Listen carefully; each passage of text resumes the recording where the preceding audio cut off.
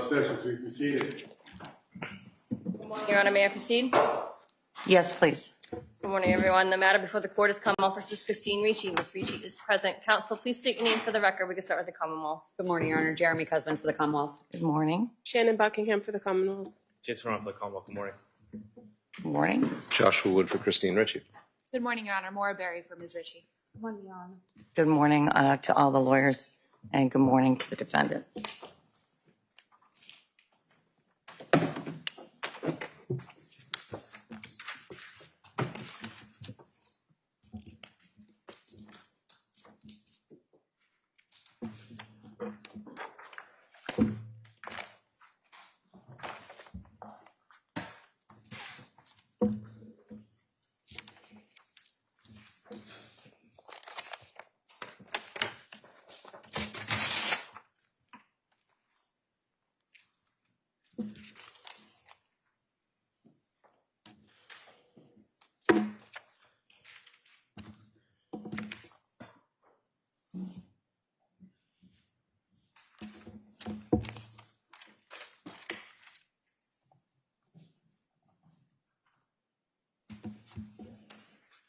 So do we have Ms. Freeman ready to go? We do, Your Honor. Thank you.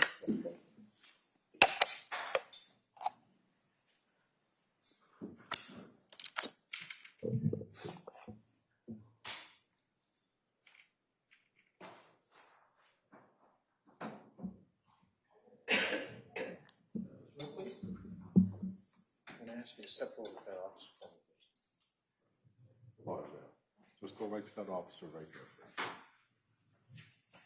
there. Please face the clerk and read your. Good morning. Do you solemnly swear that you will give true answers to such questions should we put you in this matter now here before the court, so help you God? Yes. Thank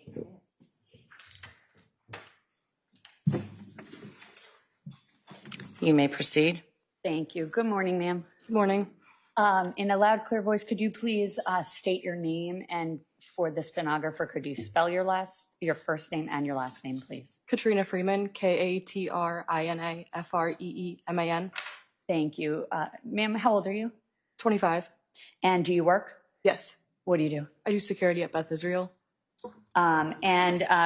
For purposes of what we call, this is a voir dire. I briefly told you what that means. I'm just going to ask you a few questions. This is different than, as we discussed, when you come back later to testify in front of the jury, okay? Do you know the Ricci family? Yes. How do you know them? I dated Angel for 4 years. And how old were you when you dated Angel? 17. And so you dated him until you were around 21. Does that Yep. sound about right? Okay. And at some point, did you spend a lot of time at the Ricci household? Yes. Did you live there, in fact? Yes. How old were you when you lived with them? I moved in when I was 17, actually 18 when I graduated. I was there until I was 21. And when did you move out? The end of 2020. So around December 2020, is that right? Yes. And specifically for purposes of this voir dire, I'm just going to draw your attention to a particular incident that you had previously told the Commonwealth me about, okay? Do you recall an incident involving the defendant, Christine Ricci, with a knife? Yes. And could you tell me when you recall that, as we could call it, the knife incident occurring? It was May 10th, 2020. And do you remember if that was why that date stands out in your mind? Was it some sort of a special day? Yeah, it was Mother's Day. And with regard to that date, can you describe what it is you recall happening? I had came home and there was some sort of argument, and I was in the basement and I was walking up the stairs, and Christine was on the floor with a knife, holding it to her wrist. And who was in the area besides Christine? Big Michael and Angel. And when you say Big Michael, is that Michael Richie Sr.? Yes. as opposed to Junior, who you call what? Little Michael, Okay. So Big Michael and Angel, and what were they doing? trying to stop her. And where was Sophia? I'm not sure. Okay. And do you know where Junior was? He wasn't living there at the time. Okay. And one moment, please. I don't even know if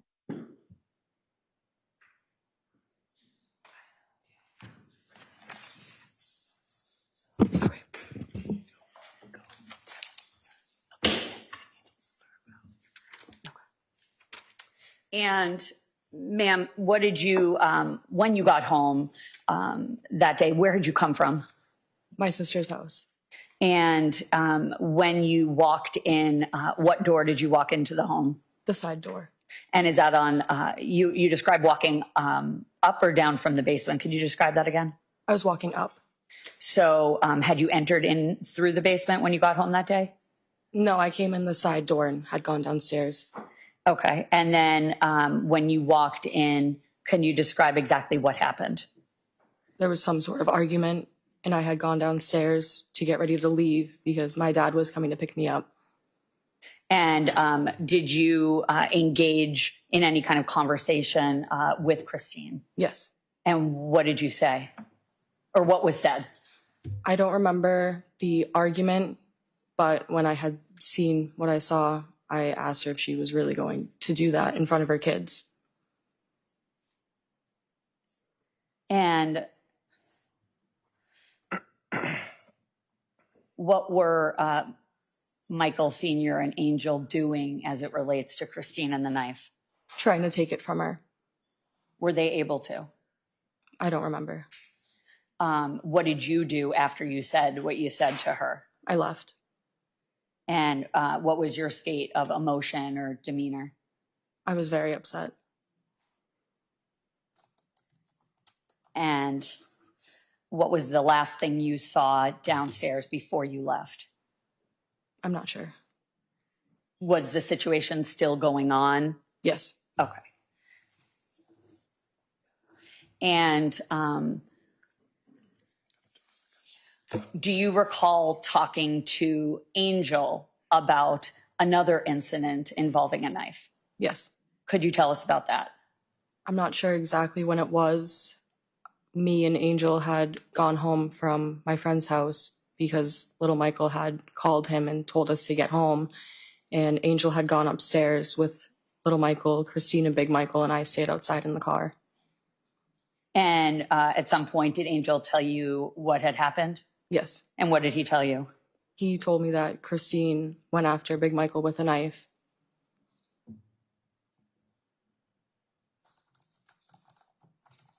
Did he say anything else? I'm not sure. Okay. And that was an incident that you were not present for, is that fair to say? Yes. And one moment, please.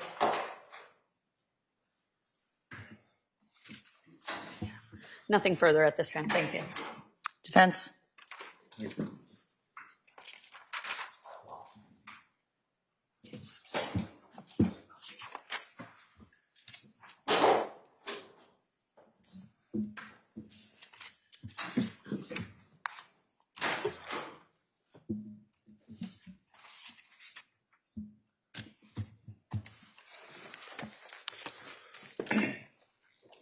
Good morning, ma'am. Good morning. Did you review any of your text messages before coming in today? No. No. Okay. At the time that back in 2020, may I approach her on? Just to show her a phone number so I don't have to read it in front of the cameras. Sure. Thank you. Does that look like your phone number at the time? Yes. Okay. And that contact name, Davy, was that your contact name in Angel's phone? Yes. You know? Okay.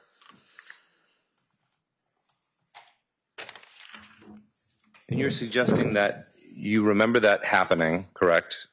You having those observations of Christine with a knife in her hand on May 10th, 2020, correct? Yes.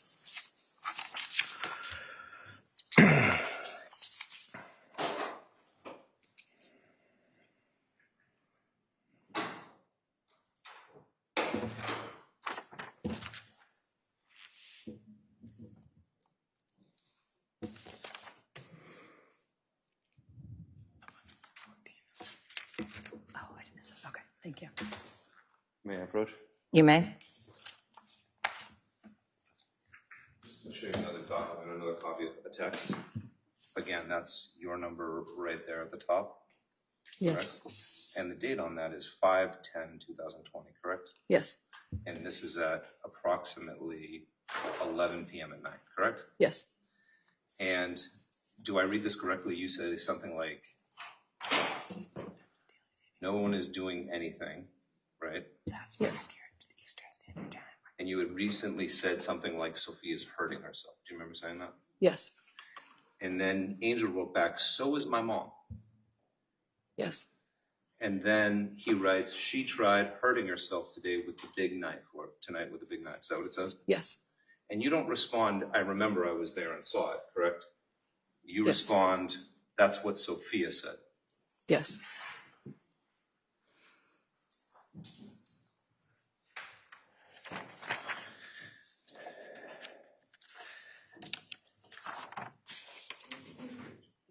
Okay, thank you. May I approach, Your Honor? You may. Angel responds, Sophia doesn't know. And you respond,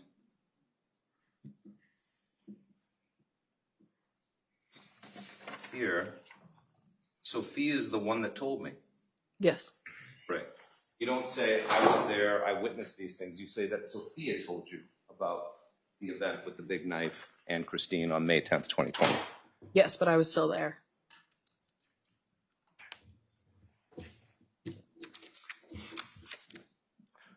And Angel knew you were there. Yes. Sort of curious that he thought he should tell you about the event with the big knife that he knew you witnessed. We just had a conversation after I had left. Okay. And you never say during any of your conversations with Angel that I was there for it, I saw part of it. Probably not, because he knew that I was there. And when you said that Sophia was the one that told you about it. We must have just had a conversation about it. Okay. Nothing further. Other than the instance on May the 10th of 2020, other than that instance when you saw Ms. Ricci with the knife, was there any other time that you observed her with a knife in a self-harming way? No. Never. Never. Just that one day on May the 10th. Yes. All right. Any other questions? No, Your Honor. The witness may step down.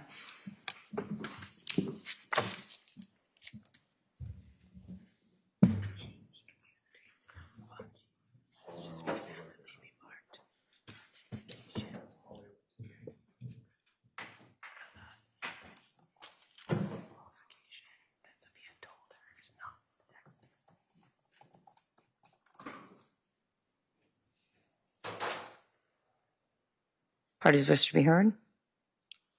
Yes, Your Honor. Go right ahead. Your Honor, I think the text messages suggest that she wasn't there. I know that she said that she was, but under the circumstances, why would Angel be texting her details about the big knife event if she was there? And why would she say in response, because Sophia told me? Now, you've had an opportunity to look at the entirety of that text exchange because it was given to Your Honor yet last night. And I know that you saw that she had a completely different version of events in the text messages, including that she had to walk a long way. She was thrown out when they threatened to call the police on her at some point that day, and that she had walked a long way afterwards, not that someone had come and picked her up. So it's from my perspective, given the nature of the text messages, it's clear that that these two dates are wrong, or the date of May 10th, 2020 is wrong. It may be the case that she had an experience whereby she observed Ms. Ricci with a knife and it was one event, but I think she's conflating it with the May 10th event, which she heard about it. Maybe she felt it viscerally, maybe she imagined it vividly, and she truly believes that that's the event we're talking about. But it appears from the nature of the text messages that that's not the case. Also, though, to let her testify about what sounds like a very different event than what Angel is describing in his version of events from maybe June 6, 2019, is putting in two separate self-stabbing incidents, which have prior bad act concerns when it comes to cumulative prejudice. And I would ask that she not be allowed to testify to that. Certainly not the speech that she claims to have given to Ms. Ritchie. But I think that even at a foundational level, there's the Commonwealth has not proven by a preponderance of evidence that on May 10th, 2020, this event occurred, given the nature of what the text messages say between Katrina Freeman and Angel Ritchie. And under those circumstances, I think they should be excluded. Thank you. Good morning again, Your Honor. The Commonwealth would argue that when we met with Katrina Freeman, she brought this incident up. We showed her no text messages. She remembered very clearly the date because it was meaningful to her. We've previously discussed this. She remembers being there. Part of the discovery indicated also she was under the influence that day. But what she just said was she was not there for the entirety of the event. She actually specifically said she left and doesn't know what happened thereafter, which lends to that, coupled with her drinking, lends to why this could be a bit confusing, but that ought not to preclude her from testifying to her memory of it. She has never wavered about the date and what she saw, never. Angel, on the other hand, I think confused times, dates, and by his own admission, he was unsure and he just adopted certain dates or events on cross-examination, unlike Katrina Freeman, who has been steadfast from the moment she was first spoken to, and continues to be in her recitation of those events. Whether or not she could testify to, if Your Honor finds it too prejudicial that she said to the defendant, you know, you're going to do this in front of your kids, obviously we'll abide by that ruling. But this does not preclude defense from cross-examining her about her, you know, could she be wrong? Is this something else? But I mean, we have that all the time, as we all know. We're experienced in this area here where witnesses remember things differently, and that's ripe for impeachment. And he is not precluded from doing so. The fact that I would need to be forced to impeach her by putting in evidence that Sophia knew about this event, another extremely highly prejudicial thing in front of the jury, particularly when this is a cumulative fact. We already have evidence with regard to a stabbing incident, a self-harm incident. The idea that this is so important that it should be allowed in, and I should be allowed to cross-examine, knowing that in order to cross-examine, I have to put in all sorts of information about the kids knowing about this event, shows the Scylla and Charybdis that I'm in the situation, given how many prior bad acts have been put in. And it's not fair to force me on cross-examination to introduce facts which are harmful to the defendant in order to shed doubt on what is clearly a doubtful story, given the nature of the text messages. Right. The text messages as now described, and I did read through them all last night, are not inconsistent with what she is now saying on the stand. That is, she's saying that she came in to an ongoing argument. This is what she testifies to now, that she came in during an ongoing argument. It sounds like she stayed for a brief period of time, and when she left, the argument was still ongoing. It could be the case that because of that she came in during the ongoing argument, that the text messages actually make sense. That'll be for you to decide whether or not you want to cross-examine her and what the risks are associated with that cross-examination. But she has, it seems to me, a distinct memory of one instance and one instance only. She places it on May the 10th, 2020, some 6 months or 6.5 months before the stabbing, that is the incident that we're here for today. It's relevant to the jury's consideration. And you can choose strategically how you want to cross-examine her or not. There was testimony already that Sophia has been privy to arguments between the defendant and her husband, and it was not unknown to her the struggles that were going on in that family. So I don't find that the prejudice is on the as prejudicial as the defense would argue. With regard to the statement, you're going to do this on Mother's Day, or the question, that's not coming in. She can indicate what her activities were in the house, how long she was there. I don't know how long she was there. Sounds like she was there briefly. Again, she puts in her text messages that she walked a long way. I don't know what the reason for that is. We'll hear more of it on the longer questioning, whether she left. She said that her father was supposed to pick her up. I don't know if that doesn't happen because she leaves more readily than she had expected, didn't want to wait for Dad. I don't know what the situation is. But that alone is not inconsistent enough in a way to make me discredit what I think is her memory, which has been recorded by the Commonwealth for now quite a long time. And she seems to be staying consistent with that. With regard to the risk that there's some other prior bad act, that's why I followed up with that last question. It is one instance and one instance only. And it is the case that often happens in many cases, that there is a disconnect between two witnesses who witnessed the same event, and that may be an honest misrecollection of when that happened. That'll be, again, for the jury to decide. Are there any other issues lingering with regard to Katrina? No issues lingering, Your Honor. I would ask that the court mark the series of text messages for identification. Yes. What's the next number we're up to? E, Your Honor. E? The exchange of emails between Katrina Freeman and Angel Richie will be marked as E for identification. Thank you. So, Let me have a copy of those emails. And I want to make sure it's the full packet, not just the two-page exchange. I think we gave the full packet yesterday, but we're happy to make another copy if necessary. I think you need to because I wrote on it. Thank you. Is there anything else the defense wants on mark for identification with regard to this issue? not marked for identification, no, Your Honor. I just want to talk about Katrina Freeman. In the text, there's all sorts of information where she categorizes the house as toxic and a number of other things. I just want to make sure that she's not allowed to testify to that either. Well, I expect that the reason that she's being called based on the prior bad acts motion is to testify to her observations that I now understand she puts herself there for 4 years. So from 2016 to 2020.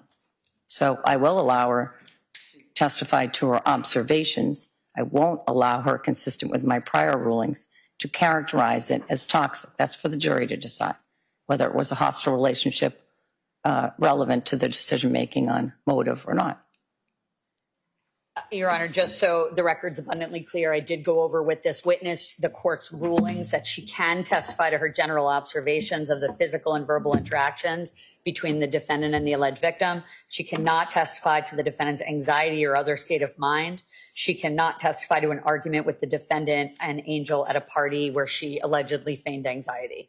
Those were, I believe, the court's rulings in its entirety. I'll make sure she's not the next witness, but I'll make sure to touch base with her again to remind her that both witnesses, she and Janine, I went over kind of the same thing. They cannot make generalized characterizations, but observations are relevant. All right, and I remind the parties with regard to the cue on the prior bad acts instruction when you're going to hit it. Yes, Your Honor.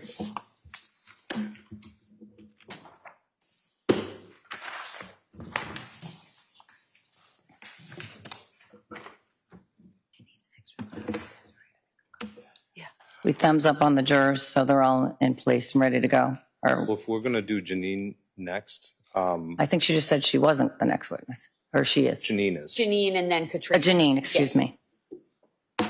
I think, have to have a conversation with the court about what's coming in with regard to the text messages that they want to put in. I'm happy to do it subject to redaction at sidebar, but I just want to flag it for the court so they know. All right. What have you previously told me about this issue, if anything? Should we approach, Your Honor, and I could, or would you like me to just hand up to the court the series? It's 3 series of text messages. The first dated November 6, 2018. Second grouping is January 30th, 2020. And the last grouping is March 18th, 2020. They'd be identified by Janine Bouchard as text messages she received from this defendant. Her name is saved in Janine's phone as Christine. They're dated. And they reference a lot of conversation about the affair and things of that nature. And they help to corroborate a timeline of events, Your Honor. All right. I'll see you at the side of the bench so I can take a look at this.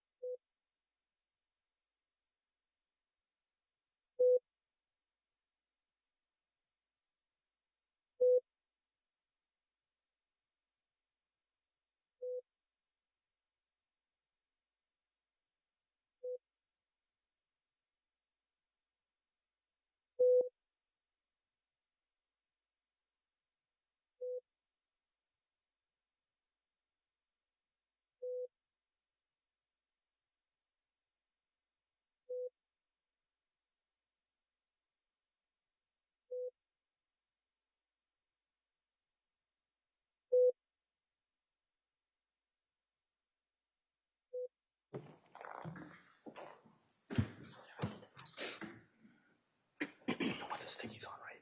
No, I think I don't know if you have time. Do we have time for a comfort break, Your Honor? Yes, certainly. Sorry.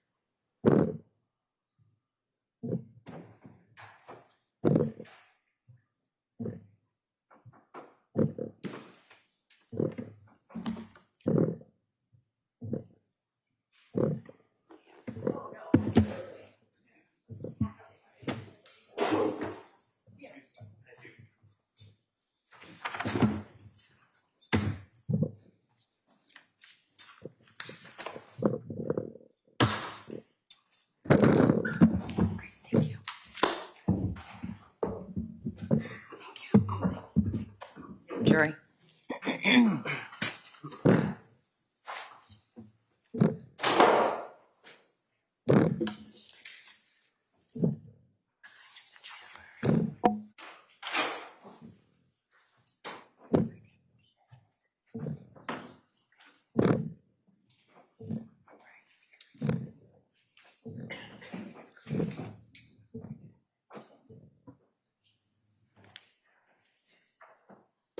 Okay.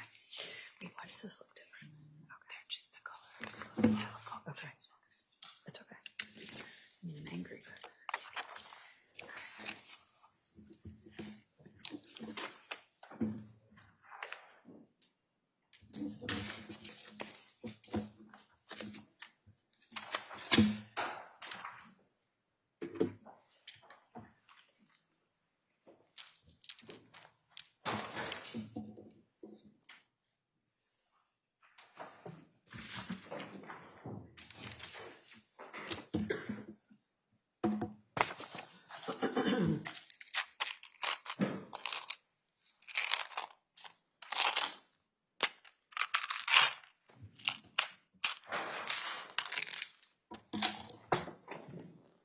Court will rise to re-entering.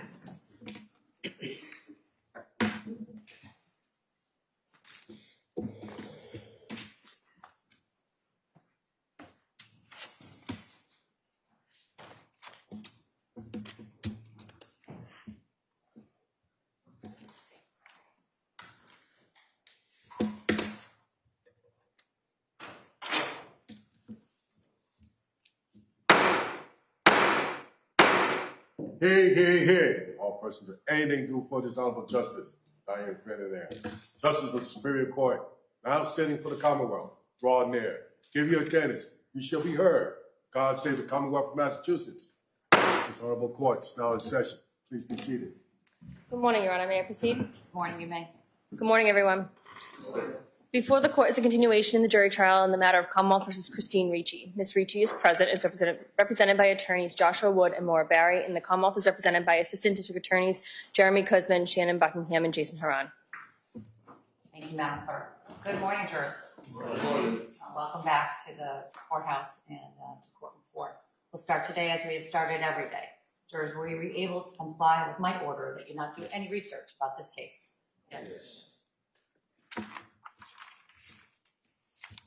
Will you comply with my order that you not speak to anyone about this case?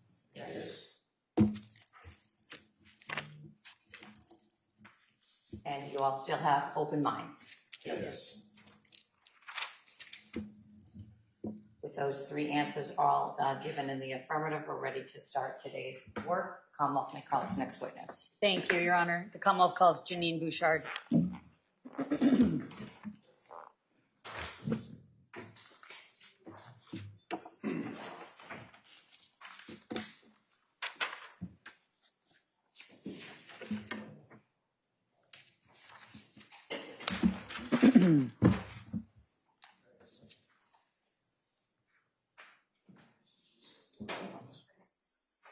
Come on.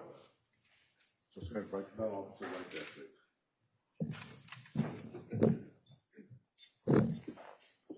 Stop right there, man. Morning. Do solemnly swear that the testimony and the evidence that you give to the court and the jury in the matter now pending in the Commonwealth and defendant at the bar to be the truth, whole truth, and nothing but the truth, so help you God. Thank you. Thank you.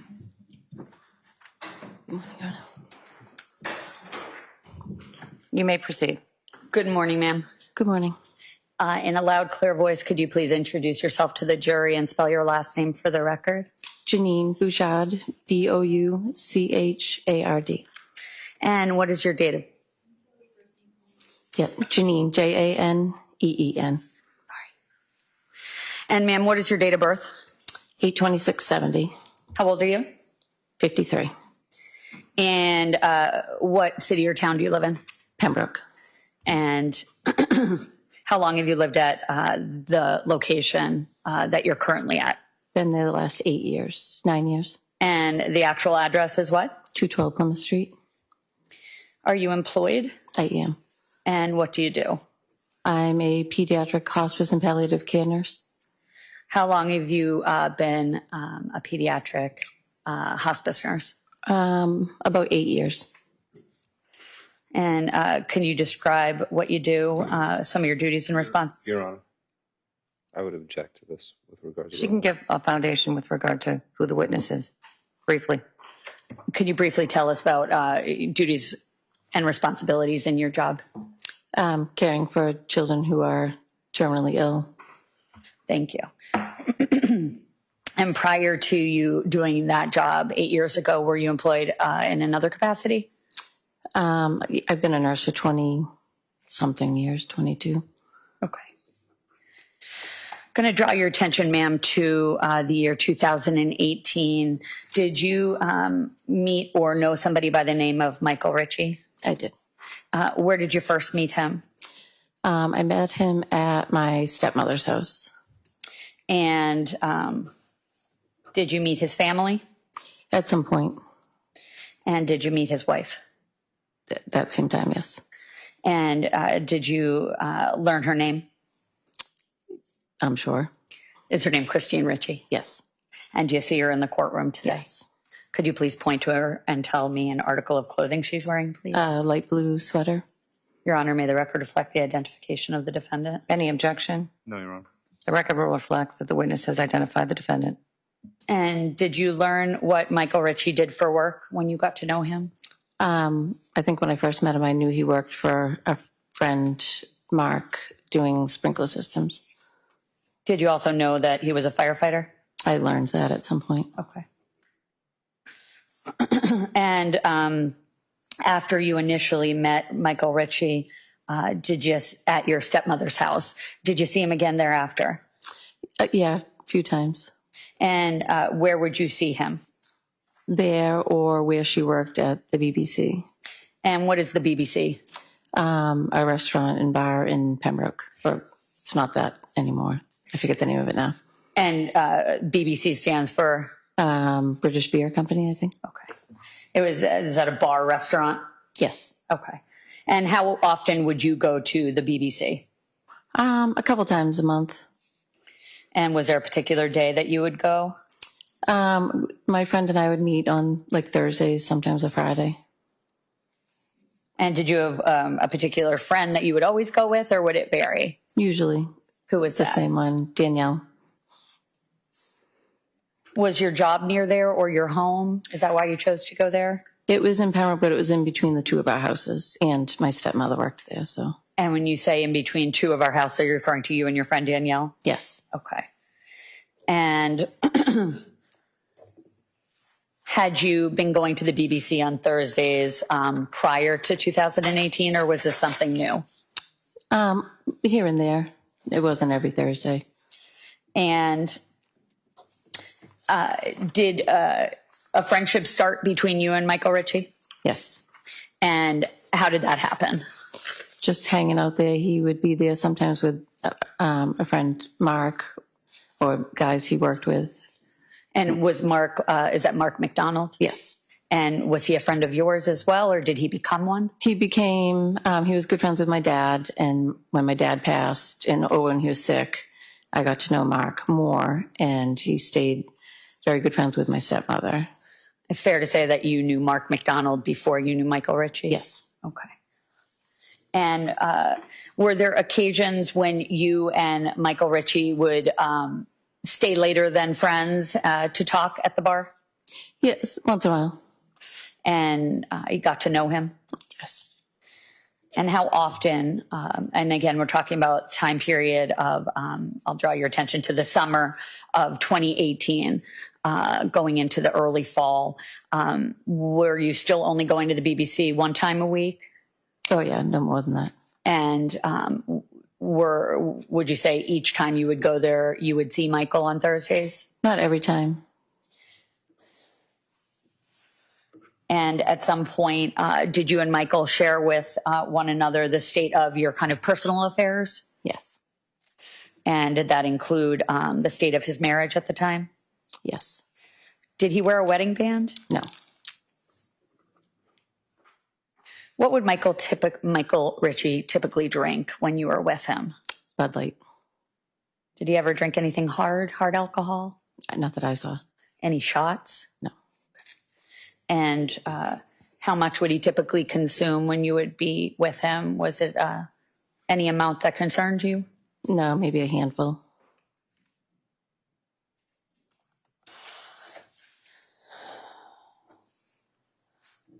And at some point after learning about the state of his marriage, did your friendship turn into something more? Yes. And when was that? The end of August, very beginning of September.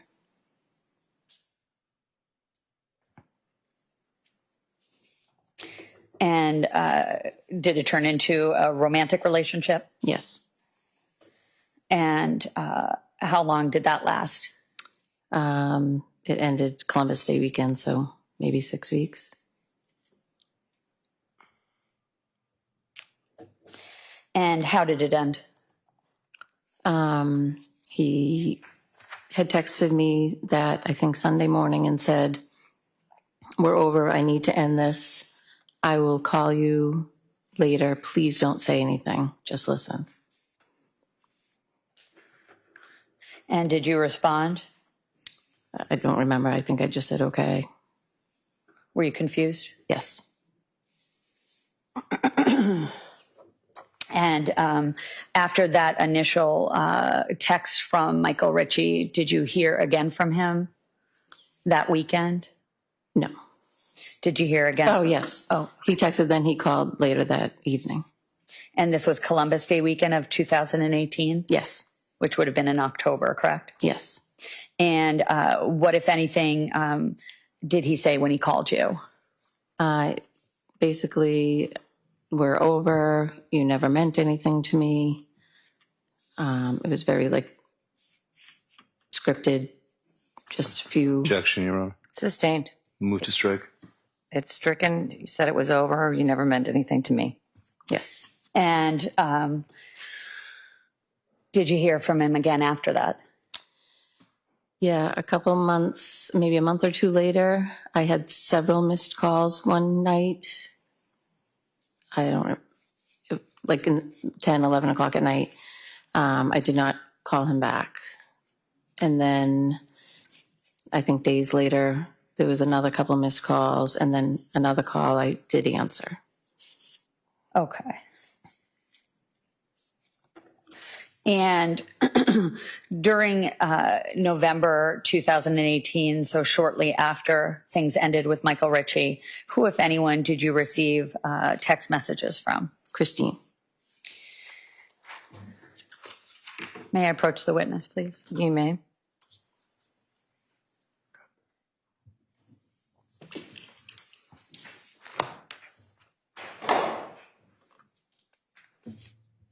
I'm just going to ask you to take a look at it's 3 pages, just going into the top of the 3rd page, and take a look at that, read it to yourself, and tell me if you recognize it, please. I thought you didn't have to redact it.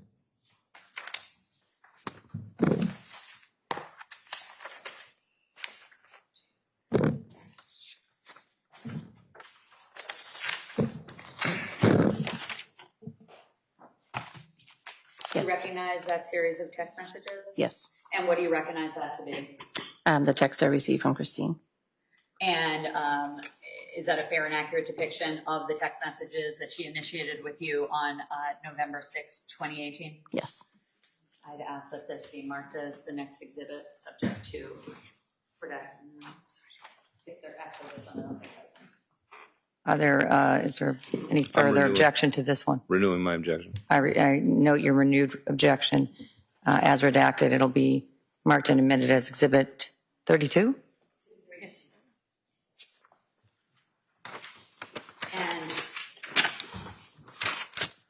what was the nature of her initial communication with you on this text message, ma'am? Objection, Your Honor. It speaks for itself, doesn't it? I'll let it go through it. Could you repeat that? Yes. Could you tell us about this? May I approach again, Your Honor? You may. Well, actually, I don't need to yet. Ma'am, could you tell me what the text message, the gist of the text message was? I'll see you at the side of the bench.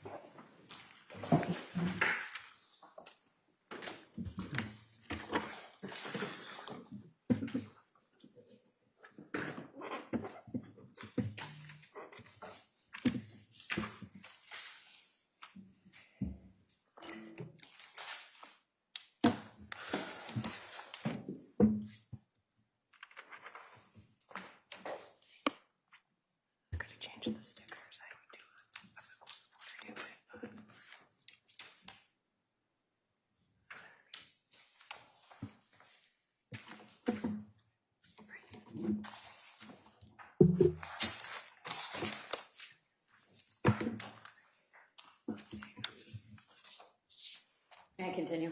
You may. With regard to exhibit number 32, ma'am.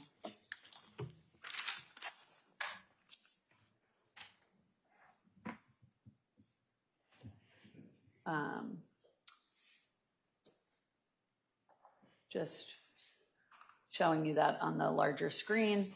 Is this the initial text message that you received from Christine Ricci? Yes. Fair to say it's dated November 6, 2018, 10:50 a.m.? Yes.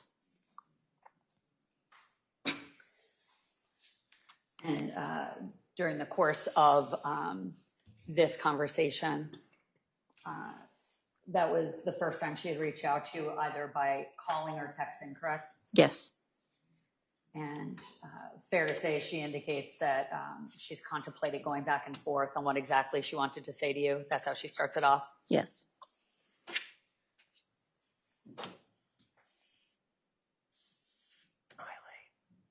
And within the body of this text message, she indicates that you both had a part to play in this, and she's referring to the affair, correct? Yes.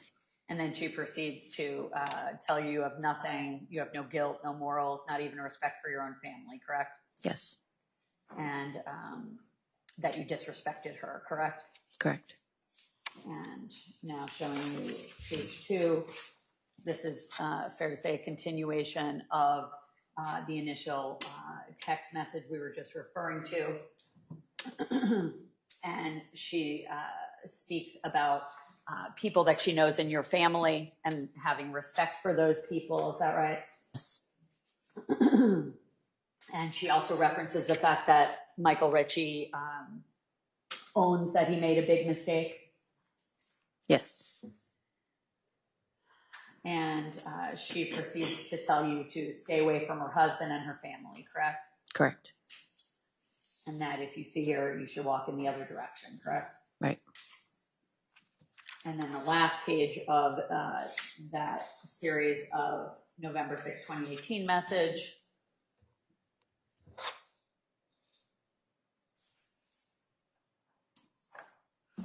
She ends it by saying, if you see him, you should do the same, meaning go the other direction, correct? Yes. And she ends it by saying, you stepped into my world, and since you don't know me, I suggest you find your way out and stay out, correct? Yes.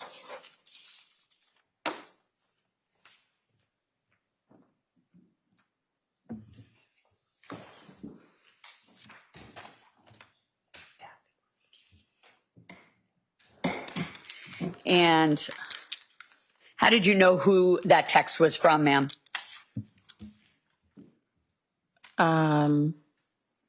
Just by the context. And then at some point, did you put her name as Christine in your phone so you knew it was her? Yes. Okay. And was that the only text she sent you? At that time, yes. And did you respond to that series of text messages? No.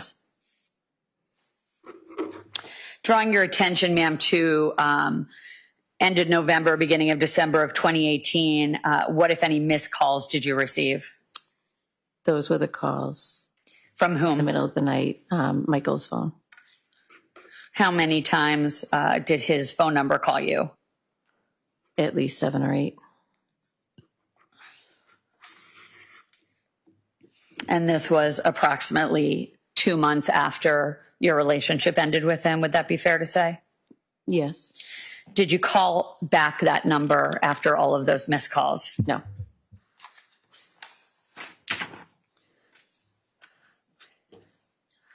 At some point, did you finally pick up the phone after the 7 or 8 missed calls? Yes.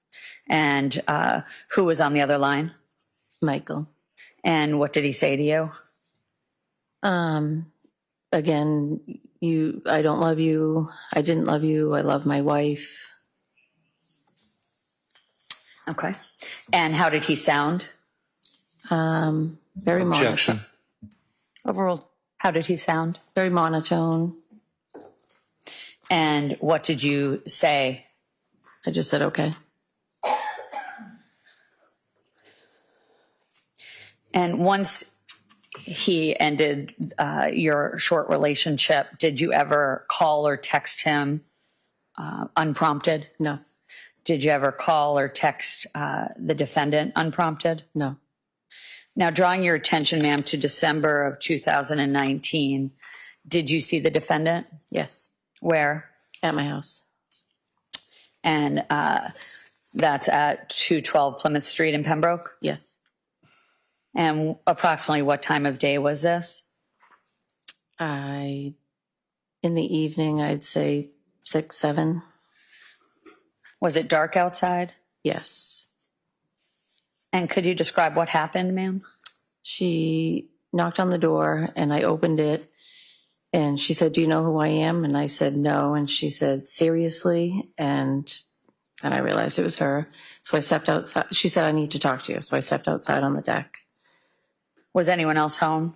I don't think so. And how did she appear, namely Christine? At first, started yelling and screaming. And then, Yep. go ahead. I'm sorry. So at first she was yelling and screaming. Was she, what was she yelling and screaming? How could you do this to me? That was my husband. And should I continue? Did she say other things initially as well? She was kind of all over the place. There was yelling and screaming. There was crying. There was calmness. I had explained that I was told that their marriage was over, that they both mutually agreed to separate, that she was seeing somebody else. She wasn't wearing her rings. I would object, Your Honor, and move to strike. All right, which portion are you moving? I'll see you at the side of the bench.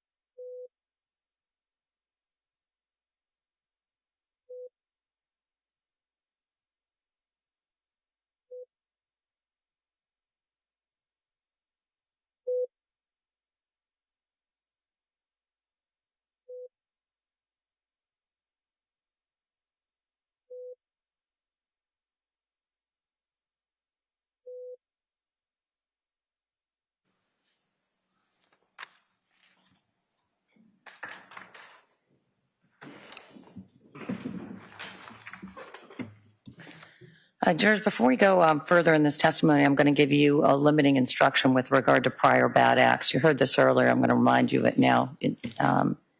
You are about to hear some evidence which concerns an encounter alleged to have occurred between the defendant and this witness before the incidents which are the subject of the charged crimes in this case. This evidence is to show the nature of the relationship between the defendant and the witness and the defendant insofar as it may bear on the issues of a possible motive and the defendant's intent in this case. Like all evidence, it's up to you to decide whether you believe it or you do not, and to decide what weight that evidence should have. This evidence is not introduced, however, to show that the defendant had a bad character or propensity for violence. You may not consider the evidence for those purposes. The defendant is not charged with committing any crimes with respect to this case other than the charges contained in the indictments in this case. You may not consider such conduct as a substitution for proof that the defendant committed the crimes charged, nor may you consider it as proof that the defendant has a criminal propensity, personality, or bad character. You may consider such evidence solely on the limited issues of the defendant's state of mind, motive, and intent with respect to the indictments in this case. You may not consider this evidence for any other purpose. Specifically, you may not use it to conclude that if the defendant committed the other acts, she was more likely to have committed the crimes charged in the indictments. You may proceed. Thank you. Ma'am, just getting back to where we left off, when you said those things to the defendant with regard to thinking they were done and things of that nature, what was her response? She agreed. And what did you say? I said, well, if you both agreed that the marriage was over and that you had moved on, he was moving on, you had a conversation, then why am I wrong to think that that we couldn't date? And she said, because he was my husband.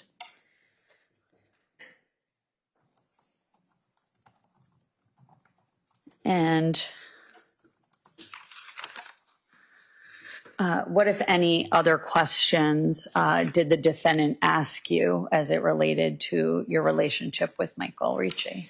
She asked a lot about dates, where I was on certain dates. I didn't recall a lot of them.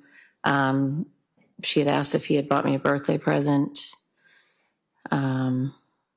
Just more so about dates and where I was and what we did. And what, if anything, did Christine say about a recent phone call you received from Michael? Objection, Your Honor. Same one, renewed. Same basis. Yes. I overrule the objection for the reasons stated at the side of the bench. You can answer that. She said that she was listening in on both times he called. And during the course of her visit to your home that night in December of 2019, did Christine Ricci's demeanor change at all in the course of the conversation? Yes, there was yelling, there was crying, there was some calmness, there was conversation. And during the course of that conversation, what, if anything, were you saying about your part in it?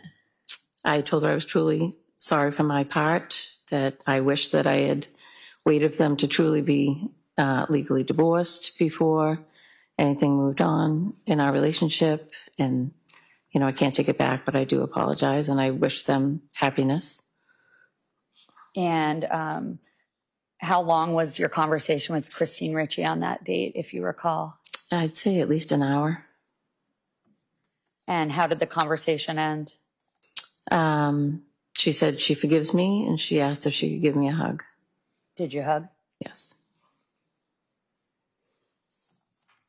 And drawing your attention, ma'am, to January 30th, 2020, did you receive a call from the defendant? I had a voicemail, yes.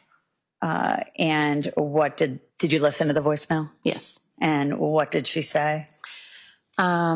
She asked if her and Michael could come over and see me and talk because she thought he needed that for his therapy. And that was a message she had left? Yes. And where were you when you received the voice message? At work. Did you respond? A little while later, I texted her. May I approach the witness, Your Honor? Yes. This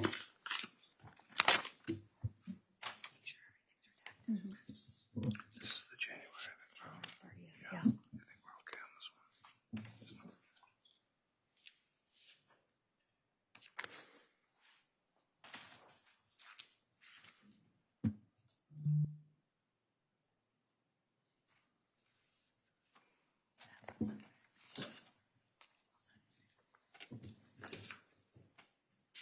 May I approach? Yes. Thank you. Ma'am, I'm just going to ask you to take a look at another few pages of documents. I believe it's 4 pages, starting with January 30th, 2020 at 1:40 p.m. If you could just start and read that to yourself into the next few pages and let me know if you recognize that series of messages, please. Okay.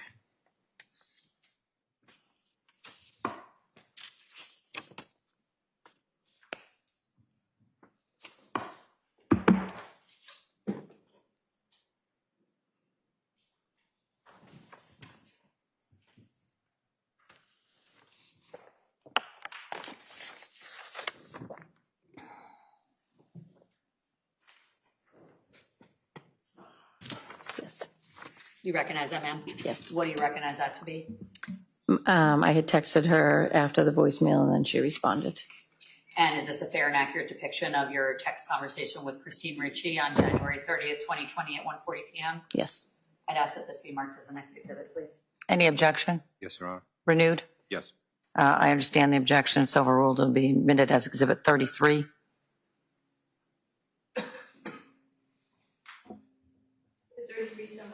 Thank you.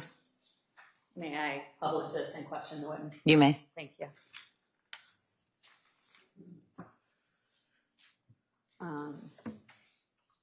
Ma'am, just showing you what was just marked as Exhibit 33.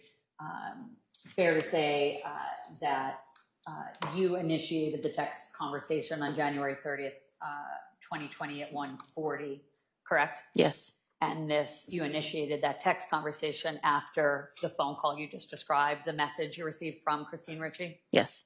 And in this text message, you indicate hello to her and that you just got her message, you're at work, so you can't talk. And then you indicated if you guys want to call after 4 for a quick conversation, that's fine. And then you further indicated you don't want to see them in person. Is that fair to say? Yes.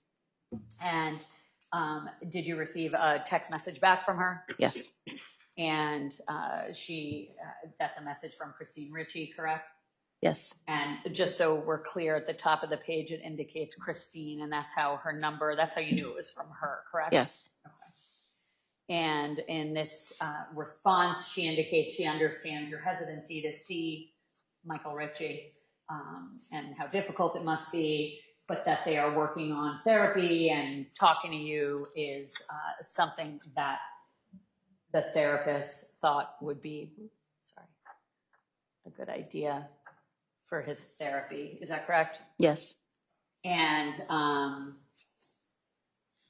she further indicates in the series of messages that she also had a few things she's confused about, and she wants to be able to get some answers from you, correct? Yes. And that, just moving on to the next page.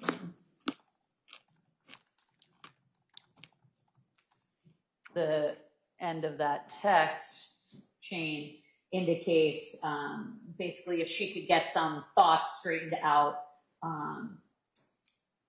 she could better help her daughter understand what's going on. And she's not asking to go inside your home. She's just asking for a sit down outside, correct? Yes. And then you texted her back indicating you know this is a process and you were wishing that they both could heal and move on, correct? Yes. And again, as you indicated earlier, you wish to her that the two of them would be happy and that your therapist advised that you have to set boundaries as it relates to this situation, correct? Yes. And then you end it by saying, I can't express enough how unbelievably sorry you are, correct? Yes. And then it continues on, and Christine continues to text back, correct? Yes. And then she asks if you would mind if she called you, because she needs to get questions answered to piece things together to understand what was happening in Michael Ritchie's mind, correct? Yes. And then you indicated you have a few minutes now. And at that point, she indicates, okay, give me a minute to go outside, correct? Yes.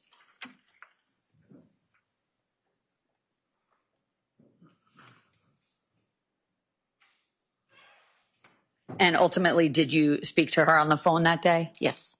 And did you speak to her? Do you know if Michael was on the phone as well? I didn't hear him. Okay. And what was the nature of that conversation? She had another couple dates that she needed to know about.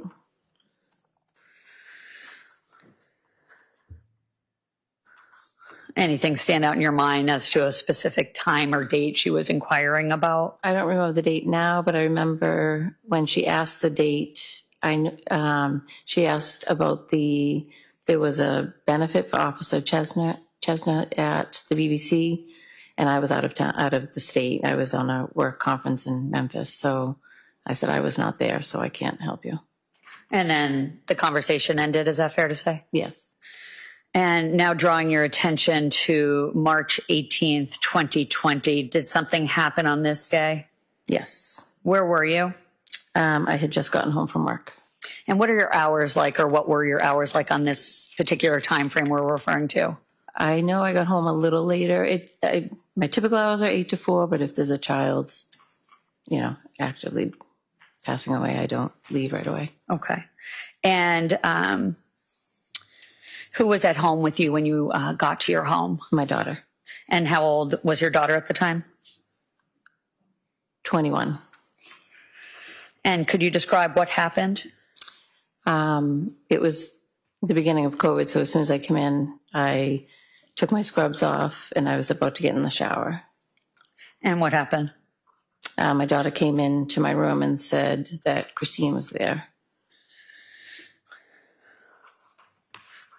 And do you recall if it was dark or light out? It was at least dusk. I can't remember if it was dark. I don't think it was that dark. Was this a planned visit? I didn't know about it, no. Okay. And what, if anything, happened next? I told my daughter to tell her to leave, that I had nothing else to say. And then my daughter came back in and said she's not leaving until she talks to you. So she said, I told her that if she doesn't leave, I'm going to call the police. Okay. And I said, go ahead. And then I received a text from Christine. Okay, hold on. I'll get to that. Okay. So as this was going on, were you able to see Christine, or was she strictly talking to your daughter? Just my daughter. And where was Christine in relationship to your daughter, if you know? Outside, as far as I know. Okay. And you indicated that as this was going on, you also received a text message. Is that right? Yes. May I approach? You may.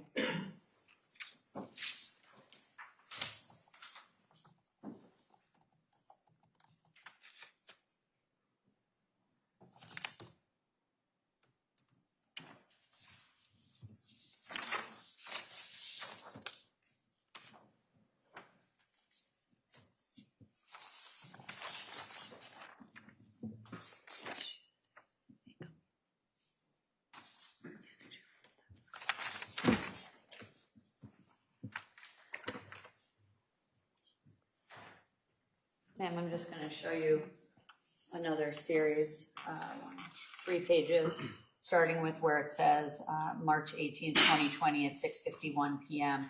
I'd ask you to just take a look at that in the next couple of pages and look up when you're done reading it yourself and let me know if you recognize it.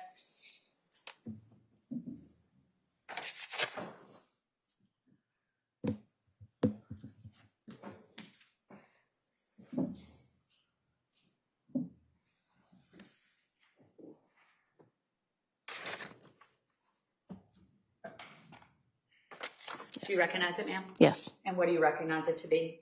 Her text while I was getting ready to get in the shower. And this is a fair and accurate depiction of the series of text messages on March 18th, 2020, initiated by Christine Ricci. Yes. I'd ask that this be marked as an exhibit. Subject to the earlier objections. Any other objections, Attorney Wood? No, Your Honor. All right. I overruled the objection. It'll be admitted as Exhibit 34. And Your Honor, with the court's permission, may I publish and question the witness? You may. Thank you. Ma'am, showing you what's now marked as Exhibit 34, starting with the first message dated March 18, 2020 at 6:51 p.m. Is this a text message from the defendant? Yes. And she's texting you while she's at your house? Yes. And she indicates she'd like to speak to you. And then if and it says calls the cops, assuming that means calls the cops, I will have all of it plastered everywhere for all to know. Yes. And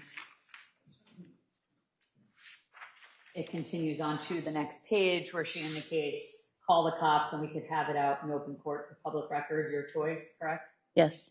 And then you respond by saying she got scared, she called already, you could have just called me. Who are you referring to? My daughter.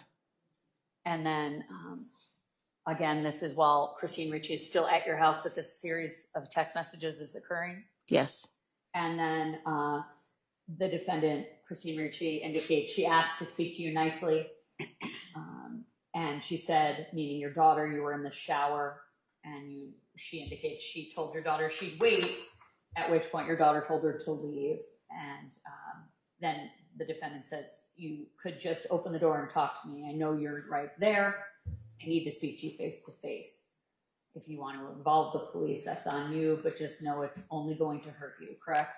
Yes. And again, just so it's clear, the date of this is March 18th, 2020, correct? Yes. And you indicate there's nothing else you can say. You've apologized as much as you can, correct? Yes. And then lastly, she indicates, but there's a voicemail I have that I would like explained, correct? Yes.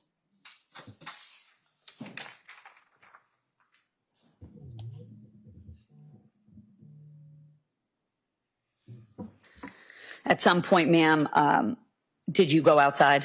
No. Did you make observations of what was going on outside?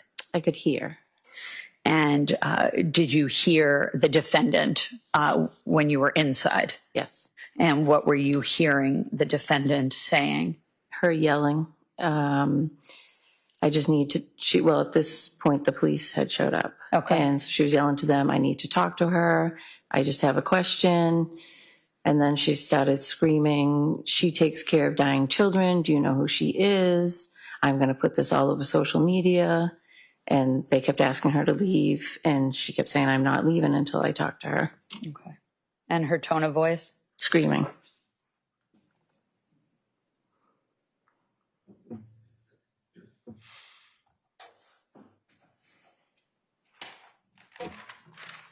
At some point, did the defendant leave your home that night? Yes. And how long was the defendant being asked to leave, either by your daughter or the police, before she actually left? Oh, I don't, if I had to guess, I'd say like 15 minutes they kept asking her. When the police arrived? The police officers, yeah. But prior to that, she had been at your home for a while asking to talk to you? Yes. And ma'am, how long in total were you friends with Michael Richie? I mean, I had met him once or twice before 2018, so I wouldn't consider that friendship, but I'd say 8 months. Okay.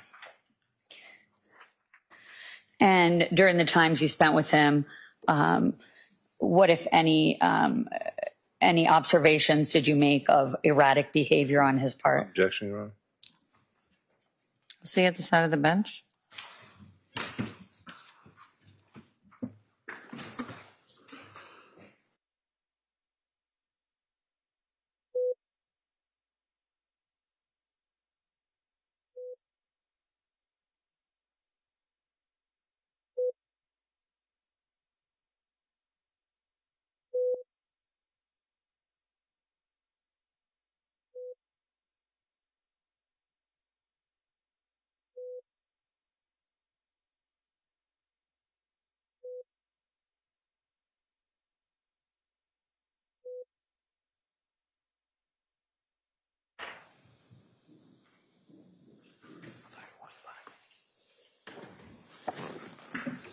So jurors, I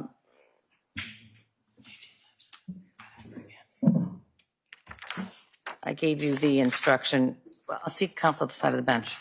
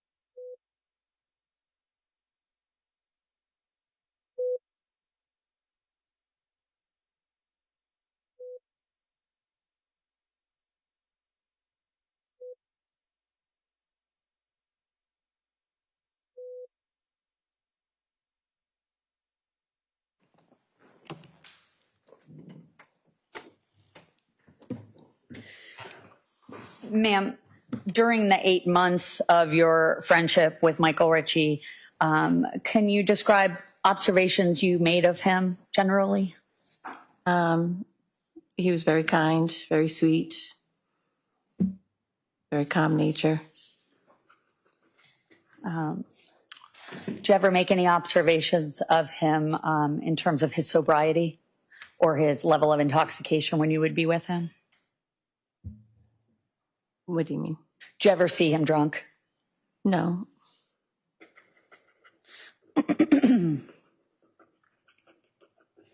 May I have one moment, please? You may. Thank you.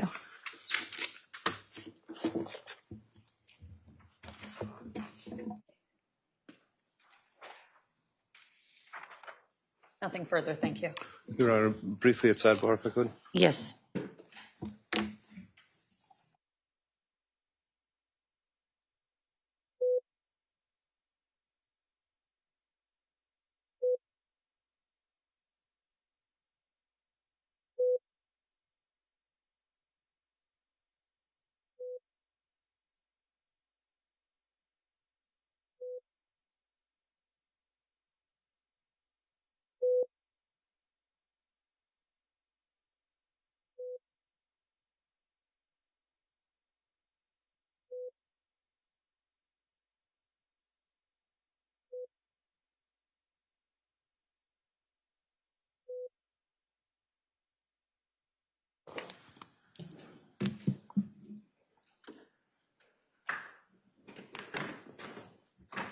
You may proceed.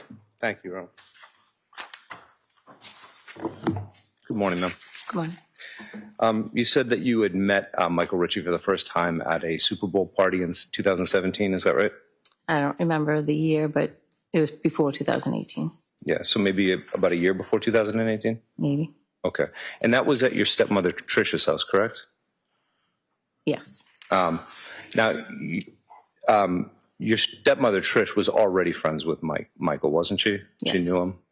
And she knew him through his friend Mac or Mark McDonald. Yes. And they were pretty close, right? Yes. Your stepmother Trish was at the time the bartender at that Pembroke British Beer Company. Yes. And you said that you wouldn't come in very often over that 8-month period in 2018, maybe once a week, something like that. right? Yes. And when you would come there, it would either be Thursday, sometimes it would be Friday, but it was usually just one day a week that you would sit down and you'd have a couple of drinks with your friend Danielle. Yes. And when you would go there, very often the guys from the MCC company would be there, right? Sometimes, yes. Yeah. They were kind of regulars, weren't they? I mean, I was on there one day a week. I don't know. But you also have a relationship with Trish. Yes. And she knew these guys pretty well. Yes. Correct. And you would have understood them to be regulars as a result of your relationship with Trish and what she knew about them, correct? I mean, she was friends with them outside of there too. They were friends with my dad and prior to, outside of the BBC. But when you would see Michael over that 8-month period, it was largely at the BBC. Yes. And when you would come in, even if it was a Friday, you'd often see him there, right? And you'd have some socializing while you were drinking with your friend Danielle? Sometimes. If it wasn't him, it was maybe Mac or another guy that worked with them, the younger guy. Okay. And sometimes he'd be there. Sometimes Michael would be there without Mac, right? Sometimes. Yeah. When you saw Michael at the BBC, would he be in the restaurant portion of the BBC or would he be over in the bar section of the BBC? In the bar area. Okay. And would he be eating or would he be having a drink? I mean, sometimes they'd be eating. Sometimes it was just a beer or two, I guess. He was always drinking a beer, though, when he was at the BBC, right? In your memory? Probably, yeah. Yeah.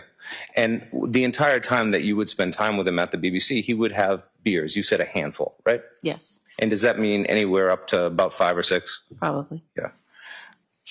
Now, obviously, during this time, you're seeing Michael Richie kind of once a week at the bar. You're not seeing whatever he's drinking outside of the BBC. You just know what he's drinking there, right? Right.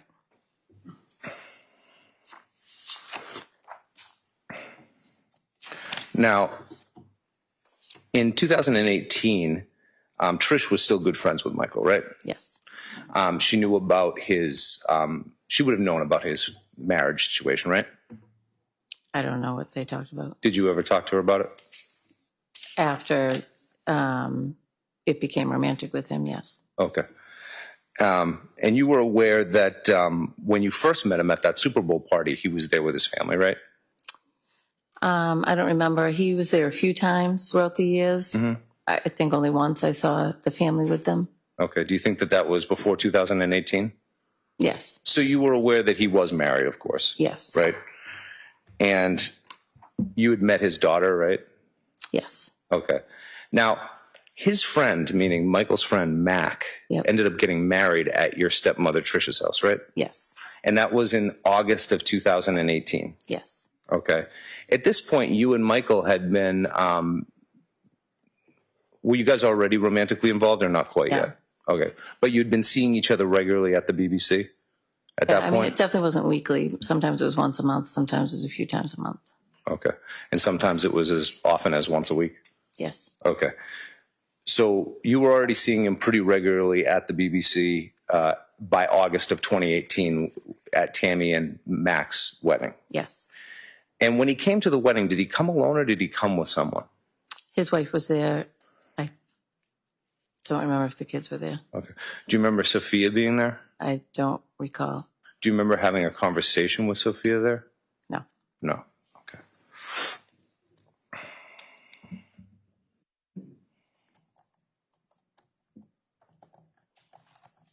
So in August of 2018, was it your understanding that Michael was still living in the marital home? Yes. Okay. So you understood that he was married still, had kids still, and that he was living in the marital home? Yes.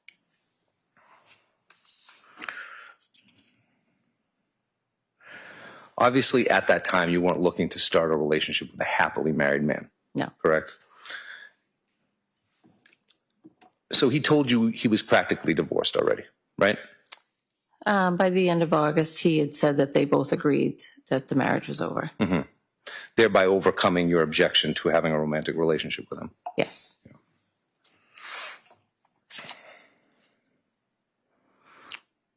And then you felt comfortable having a relationship, which is what he wanted, right? Yes. Throughout your relationship, you continued to live at the marital home, correct? Yes. And I want to talk a little bit about the progression of the relationship. Would all of your meetings still be at the BBC, or did he come to your house? He came to my house. We would meet at the beach. Uh-huh. We went out and grabbed a pizza. Okay. And that whole process, from the moment it became a romantic relationship until that call on, what was it, Columbus Day weekend in October 18? Yes. That would have been about how long? 6-ish weeks, 6, 6 7. issues. Okay. Now, do you remember receiving a call from Michael at the beginning of that same weekend that you received that call where he was like breaking up with you? At the beginning of that weekend? Yeah, where at some point did he call you and tell you, I've told him I'm leaving the family? I talked to him before the weekend, maybe Thursday. Right. And he said that he and Christine had sat down and talked it out. They talked about who was going to stay in the home, who, what their plans were. Right. And you were surprised by that, weren't you? Because you thought they had already had that conversation. Well, he said that they had different conversations. He said that at one point Christine told him, if you're only staying for Sophia. I'm just asking you what he told you about the fact that he had a conversation at the beginning of that weekend saying that he was going to be, that they had finalized and he was going to be leaving his wife. Yes, and he said that they were going to sit down and tell the children over the weekend. So in other words, at the beginning of the weekend, he was saying, I'm leaving my wife and we're about to tell the children.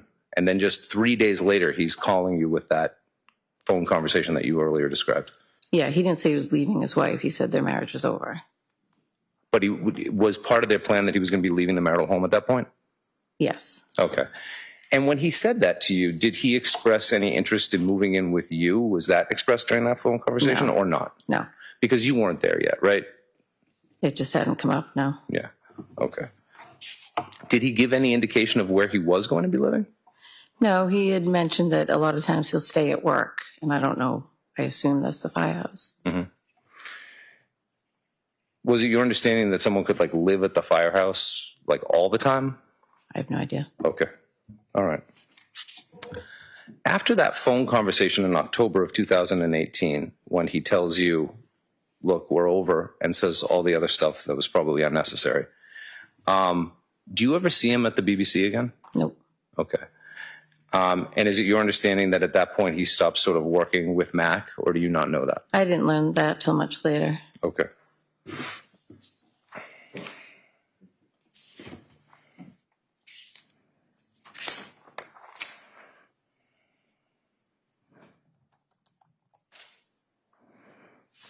Did you get the impression during the conversation that Michael had with you at the beginning of the weekend where he said, well, we finalized everything?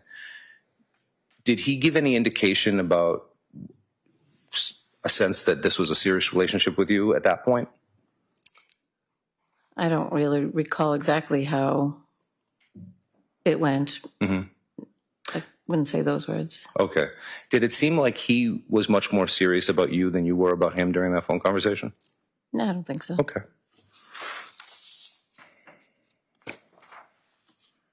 It must have come as a huge shock that on Thursday, say, he's saying, I'm leaving my wife, and then on Sunday he's calling you and saying, plans are off and we're over. Yes. Do you remember calling and leaving a message for him at work to sort of just figure out what it was that he was talking about after that? I don't recall. I wouldn't have called his work. I don't know. You don't remember leaving a voice message saying, what was going on with that phone call? I don't recall doing that now. Okay.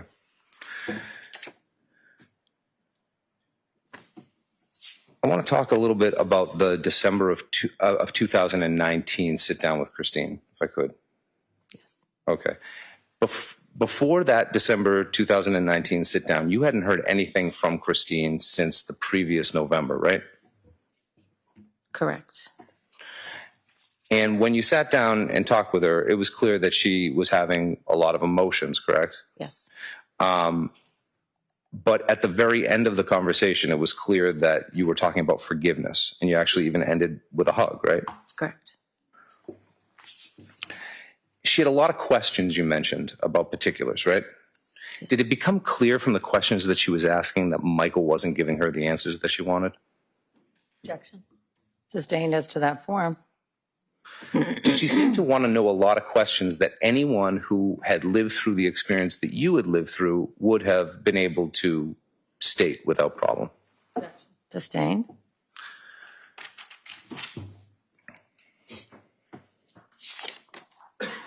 Was it clear from your conversation with Christine that there was a lot that she didn't know about your relationship with Michael?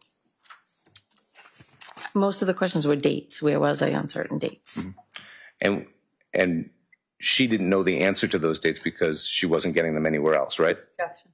Sustained. Well, did she tell you that Michael wasn't able to answer these questions? No, she just asked where I was on certain dates, and I couldn't even recall those certain dates. Were you aware at that time, or did she tell you during that conversation, that Michael was claiming to have broad-based problems with his memory? No.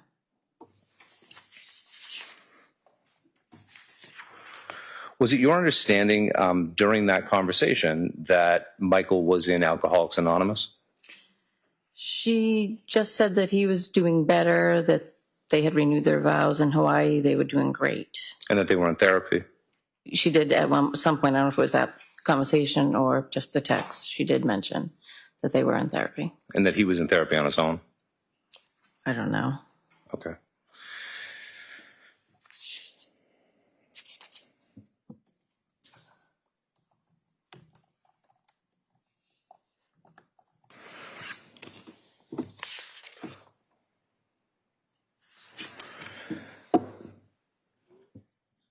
When she came to your house in January of 2020 and spoke with your daughter, was she asking to come in your house? It was March. I'm sorry, March, when she was asking to come in your house?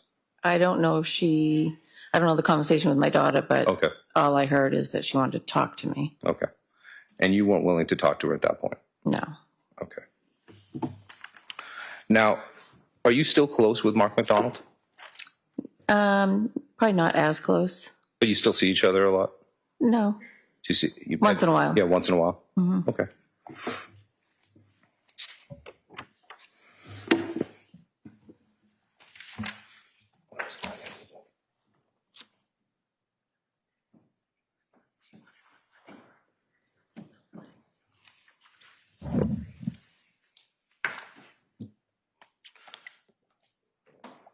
Do you remember talking to the police on the March 18th date and describing the conversation that you'd had in December of 2019 with Ms. Ritchie as a civil conversation about the affair? I don't recall that. I just remember the officer coming in and he asked what happened. I gave a quick recap of she was screaming outside, do you know who she is? Okay. She slept with my husband. And I said, I did have a relationship with her husband. And then he said, I need to hear you say. Are you saying, just in response to my question, are you saying that you don't remember if you told the police that the conversation in December was civil? I do not recall that. Would looking at the report, would that refresh your recollection, do you think? Sure.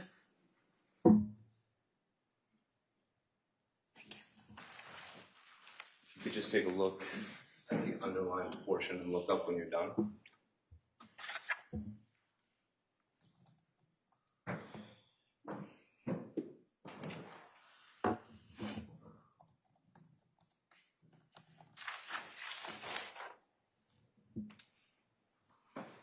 Does that help refresh your recollection? I mean, it isn't exactly what was said. I'd never said I had an affair with him. You never said that. But you did describe the the December 2019 conversation with Christine as being civil. If anything, I would have said it was civil. It was emotional. There were times that were civil. Okay. Yes. Nothing further. Redirect. A few questions, please. Ma'am, defense counsel asked you about the fact that you knew Michael Ritchie was married with children, correct? Yes. When a decision was made for the two of you to have more than a friendship, is it fair to say, although you knew he was married, you believed you understood the state of his marriage to be less than good at that point, correct? Yes. And that was based on statements he made to you about what was going on with Christine Ricci and his marriage, correct? Yes.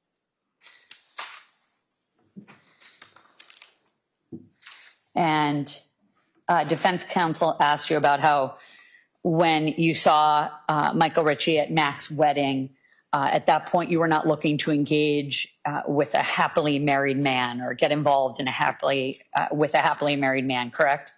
Correct. As far as you knew, based on your friendship with Michael Ricci, by the end of August, was he a happily married man? No. What had he told you? He just told. Objection, Your Honor. I think it's cumulative. This is at this point. Jury's heard it. I'll move on. With regard to the conversation defense counsel asked you at the beginning of Columbus Day weekend, the Thursday, I think you said, compared to then a few days later, I'm just going to ask you a couple of questions about that. Could you tell us about the nature of the conversation with Michael Ricci at the beginning of Columbus Day weekend on that Thursday? He had said that they were having a conversation, that they had been talking about how things would go, separating, and that they had made a plan to sit down and talk to the children that weekend. And then a few days later is when you got another call from him and text, correct? Yes.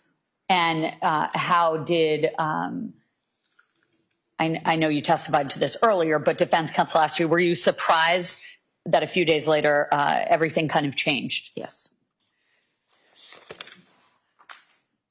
And defense counsel asked you about memory issues and that's why Christine was asking about dates and times. You remember that line of questioning? Yes. What, if any, observations did you make of any issues with memory on behalf of Michael Ricci during the time you spent with him? I never noticed any memory issues.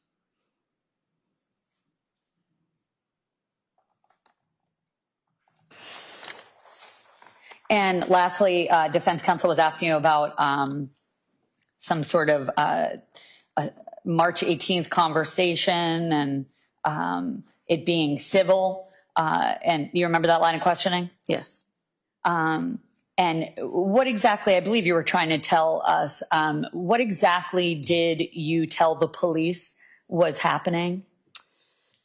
One of the officers came in and said, you know, could you let me know what happened? I said that Michael and I had a relationship.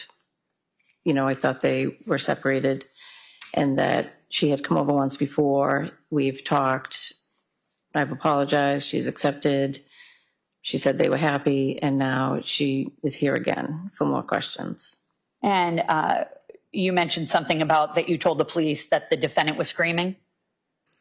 I don't remember exactly what I told the police, but I told him that that she had been there before and there was an emotional conversation and it ended civil, or I don't know what words I used, but. And that was the conversation where you hugged and Yes. kind of there was forgiveness going Yes. on, correct?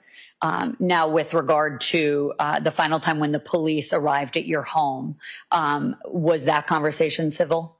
Well, was it even a conversation with you and her? I did not talk to her. She was just screaming the whole time. And could you hear that, her screaming when you were inside? Yes. And compared to that other kind of, we'll call it the civil conversation where you hugged it out at the end, I believe you described that her emotion and her demeanor changed pretty dramatically. Is that right? Correct. On this last occasion, March of 2020, did her demeanor change at all? No. I mean, I didn't see her, but she was yelling the whole time. Nothing further. Any recross? At the beginning of the March 18th, 2020 event, when she was talking with your daughter, Quinn, you were in the shower, correct? I was getting ready to get in the shower. And getting ready. Did you end up taking a shower or not? No. Okay. But you remained in the other room, correct? Until the police came in, yes. Until the police came. And she didn't start yelling until after the police had come, correct? I was in the bathroom far away from the front door, so I don't know. I couldn't hear her if she was. So the previous questioning about how she was always yelling the whole time, you're not sure. You just know that she was yelling sort of at the end when the police arrived. From the time I could hear her, yes. Right. Okay. Nothing further. The witness may step down. Thank you.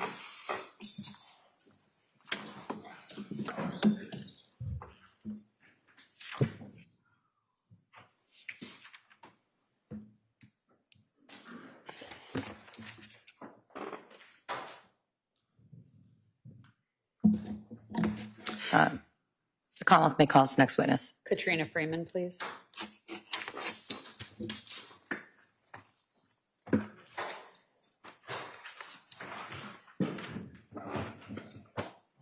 Jurors, given our little delayed start this morning, I'm going to run you to about 11:30 before the break, all right? If anybody has a problem with that, you let me know.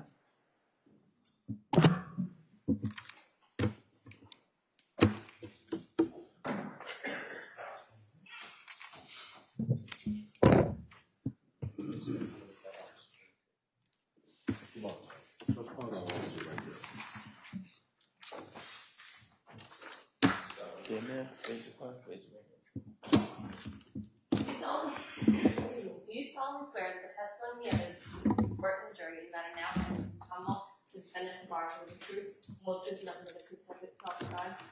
Thank you.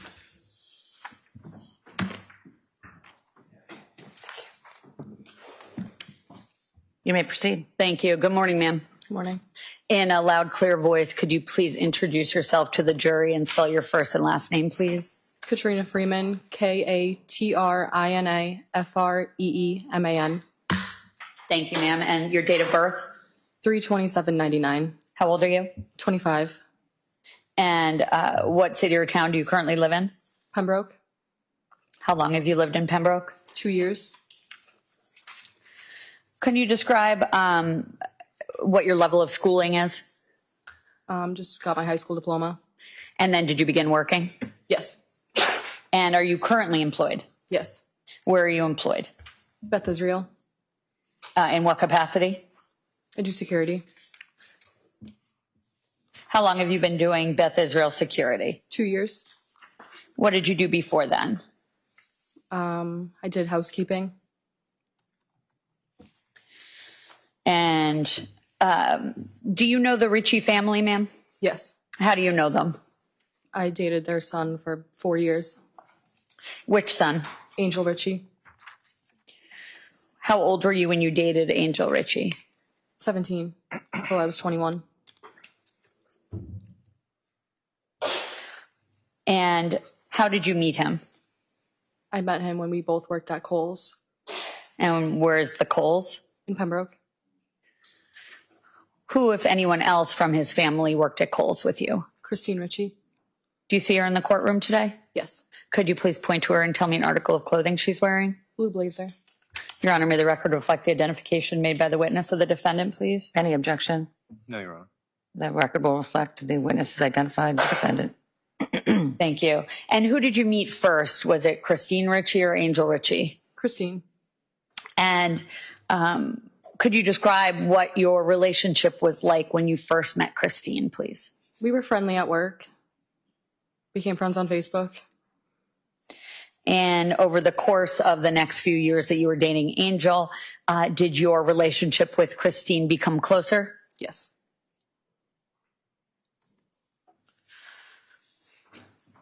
And how long did you work with them, namely Angel and Christine, at Kohl's? Probably close to 2 years. And at some point, did you meet the rest of the Richie family? Yes. Soon And- after we started dating. And did you go to their home in Marshfield? Yes. Is that where you met the rest of the family? Yes. And could you describe who else you met? Michael Sr., Michael Jr., and Sophia. And did you have kind of a nickname when talking about Michael Sr. versus Michael Jr.?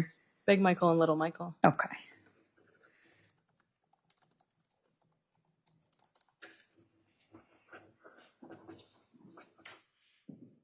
And who is Angel to Big Michael or Michael Sr.? Angel is Michael's adopted son. And do you remember the first time you met Michael Sr.? Yes. How did you meet him? I just went over to the house one day and he was there. And what was your relationship like with him? Just a good relationship. We weren't too close in the beginning. We're not too close. Yeah.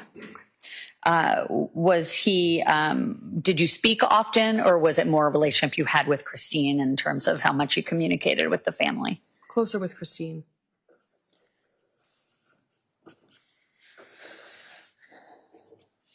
And did you start off by being friends with Angel and then go into a dating relationship, or did you immediately start dating? Immediately started dating. And how often would you spend time with Angel and his family? I was over the house maybe 3 to 4 days a week. And I'm sorry if you already answered this. He has a younger sister as well, is that right? Yes. And her name? Sophia Richie. And what was your relationship like with Sophia? We were very close. And what about with Michael Jr.? We weren't close in the beginning until about 2 years later. So about halfway into your 4-year dating relationship with Angel, you became closer with him? Yes.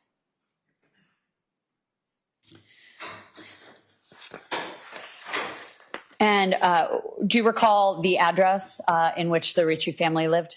679 Maureen Street, Marshfield. And at some point into your dating relationship with Angel, did your living arrangement change? Yes. Where had you been living? At home with my family. In the town of Pembroke? Hanson. Oh, in Hanson, I'm sorry. And then how did your living arrangement change? When I graduated in 2017, soon after that, I had moved in. Did you have your own room or did you share a room? I shared a room with Angel. And where was his room? In the basement. And how soon after you graduated did you move in? Maybe a month or two. And once you moved in, did you become even closer to Christine Ricci? Yes. And what, if anything, did the defendant, Christine Ricci, do besides work with you at Kohl's? She did Zumba. And do you know where she would teach Zumba or just go to Zumba classes? Do you recall? She did both. She would go all over the place. And when you say go all over the place, what are you referring to? Go to different places around to teach class or take trips. Like a Zumba cruise? Yes. And what years are we referring to, excuse me, just to be clear as to when you began living with them? 2017. Okay.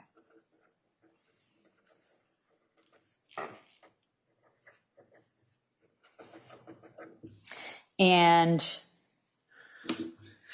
just want to show you a number of photographs.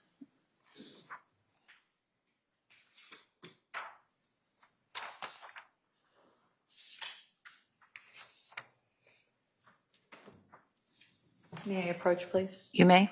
Thank you. Ma'am, I'm just going to ask you to take a look at a series of photographs and tell me if you recognize what's contained in the photographs.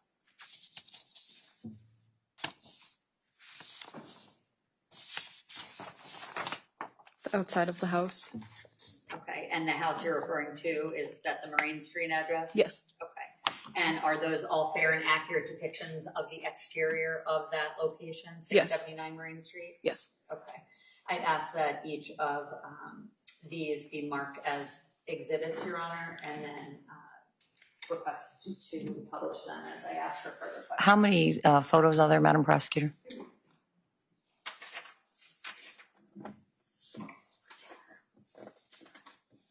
Seven. Would you like them to be marked as a group? We've been marking everything individually, so I'll have them marked that way. 36 through 41, excuse me, 35 through 41. Thank you. Excuse me. Is there any objection to that? I took it from your body language earlier that there was not. Thank you.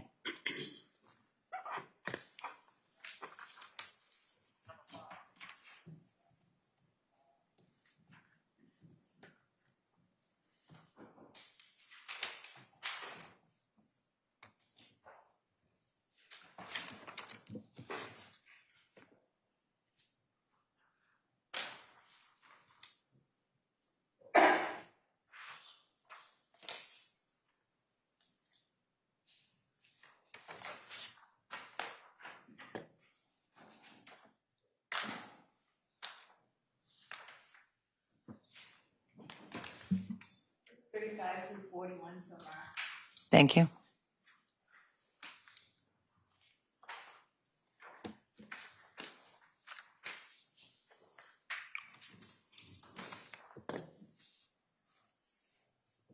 Ma'am, I'm just going to ask you to take a look at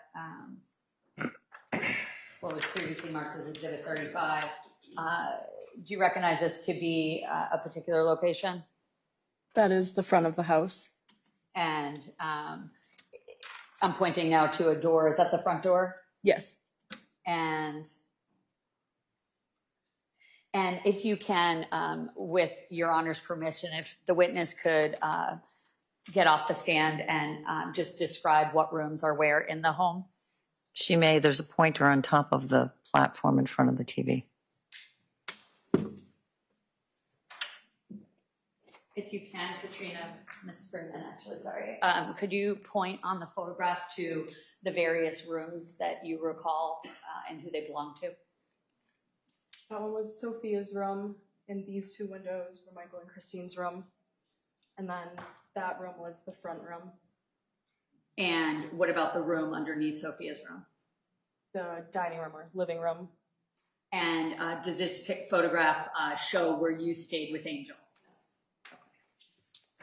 Okay. And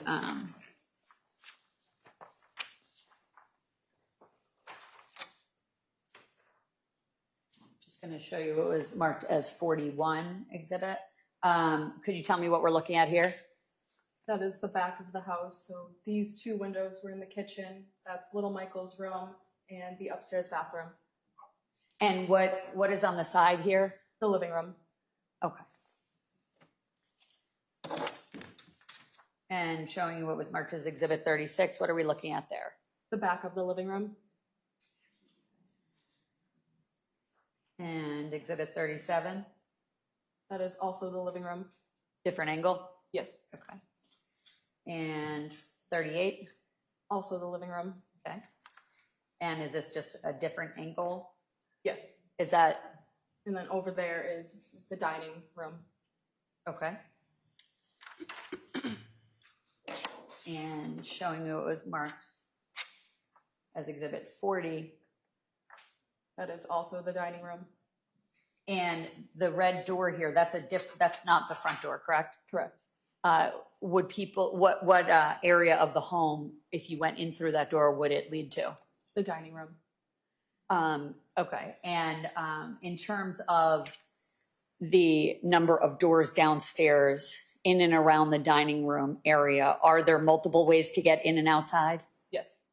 And if anybody were to smoke a cigarette, typically, would they go out a particular door? That side door. The red door here in Exhibit 40? Yes. Okay. You could resume the stand. Thank you.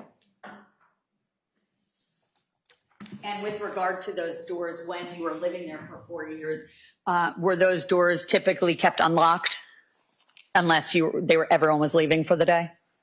During the day, they would be unlocked. And what about, did anyone ever use like the sliding glass doors that we saw? No. Okay. And what was Michael Richie like to live with? At first, he was a bit intimidating. He was quiet, reserved. And as I got more comfortable being there and living there, he opened up a bit more. Was he less intimidating? Yes. Do you know what he did for a living? Yes. What did he do? He worked for Boston Fire Department. Are you aware of any other jobs he did? Yes. And what was that? MCC in Pembroke. Is that a sprinkler system Yes. company? Okay.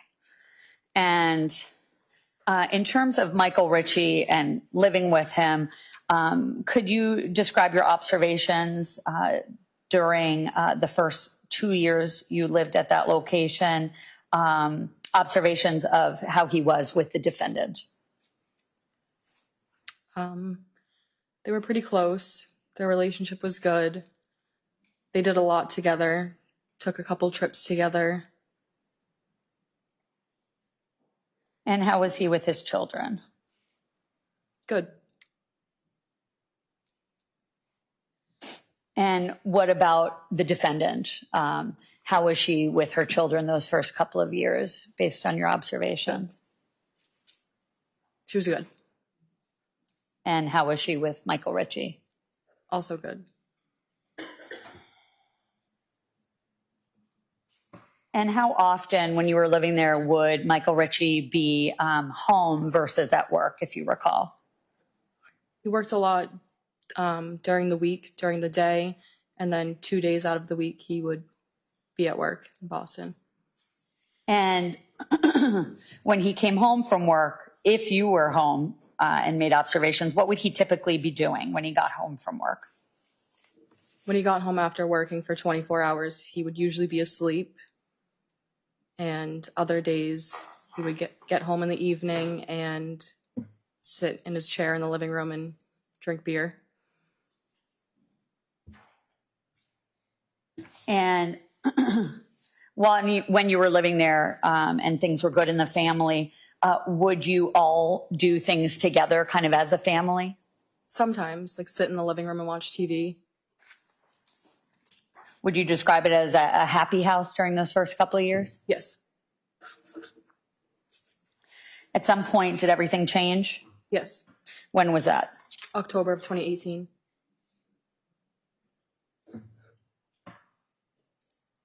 And can you describe how you remember when it all changed? Yes, I had gotten a text from Christine asking me and Angel to go over to her friend's house, and that is where she had told us that Michael was having an affair. And do you recall where you and Angel were when you got the text? I was out. I was bringing Sophia to her friend's house, and Angel was at home, so I went back to pick him up. And do you recall where Christine was or where she asked you to come to her? Her friend's house in Pembroke. Had you ever been there before? No.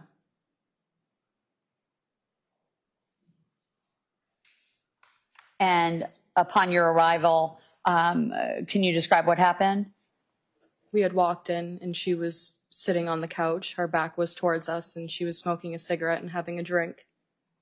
And when you say a drink, what kind of drink? I'm not sure. Do you know if it was alcoholic or alcohol or non-alcoholic, or do you not know? I'm not sure. Okay. And did the defendant seem different in any way to you upon your arrival there? Yes. How so? Very upset.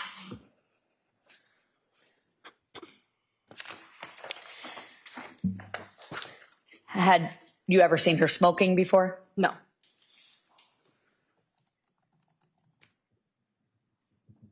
And can you describe what happened next when you got there?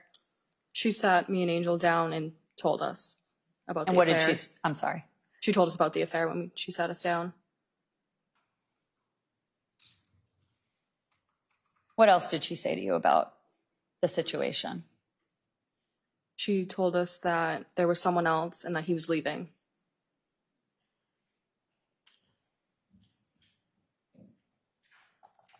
What, if anything, did she say about any change in your and Angel's role as a result of this?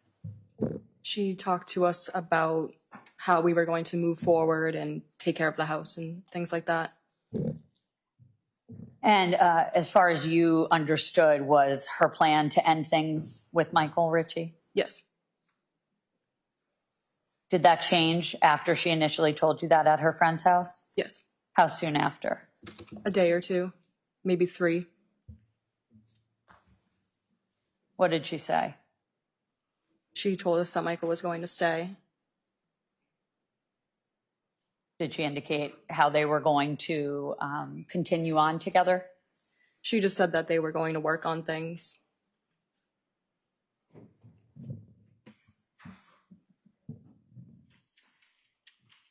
And after she told you and Angel about the affair at her friend's house, how did life in the Ricci household change thereafter?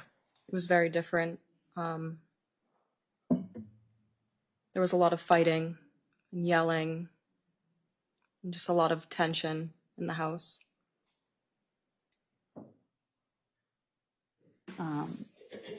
Would you be present to witness these arguments? Yes. Would you always see them, or would you sometimes not see them, but you would I hear wouldn't them? always see them, but I would hear them. How often would they argue? Nearly every day. How long did that go on for? Over 2 years.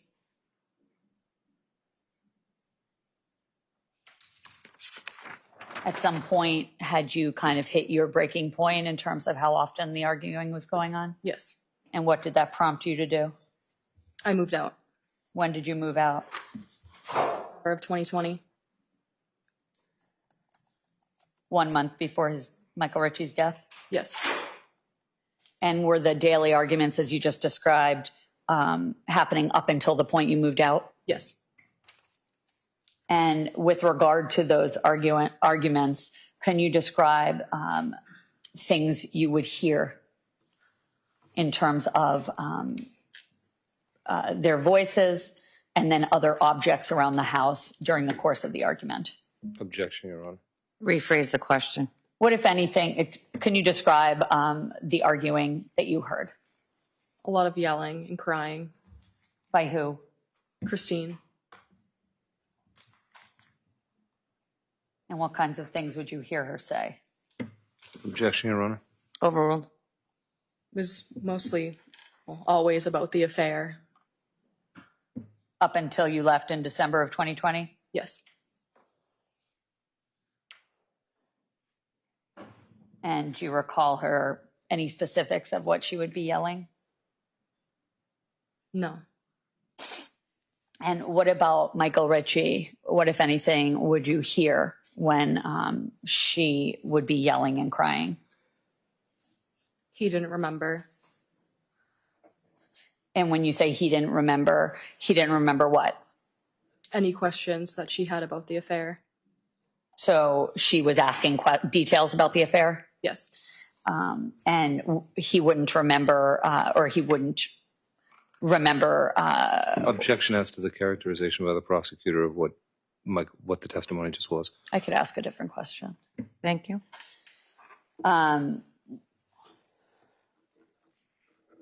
What kinds of things would she be asking him that he couldn't remember? Details about how it happened and what happened. And what, if anything, would she demand? She wanted answers. And what would Christine Ricci's tone of voice be like? She was yelling and crying.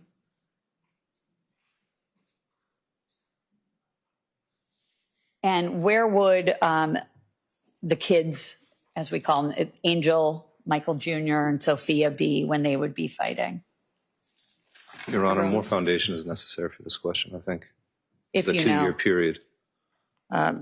Establish the foundation of Sure. through the witness. Of course. Ma'am, do you recall if during these daily arguments, if anybody else would be home? Yes. And who would be home? Angel, Michael, and Sophia and me. And typically, if you know, would they be in the same room as the argument? No.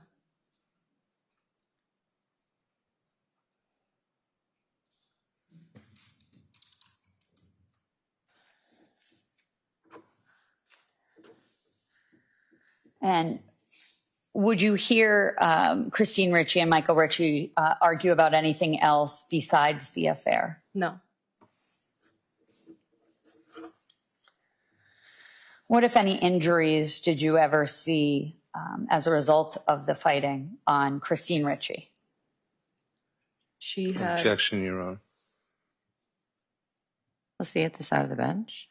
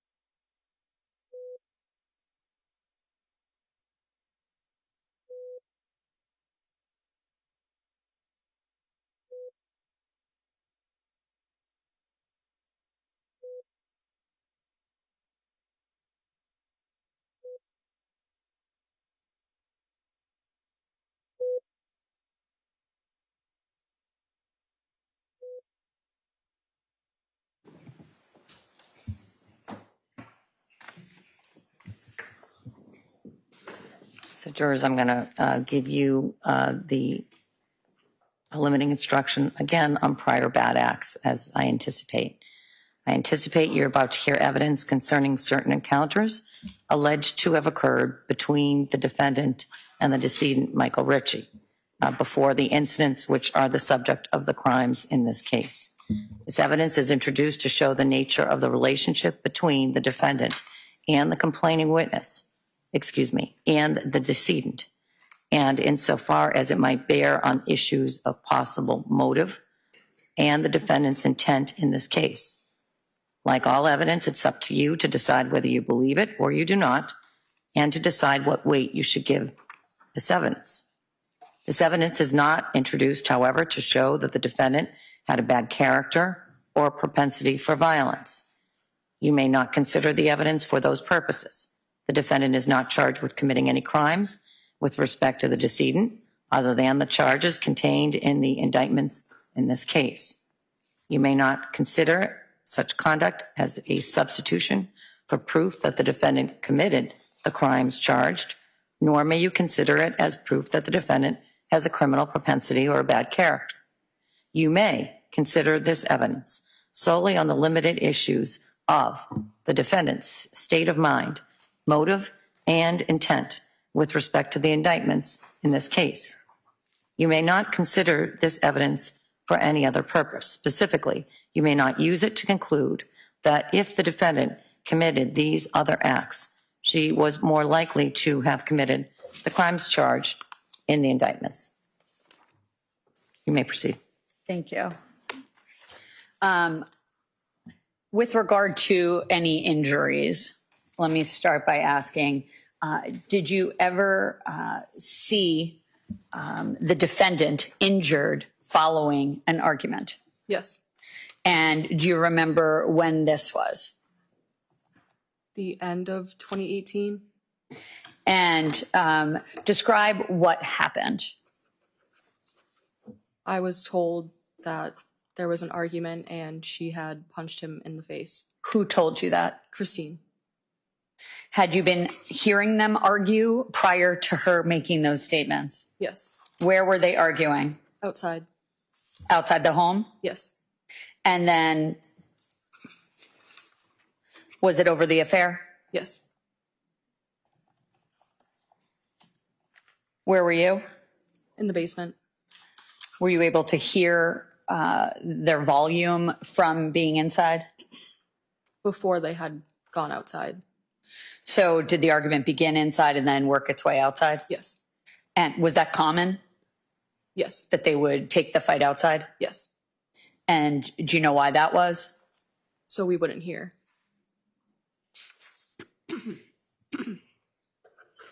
And on this particular occasion, which you believe to be the end of 2018, once they moved outside and continued arguing, whose voice did you hear? Before she answers that, Your Honor, I would move to strike the answer with regard to their reasons for taking it outside. All right. As the question was asked, I will strike that with regard to what the intent was when they took it outside. That testimony is stricken from the record.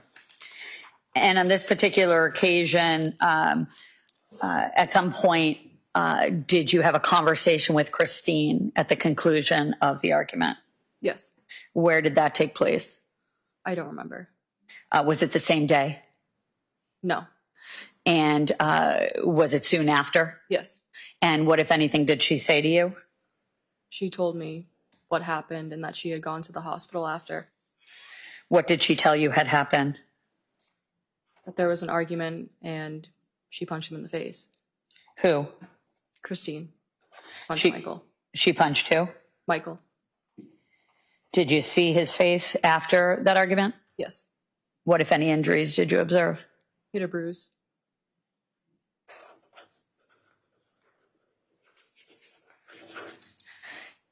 And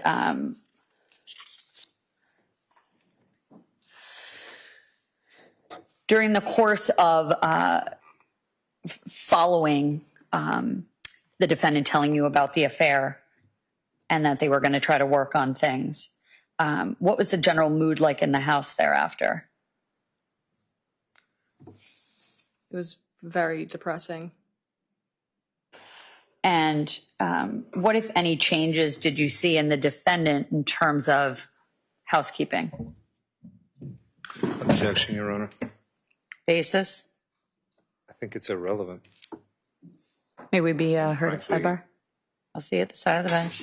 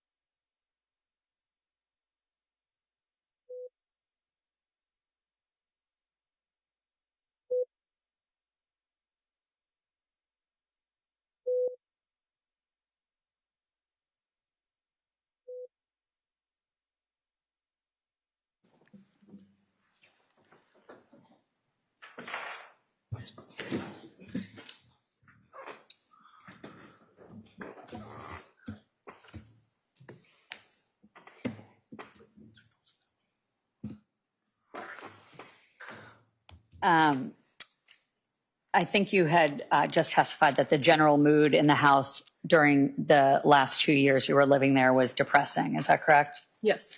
And what, if any, changes did you see in Christine Ricci in terms of what she used to do around the house versus those last 2 years? There wasn't much cleaning or anything going on in the house. And was that different, the state of the house and the cleanliness of the house? Did it change after the affair was revealed? Yes. And during this time period, did you, although you lived in the basement with Angel, did you have free reign over the house and kind of look at different rooms at different times? Yes.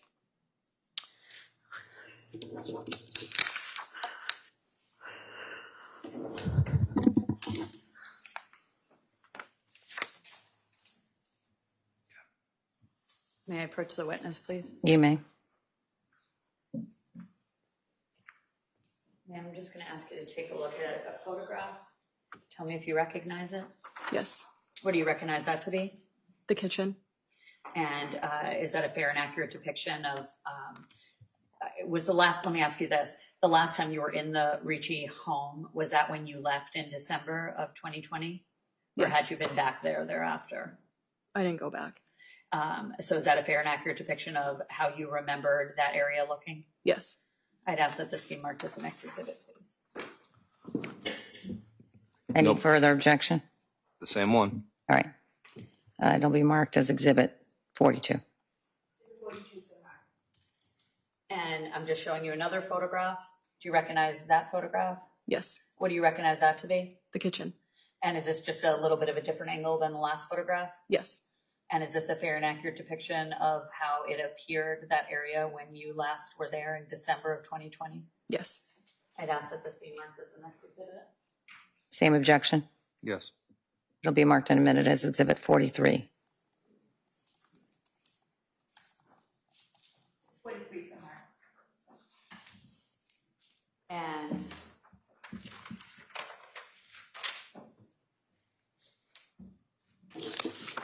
had you ever been inside the marital bedroom, Yes. the master bedroom? Yes. And did you, let me ask you this, what was Michael Ritchie's living conditions like in his bedroom? Objection as to the characterization. If she has pictures, I think they speak for themselves. May I approach the Great. witness? Yep. Ask you to take a look at two photographs. The first one, if you could tell me if you recognize that. Yes. What do you recognize this photograph to be? Michael's side of the room. Is this a fair and accurate depiction of how it appeared when you were last there in December of 2020? Yes. I'd ask that this be marked as the next exhibit. Same objection? Yes. Exhibit 44 is marked in a minute into evidence. Is it one or two? It's one photograph, and now I'm going to show her the next one. With regard to this next photograph, can you take a look at it and tell me if you if you could recognize that? The rest of the bedroom. And whose side of the bedroom is that? Christine's. Is this a fair and accurate depiction of how it appeared when you were last there? No. It's not. How did it look when you were last there? Cleaner. And is that her side of the bedroom? Yes. I'd ask that this be marked as the next exhibit. Objection. I'll see at the side of the bench.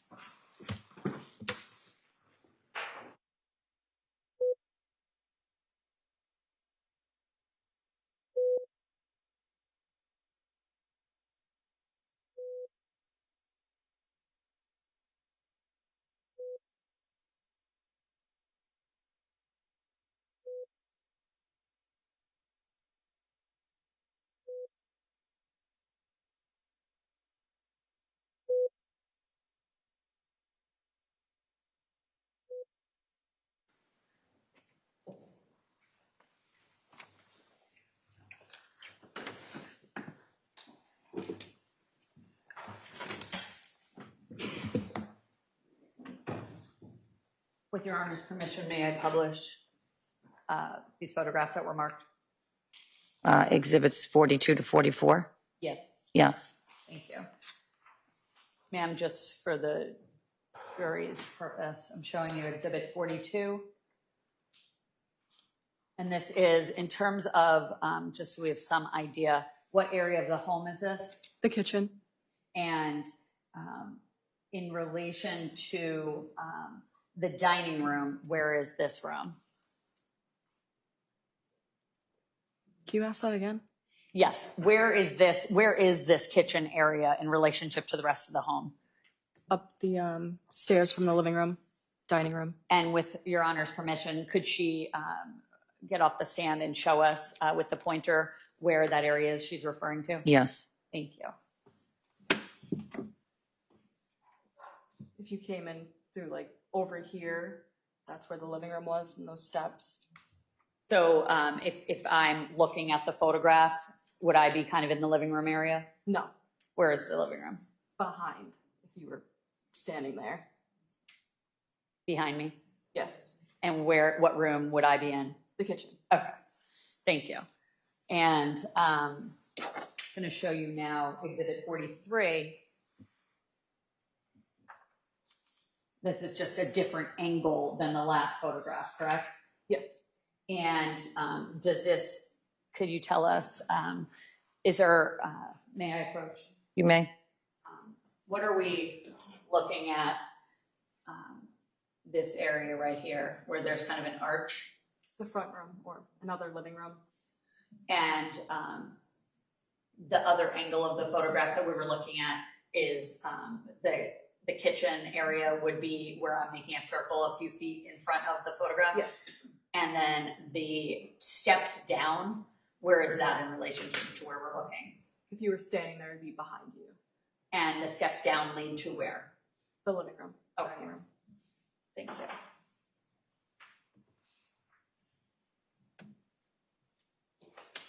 And with regard to Exhibit 44, you had indicated that was Michael Ritchie's side of the room, is that correct? Yes. Thank you.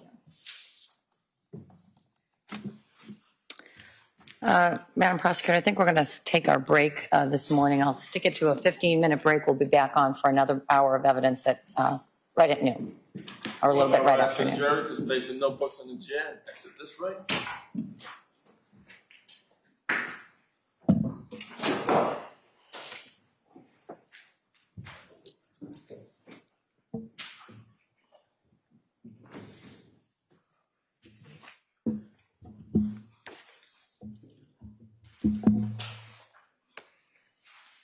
Step down.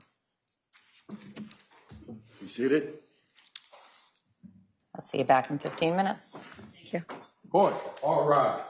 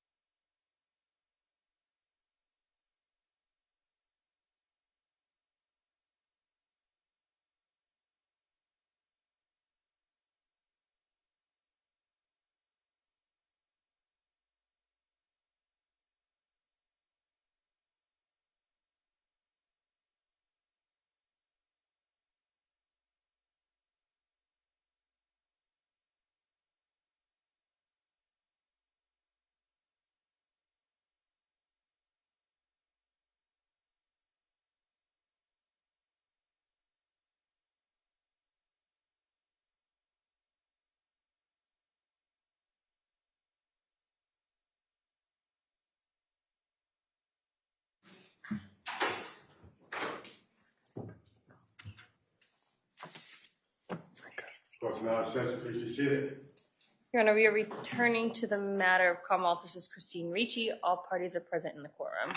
May we briefly approach? Yes. Thank you.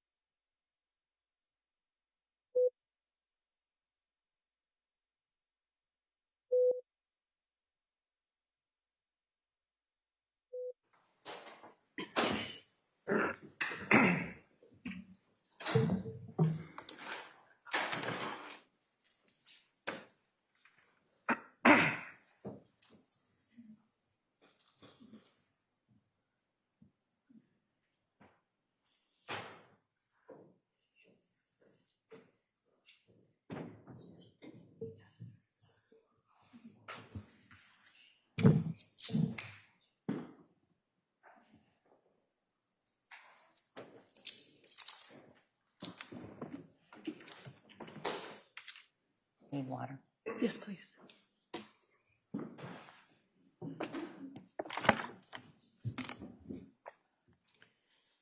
Thank you.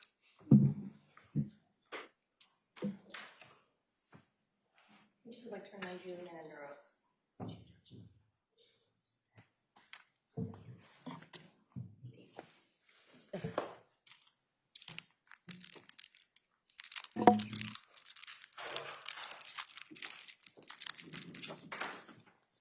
Court, all rise to re-entering.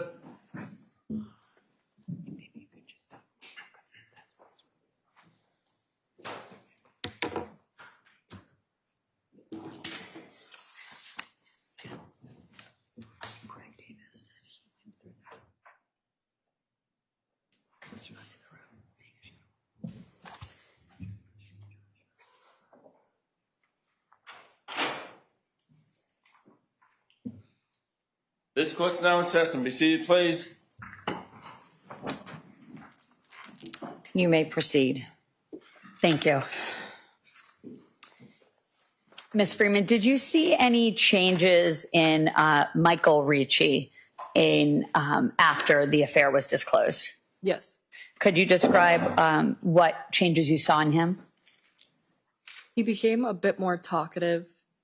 He was sad, anxious, and stressed.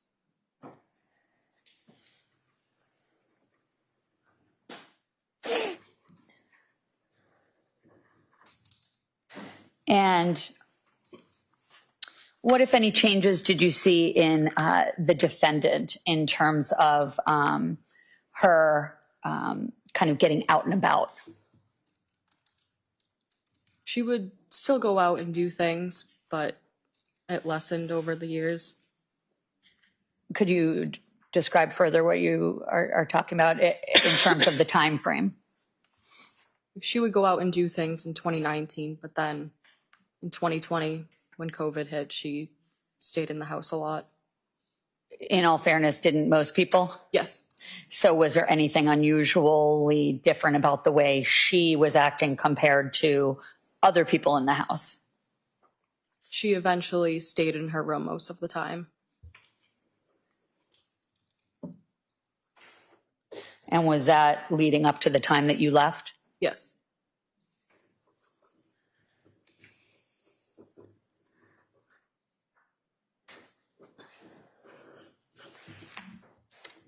And what, if any, changes did you see in Michael Ricci's drinking habits? He stopped. Do you recall when it was that he stopped in relationship to when you were told about the affair? A couple months after.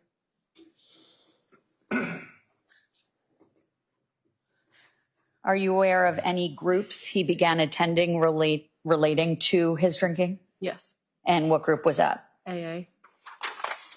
And what, if any, observations did you make about how often he would go? Multiple times a week.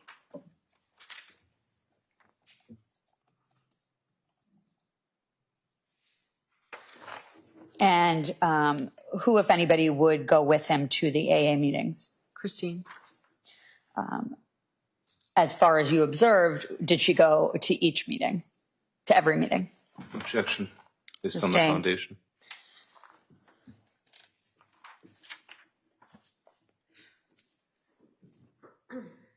And what, if any, observations did you make relative to Michael Ricci's socializing? He made a lot of friends in AA.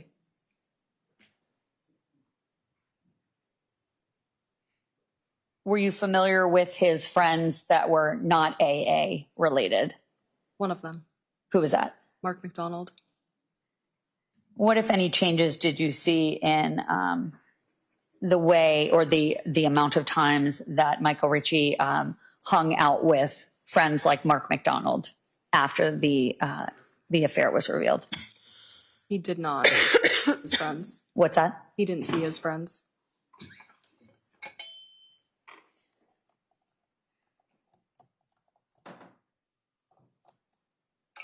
And what, if any, observations did you make of Michael Richie and his cell phone? He got a new number eventually.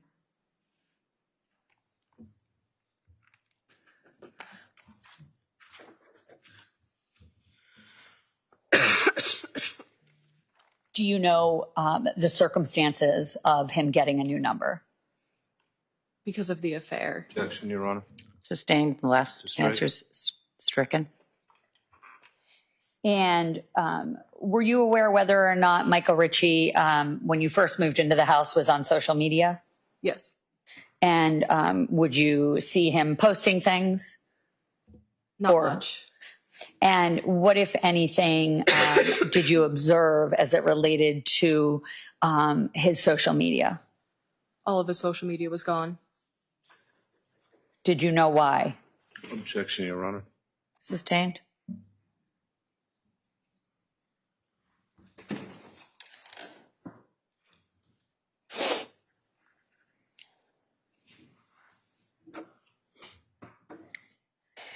And did you ever observe Michael Richie go out and socializing without Christine Ricci with him? Not that I know of.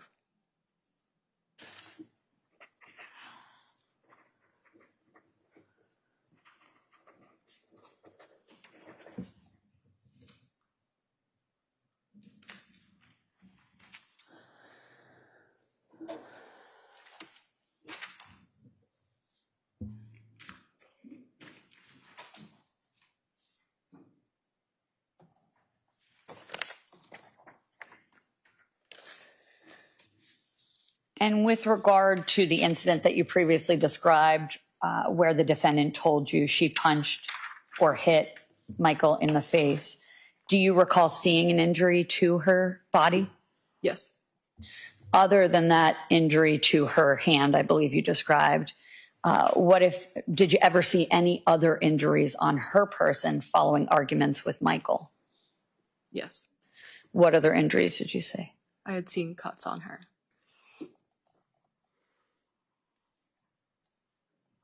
And what about Michael following arguments?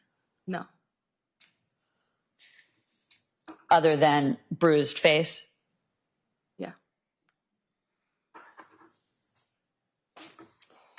And drawing your attention to May 10th of 2020, do you recall that day? Yes. Do you recall what that day was? Yes. And what day was that? It was Mother's Day. And just getting back a moment to the cuts you saw on Christine Ricci. Your Honor, note my objection to that last answer based on what we talked about before. I note your objection. Were those cuts on her hands? No. Were those cuts, do you know how the cuts came about? She did it herself.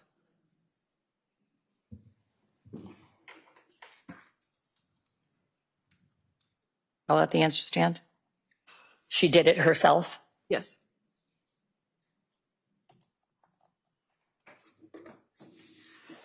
Drawing your attention to Mother's Day, May 10th, 2020. I'm sorry, May 10th, 2020. You just, I believe, testified that that was Mother's Day. Is that right? Yes. And where were you that day? I was at my sister's house. Where was that? Pembroke. And were you with any of the Ricci family at your sister's house? Angel. And what were you doing at your sister's house? It was my nephew's birthday. On Mother's Day? Yes. Is that traditionally Mother's Day a tough day for you? Yes. And could you explain why? My mother passed away in Objection, Your Honor. 2013. All right. I'll strike the last answer. It's a tough day for her. And what, if anything, were you doing at your sister's house with Angel? Was there food, drinking? What was going on? There was food and drinking. Did you do both? Yes. And at some point, did you and Angel leave your sister's house? Yes. And where did you go? To our house in Marshfield. And that's the Moraine Street address? Yes. And when you got there, who was there? Christine and Michael.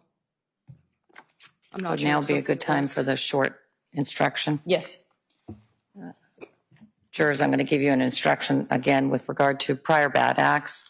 You are about to hear testimony about certain acts allegedly committed by the defendant. As you know, the defendant is not charged with committing any crimes other than the charges contained in the 2 indictments.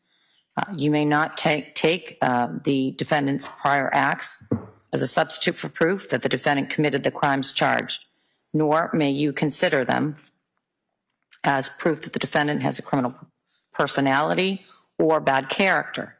But you may consider the acts solely on the limited issues of motive, state of mind, intent, plan, or absence of mistake or accident on the part of the defendant. You may not consider this evidence for any other purpose. Specifically, you may not use it to conclude that if the defendant committed these acts, she must have also committed the offense for which she has been charged. It would be extremely unfair to consider this evidence for those purposes, particularly knowing that she's not been charged with anything else related to those acts. Moreover, those acts have no relevance whatever to the charges in this case. You may proceed. Thank you. Upon your return with Angel to the house on Moraine Street, where did you go? In the basement. And were you with Angel the whole time when you got back, or did you separate when you first got back? I'm not sure. At some point, you indicated you went down to the basement, is that right? Yes. And what was in the basement? I was packing a bag. To go where? To my dad's. And could you describe what happened upon your return to the home? There was some sort of argument. I'm not sure who it was between, so I wanted to leave. Is that why you went and packed? Yes. Okay. And when you say there was an argument, where was the argument? Upstairs in the living room.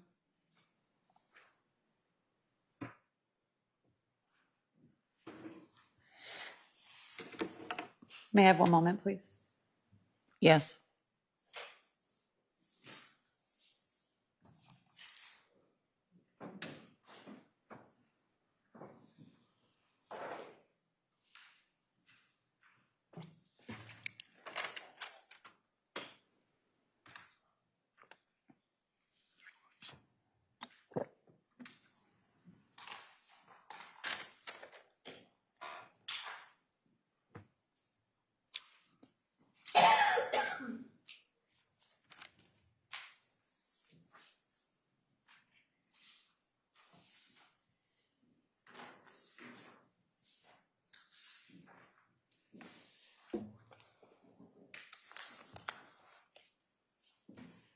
May I approach the witness? You may. Thank you. Ma'am, when you described, actually, let me show you this. Showing you what was marked as Exhibit 7. Do you recognize that area of the home? Yes. What do you recognize that to be? The living room, dining room. And is this the living room that you're referring to that the argument was happening in? Yes. I'm just going to show it to you on the large screen. It's Exhibit 7.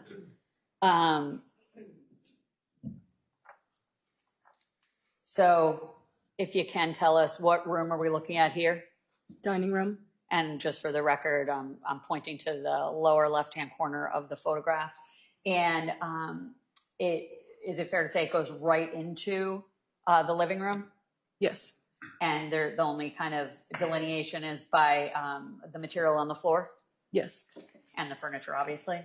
And where in relationship to this photograph did you see and hear the argument when you emerged from the basement? I'm not sure. Did you know it was the living room? Yes. Okay. So is it fair to say in this photograph, it was in the kind of center of the photograph? Or more in front of the bathroom, kind of just standing around the coffee table.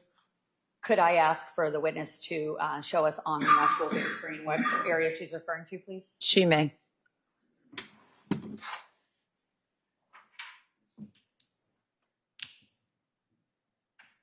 So where's the bathroom? Right here. So you're pointing with the pointer to kind of the, to the right of the brown box? Yes. Okay.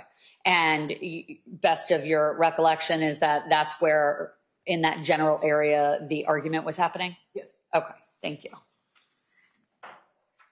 And just to go back one moment, I'm going to just show you Exhibit 8.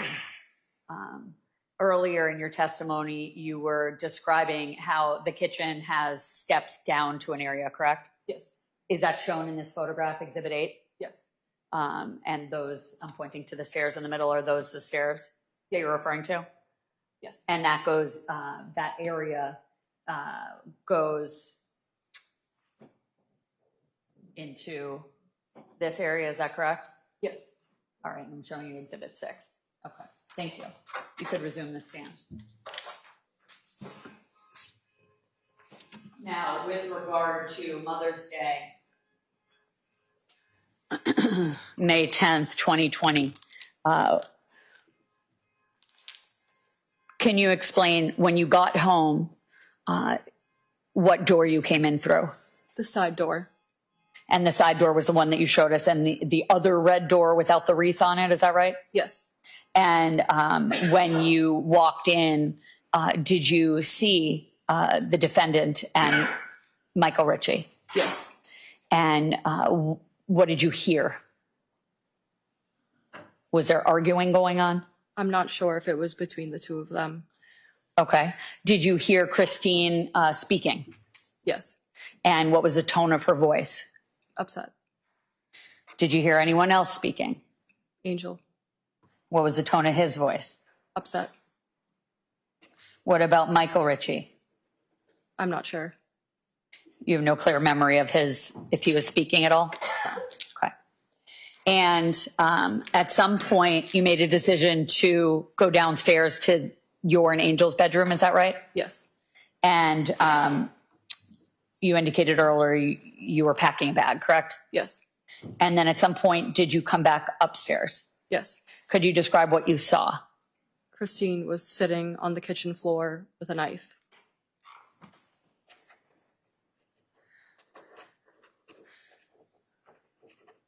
And who, if anyone, was around her? Michael and Angel. And when you say Michael, is that Michael Sr.? Yes. Was Michael Jr. there? No.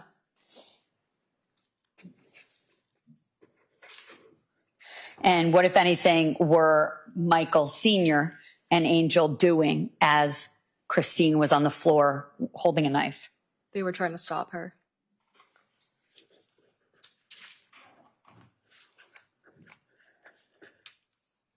And when you say trying to stop her without making any conclusory statements, trying to stop her from doing what? Cut herself.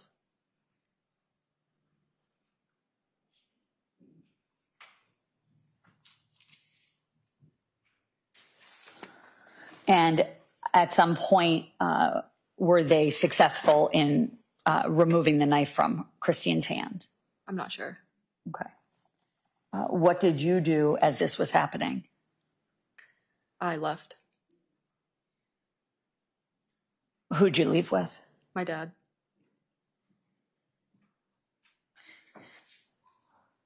Your dad was not there, correct?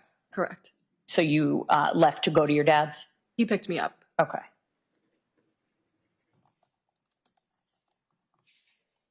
Had you seen where Christine Ricci had gotten that knife from? No.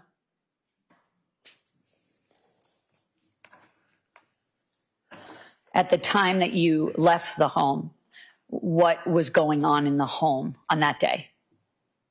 I'm not sure. Well, had things calmed down, or were they still kind of in the state that you just described where they were trying to actively get the knife away? That was happening as soon as I had walked out, so I'm not sure what happened after. Okay.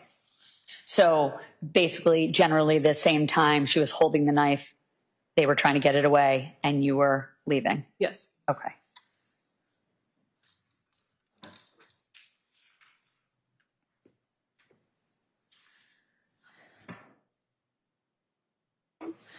And at some point, did you change your living situation after or sometime in 2020? Yes. And what month was that? December. And why did you move out? I had ended the relationship with Angel and also because of all of the fighting.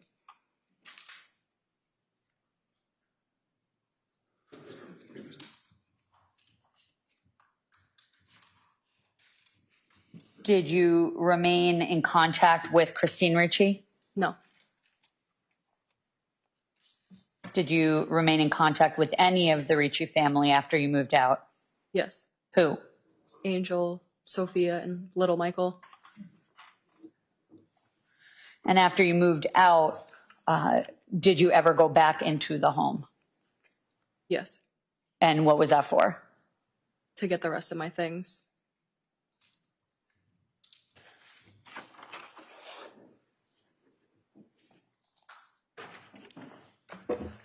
And did you see Christine Ricci after you moved out in December 2020? No.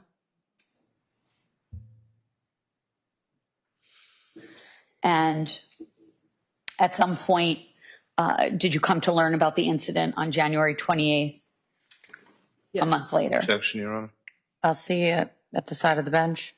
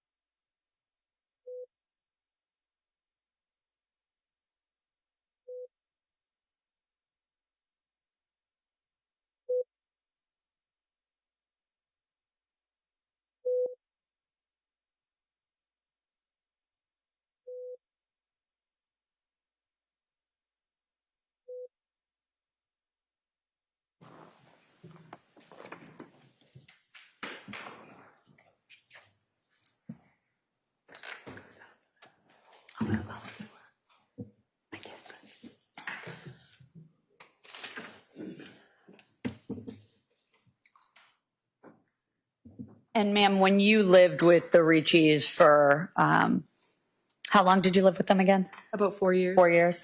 And is it fair to say that kind of the halfway point in those 4 years was when you learned about the affair, correct? Yes. Can you describe what your relationship was like with Christine before that all happened? The first 2 years? We were very close. Could you describe how close, like what kinds of things you guys did? We would watch movies together, just sit on the couch, go out sometimes, go shopping. And what about after you learned of the affair? We still spent a lot of time together.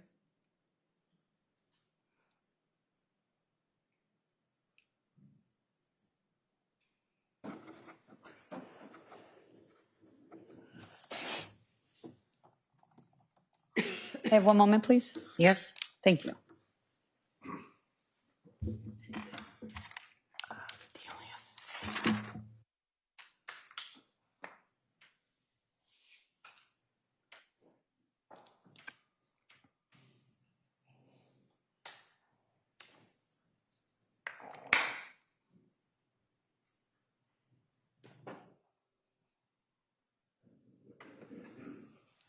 Just a couple more questions, ma'am. As just getting back to Michael Ricci's social media, did you, you indicated at some point it all kind of disappeared, is that right? Yes. And then sometime thereafter, did you see his name pop up again and kind of a new social media account came up? Yes. Objection, Your Honor. Is that the foundation for how she knows this? Can you describe how you knew this information that you just described? I believe it was a shared Facebook account. With who? Him and Christine. And prior to when he had his old social media, was that a shared account, if you know? No.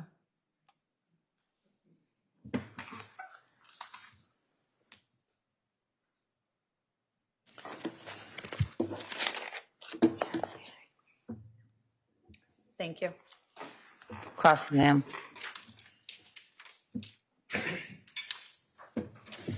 Good afternoon, ma'am.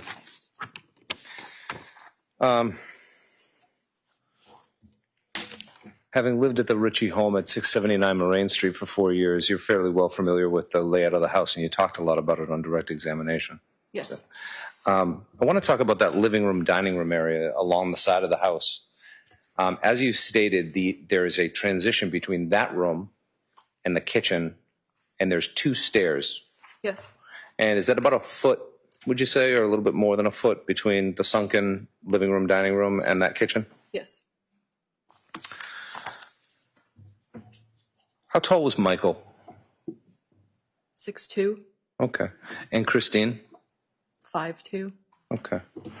In 2007, did you become, I'm sorry, 2017, when you began to live at the Richie home, did you learn during that year that Ms. Richie had some sort of condition that required her to wear a brace on one arm? Yes. Okay, you were aware of that? Yes. And did she wear such a brace, like, basically through most of the time that you lived with her? Yes, but she didn't always have them on. Okay, but that was something for an ongoing condition that she had? Yes.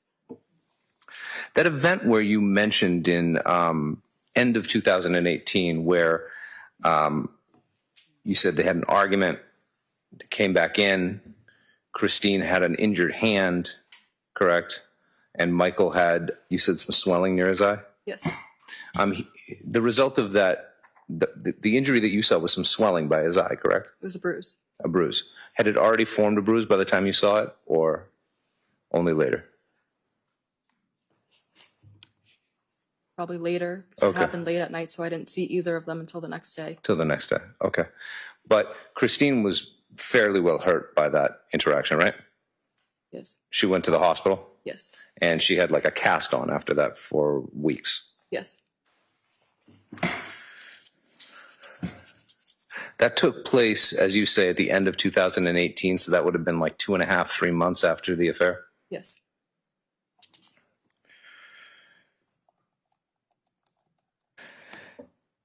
You said a couple months after the affair, Michael started going to AA. Yes. He went multiple times a week.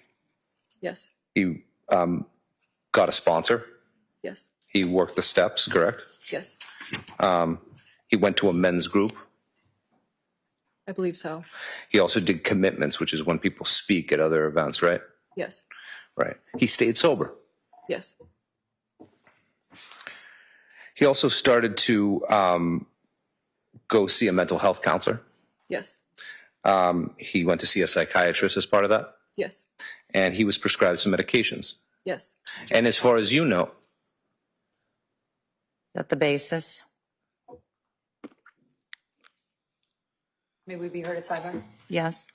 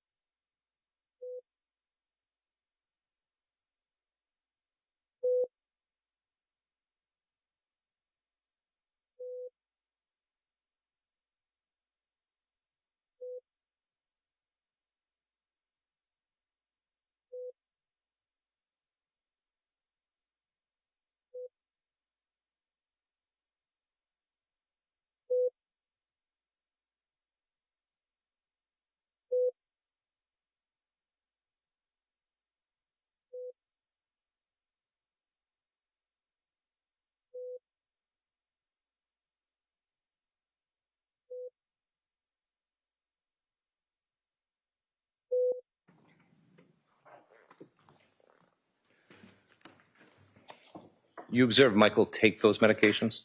No. Okay.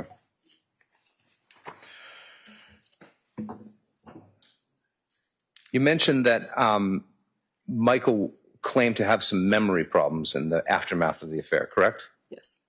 Didn't he claim that in 2018 that he were long periods of time that he didn't have memory about? I'm not sure. Okay. Are you aware that they went for a neurological scan? No. Okay. Now, at this time, you were working full-time, correct? Yes. You were also living in the basement, right? Yes. As you mentioned before, there was a lot of fighting going on, right? Yes. You were probably trying to spend as much time as possible outside the house. Is that fair to say? Yes. So there could have been things like, for example, a neurological scan or other things that you might not have known about. Is that fair? Yes.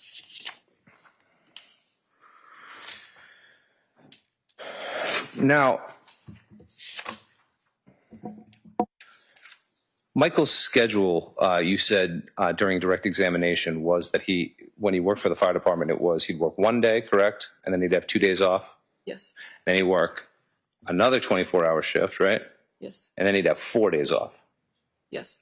So essentially, and that was every week. And if he wasn't working at MCC, that schedule, other than maybe a couple side jobs that he might have picked up, that's what he worked during the course of a week, right? Yes. And so he would have approximately like 5 days off every week. Yes. During that same period of time, meaning after the affair, Christine was doing Zumba, correct? Yes. And then, and as you said, she was going all over to sort of do Zumba, maybe teaching classes in various parts of town. Yes. And even doing cruises, correct? Yes. After COVID hit, most of her Zumba business moved into an online sort of format, right? Yes. And after Michael Jr. left the house in 2019, she was essentially doing most of her Zumba classes out of what was his old room. Eventually, yes. Yeah. And she'd be teaching multiple classes a day. Yes. And also, she began doing classes at Quincy College, didn't she? Yes. First part-time. Yes. In the end of 2019, right? And then in 2020, during COVID, she started going full-time. Yes. So when you say that she was up in her room a lot, again, you're downstairs in the basement, right? Or on the first floor most of the time when you're in the Moraine Street house, right? Yes. So when you say that she's up in her room, what you mean is that she was on the second floor and you didn't really see her, right? Yes. But she was also taking online classes full-time in 2020, right? Yes. And doing those from an upstairs computer. Yes. And also she was running her Zumba classes from an upstairs bedroom.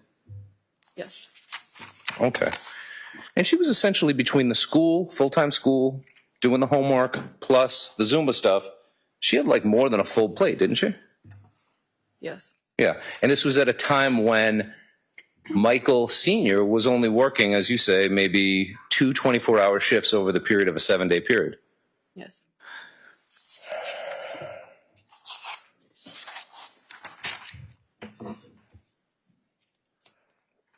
And also, at the time you were, in 2018, you were 19 years old?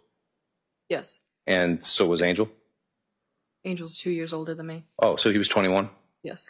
Okay, and Michael, little Michael, he was 18, 19 years old, right? Yes. And Sophia was 14. Yes. Right? So a lot of people in that house were adults capable of tidying up on their own, right? Yes. Right. A lot of those people had a lot more free time than Christine did at that time.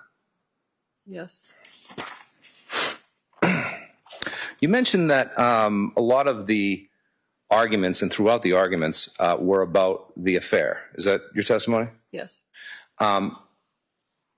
It was also, though, about the fact that Michael was claiming that he didn't remember details about the affair, right? Yes. And not remembering large amounts of information about that period of time in general, right? Yes. And so, although it was about the affair, it was about oftentimes learning new information that hadn't come out until that particular discussion. Yes. It was sort of hard for Christine to get her arms around what exactly had happened because she was constantly learning new information. Is that fair? Yes.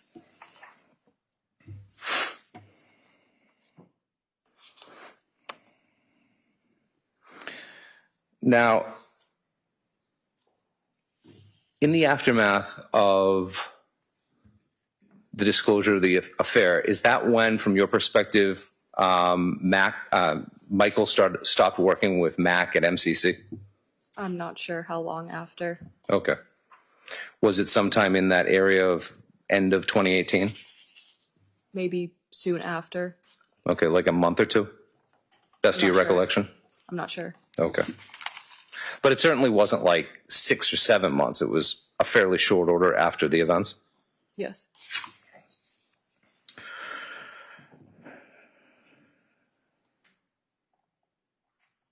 Now, you left the house in December of 2020, is that right? Yes. You broke up with Angel in December of 2020. Yes. When you left the house in December of 2020, you still had a lot of your stuff at that home, right? Yes. And that stuff ended up getting moved into the living room, dining room area up on that first floor. No.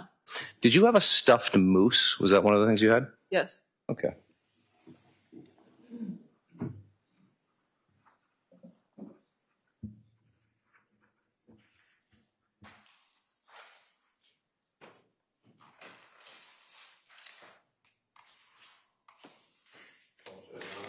No worries.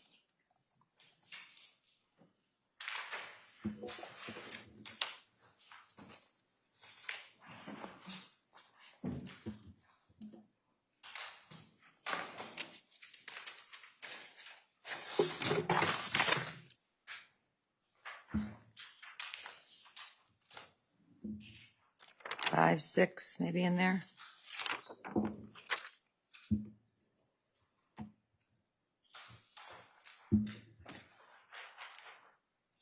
No.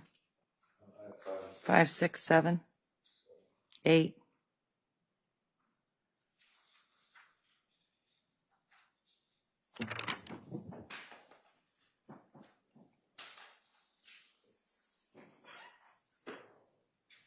Well, in any event, the stuffed moose that you had, wasn't that up in that room up on the living room, dining room area? Yes, it was downstairs for some time, but we moved it upstairs. But after you moved out, it was brought upstairs, wasn't it? Yes. And there was also some of your boxes that you ended up retrieving after you went back to get your stuff that were up in that living room, dining room area, right? Yes. And also, Michael Jr. had moved out in June of 2019, and a lot of his stuff had gotten moved downstairs also, right? Yes. When she made his room into a Zumba room. Yes. Now, a lot of the things that you had mentioned that were in the photographs of the kitchen, there was a lot of projects that were sort of half done in the kitchen. Is that fair to say? I'm not sure. You're not sure? Okay. Was the kitchen area, because Michael was working that sort of 24 hours on, 2 days off, 24 hours on, 4 days off schedule, it was pretty common for him to do the cooking, wasn't it, during that period of time? Yes. And in fact, the cooking knives were actually considered by the family sort of Michael's knives, weren't they? Yes. And a lot of the way that the kitchen was organized, that was all by Michael's, what Michael thought was the way to organize it, right? He was in charge of that. Yes.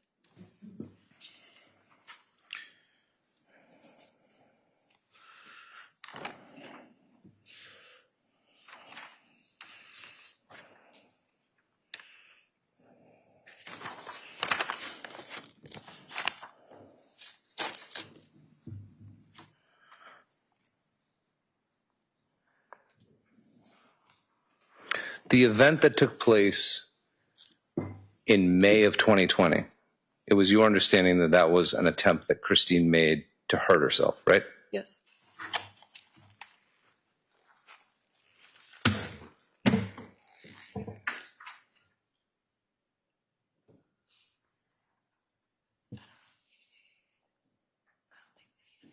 Nothing further. Any redirect, or it's 1 o'clock now, so should we take a break or should we do the redirect? Over or under 5 minutes? I think under. Let's keep on going. Okay.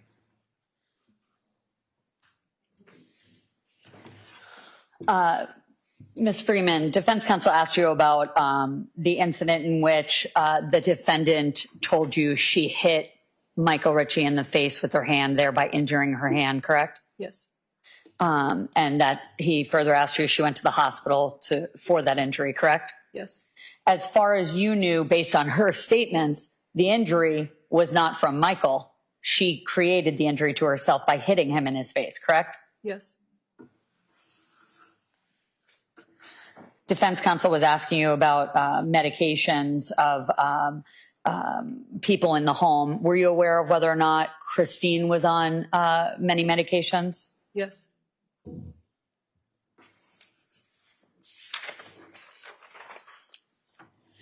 Did you make any personal observations, Ms. Freeman, during your 4 years of living in the Ricci household of any memory issues with Michael Richie? No. Only after the affair. And in regards to after the affair, what specifically were his memory issues relating to? The affair. She knows. If she knows, she can answer. The affair. And specifically, do you recall the defendant asking him specifics that he couldn't remember answers to? Yes.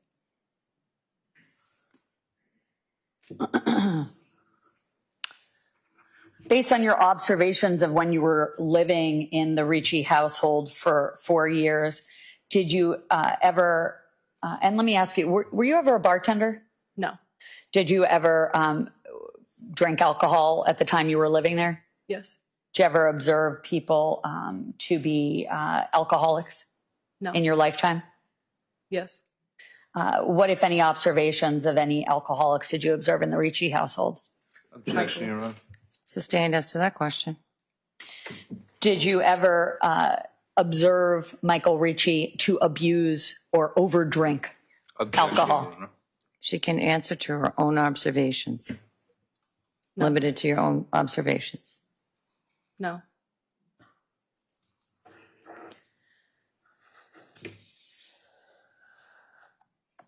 You indicated defense counsel was asking you about when you answered on direct that the defendant, after the affair, slowly started leaving her room less and less. Do you remember that line of questioning? Yes.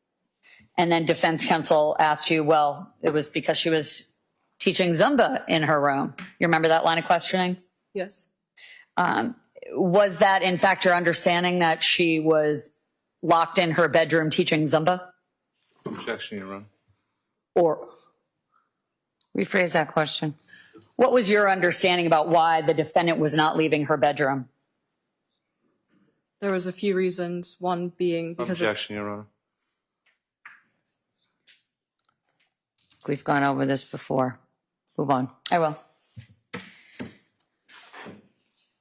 The defendant, just last question about this. The defendant was not teaching Zumba in her bedroom, correct? not in her bedroom.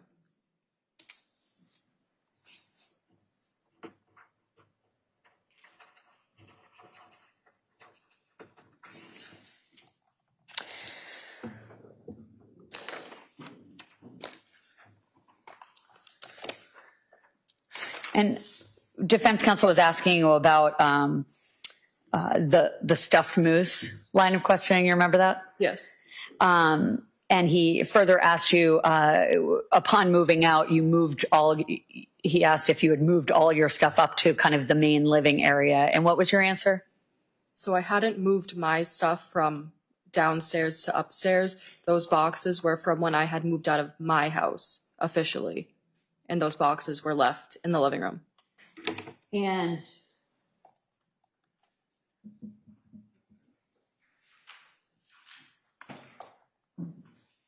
are you referring to showing you Exhibit 7? Is that one of the boxes? No, it was everything behind the couch towards the doors in the back. Back here? Yes. Okay.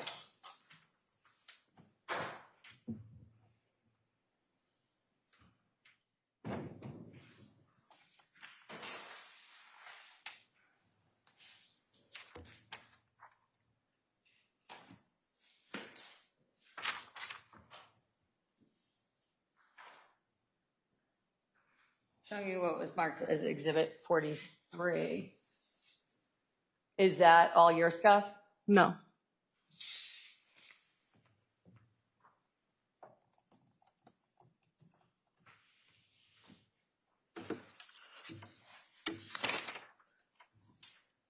And defense counsel lastly asked you about Michael's knives, that the kitchen knives were Michael's. You remember that line of questioning? Yes.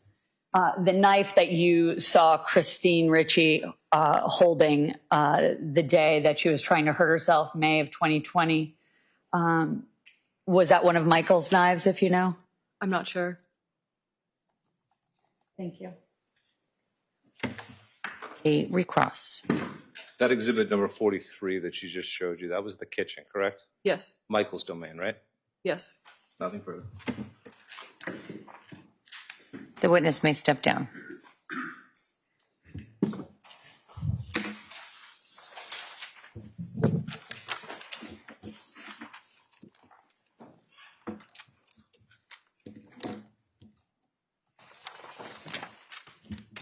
All right, jurors, we'll stop here for lunch and bring it back at 2:10.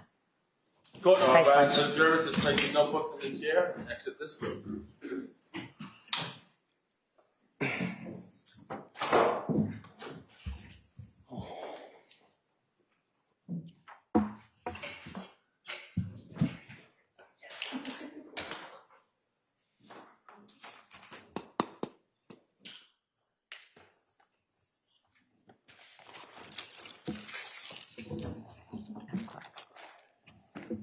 Seated.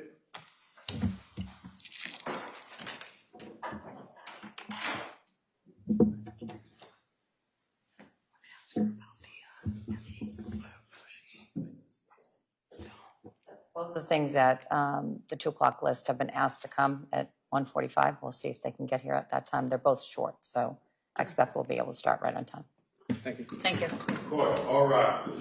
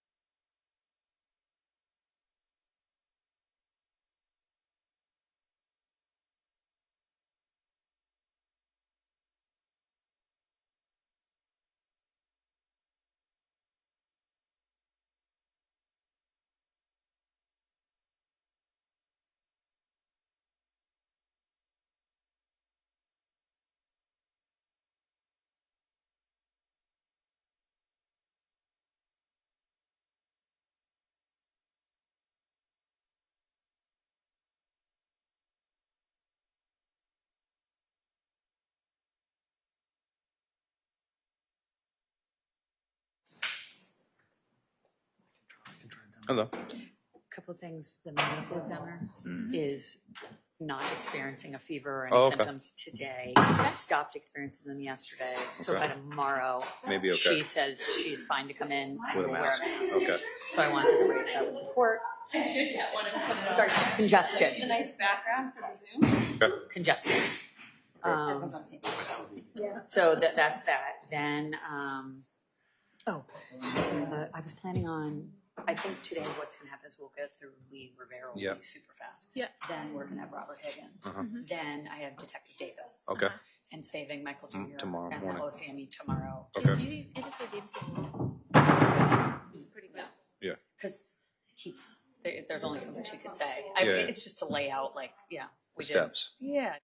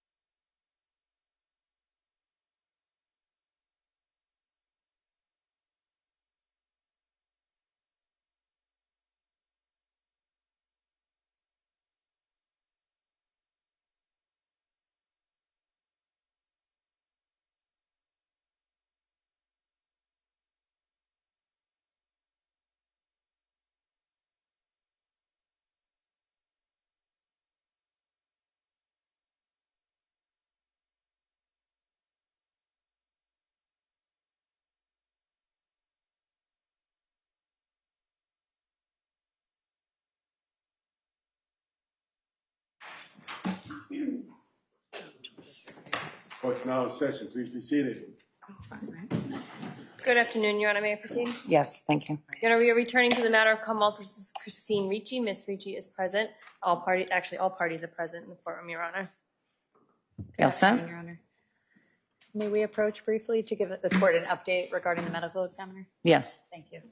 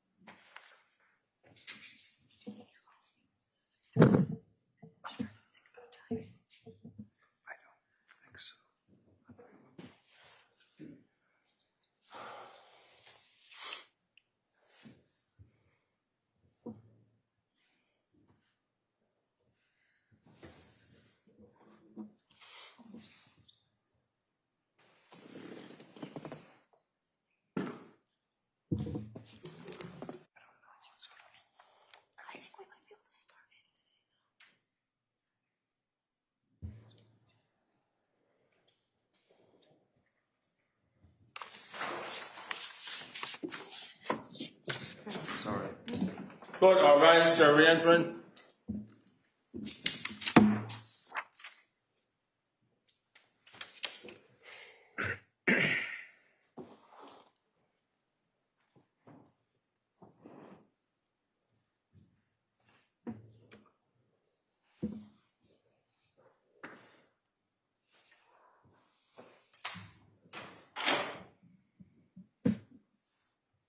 This court's now in session. Be seated, please.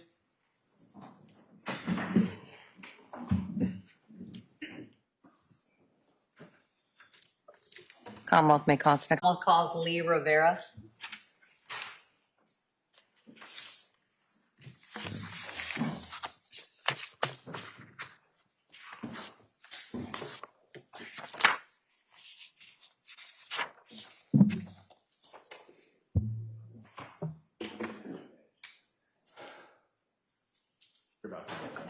Respond, officer. Stop right there, Mayor. Face the clock. Raise your right hand. Good afternoon. Do you solemnly swear the testimony and the evidence that you give to the court and the jury from that now coming from the Commonwealth and the defendant's bar to the truth, full truth, and the truth of God and Christ? Thank you.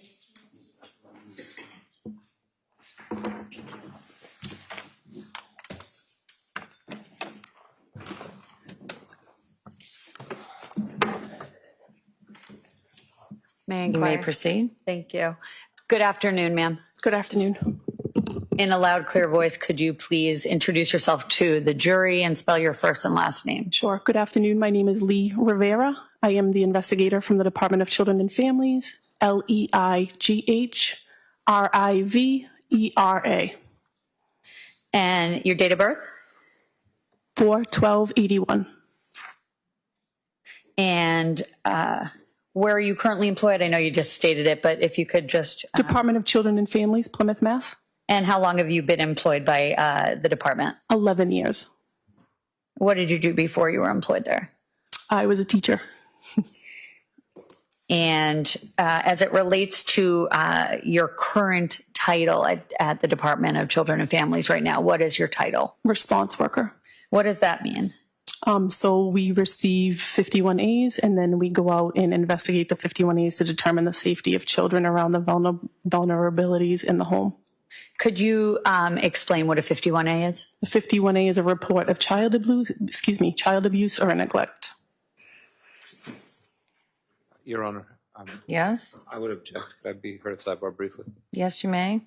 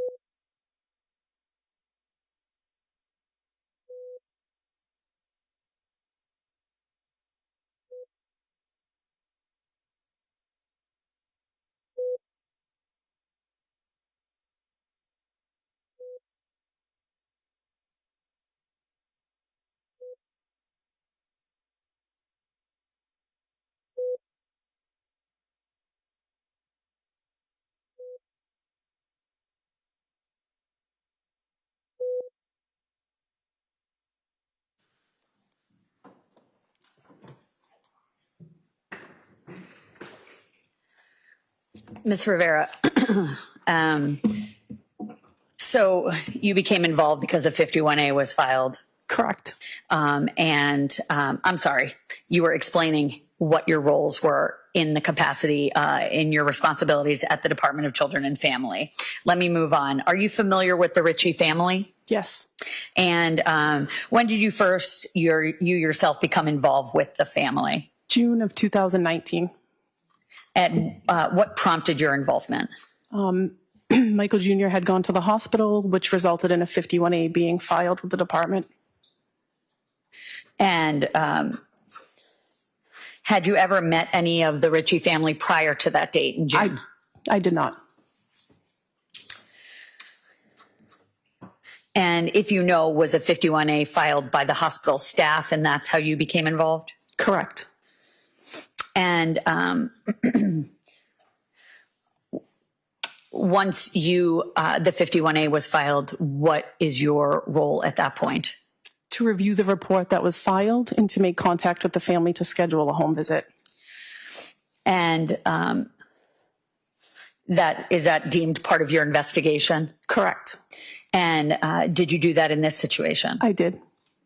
And at some point during the course of this investigation, what if at some point did you meet and speak with the defendant, Christine Ricci? I did. And what, if anything, did the defendant say was had happened on June 6, 2019? So she had... Objection, Your Honor, based on what we talked about before.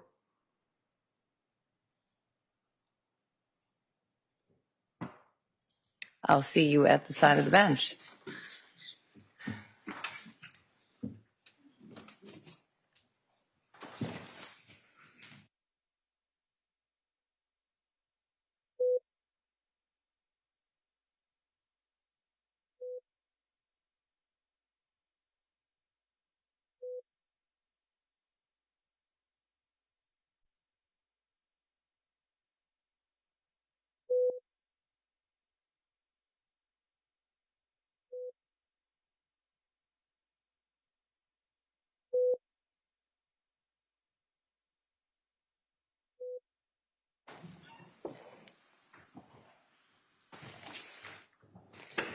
Ms. Rivera, what, if anything, did the defendant, Christine Ricci, say had happened on June 6, 2019? So she had informed me that she was dwelling on the past, that her husband had had an affair the summer before when he had been drinking excessively, and she went into somewhat of a fit of a rage. She was having trouble getting over it, and that's what they were arguing about.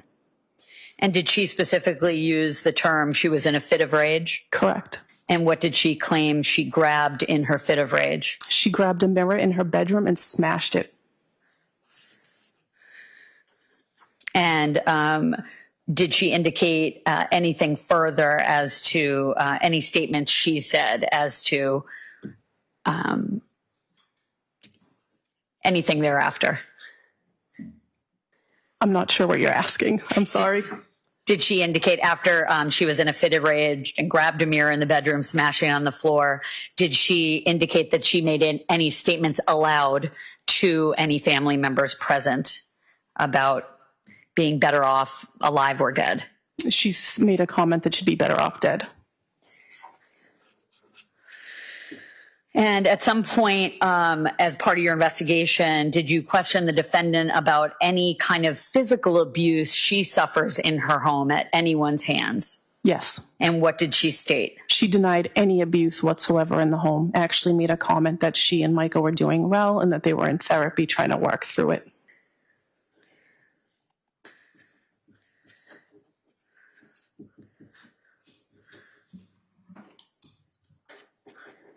And at that point, do you close the investigation? The investigation was unsupported allegations, correct? And specifically, that was for neglect and abuse? Yes. Nothing further? No cross. No cross. Cross-exam. The witness may step down. Thank you.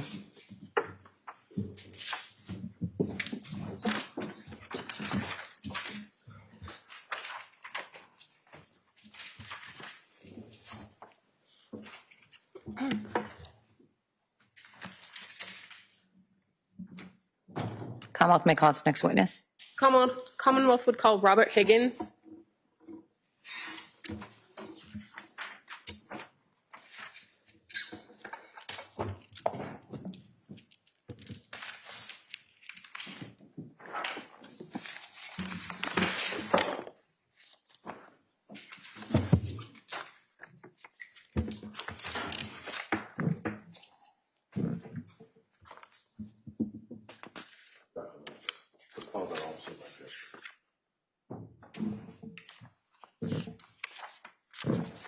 Stop right there, sir. Raise the clerk. Raise your right hand, please. Good afternoon. You solemnly swear that the testimony you presented is the report from the jury and that are now pending in the Commonwealth and defendant cross the truth and nothing but the truth of the God. Thank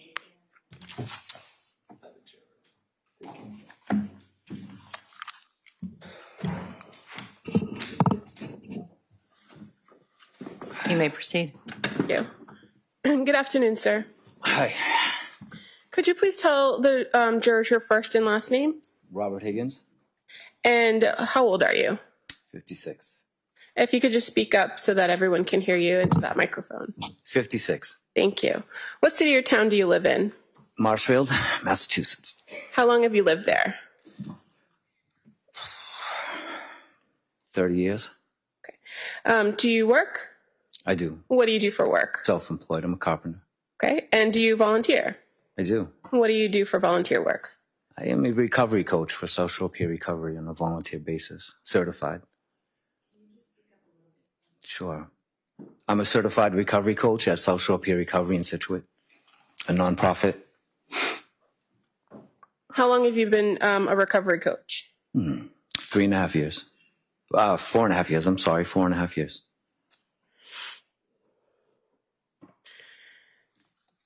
Do you know Christine Ricci? I do. When was the first time you met Christine Ricci? Approximately August of 2019. And how did you meet her? We met at a softball game. And was the softball game something sponsored by the group that you work for? It was. And was she by herself when you met her or with somebody else? The first time I met her, she was by herself. Okay. And when you met her at this event in 2019, did you talk to her? Yeah. And did she explain to you why she was at the event? Yes, a little bit. Why was she there? She was getting into the recovery community to support her husband, and she wanted to have fun and play ball. And on that particular occasion, that first meeting with her, did you meet her husband? On the first occasion? Yes. I did not.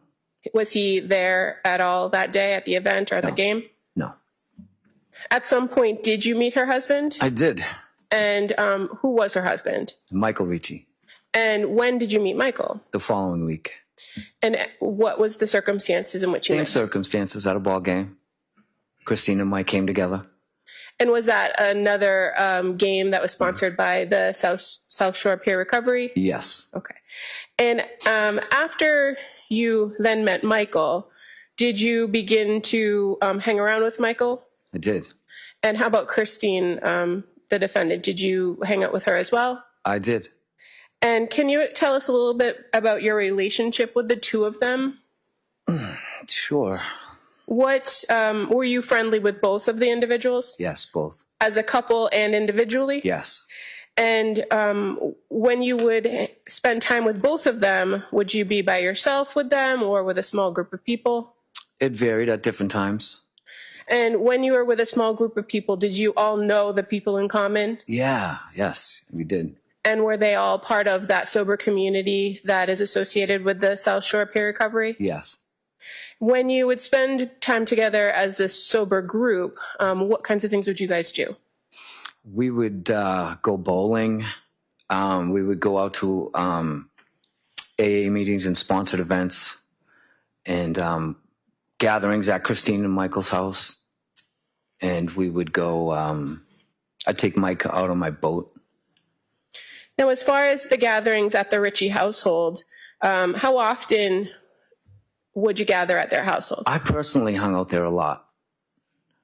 But and so as a group, it was a gathering place for a lot of us, but I spent the most time there. I was there a lot. And did you get to know the rest of the Richie household? I did. Now, as far as your separate relationships with Michael and the defendant, first, your relationship with Michael, you mentioned that you'd take him out on your boat. Yes. What would you guys do out on the boat? Go fishing.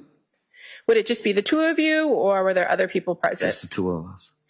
And would you guys spend a lot of time talking together? Talking, laughing.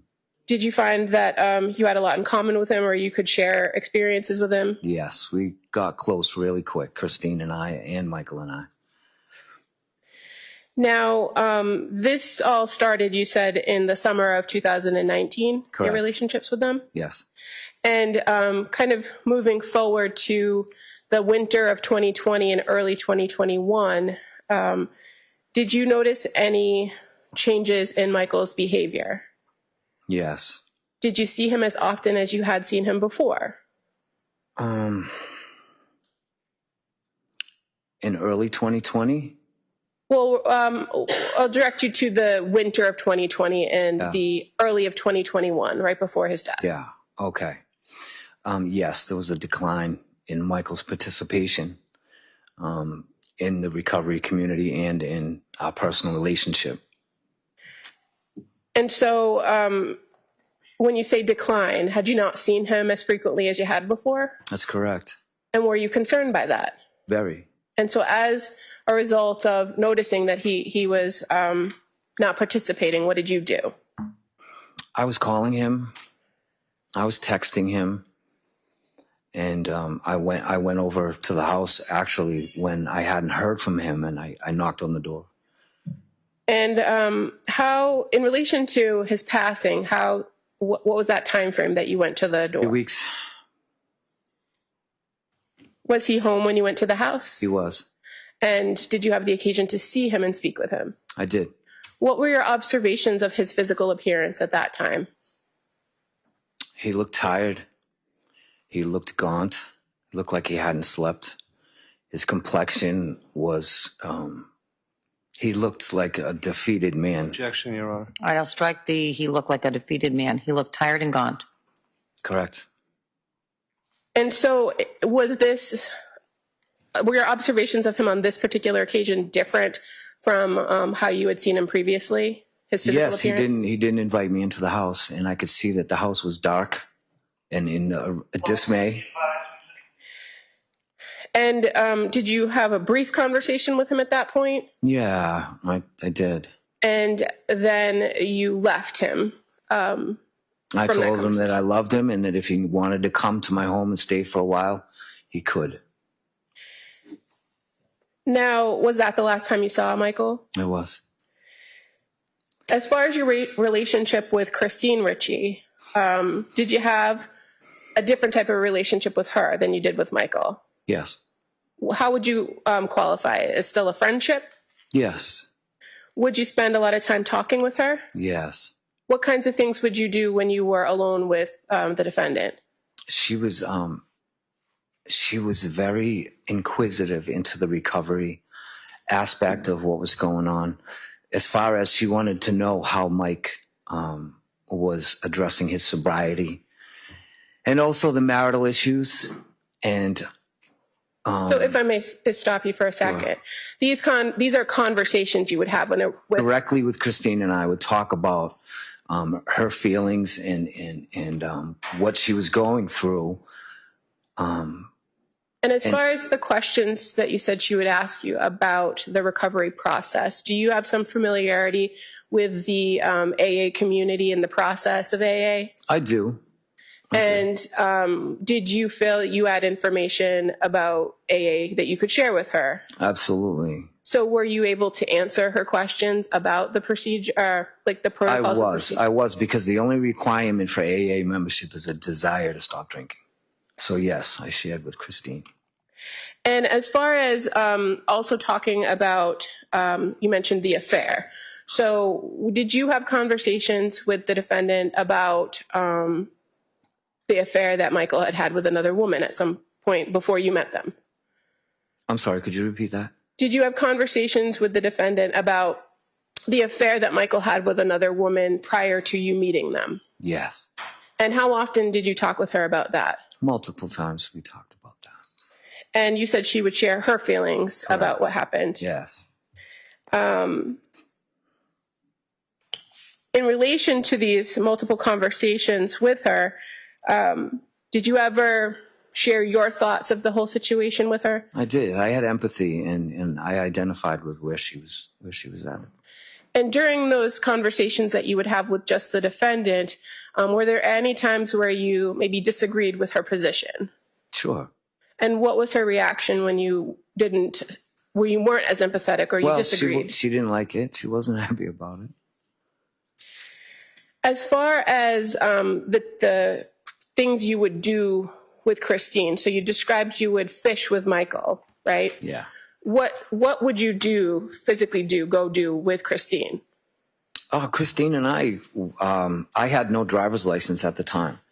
And she would pick me up and take me to meetings, and pick me up and take me to lunch, and we'd go shopping together. And we've spent a lot of time together. And as far as shopping, did you share that interest of kind of going to shopping places or going out shopping? Sure. If I wasn't doing anything, sure, I'd go with her. Do you recall a particular time shopping with her and going to a Home Goods in 2020? Yes. Can you tell us about that? Yes. Christine called me and asked me, "You want to go shopping?" And I said, "Yeah, sure."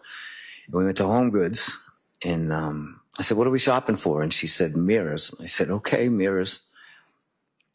Can I see you both at the side of the bench?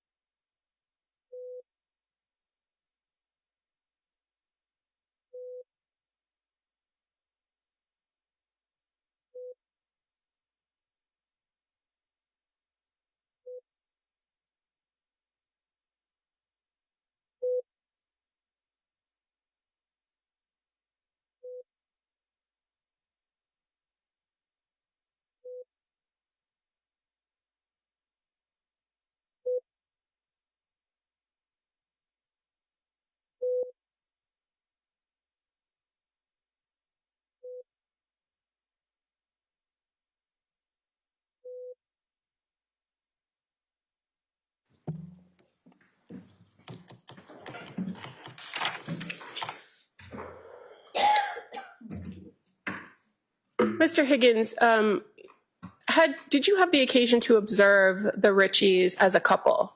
Yes. And did you often see them together at events or when you were hanging out with them? I did. And were you able to make observations of how they interact in their relationship? Yes. As far as going to particular events, did you often see the defendant at meetings with Michael? Every time, yes. Every time? Mm-hmm. And in your experience in working the steps of AA and working with the sober community, is it common or is it part of the normal protocol for a spouse or a supporter to come to every meeting with the person that's engaged in the program? It is advised that marital couples do support their spouse, but to the extent that Christine did, it was a little much. And are there separate groups for spouses or supporters of people going through the process? Yes, Christine and I actually attended some Al-Anon meetings together. Now, on occasion, you said that you took Michael out on your boat and you would fish? Correct. Did you have the occasion to observe an interaction between Michael and the defendant while you guys were out fishing? Yes. Can you tell us about that? Sure. Mike would come fishing with me on my boat, but at 12 o'clock, he had to be back to port so that he could go on a conference call or video call with his counselor or psychologist. I'm not sure what it was. And then, so I'd have lunch on the boat, and after the appointment with his counselor, he would come back out on the boat. And when he came back on the boat, did he have his phone with him? Yes. And did you have the occasion to observe a conversation he was having with his wife? Your Honor, Yes. may we approach sidebar? Yes?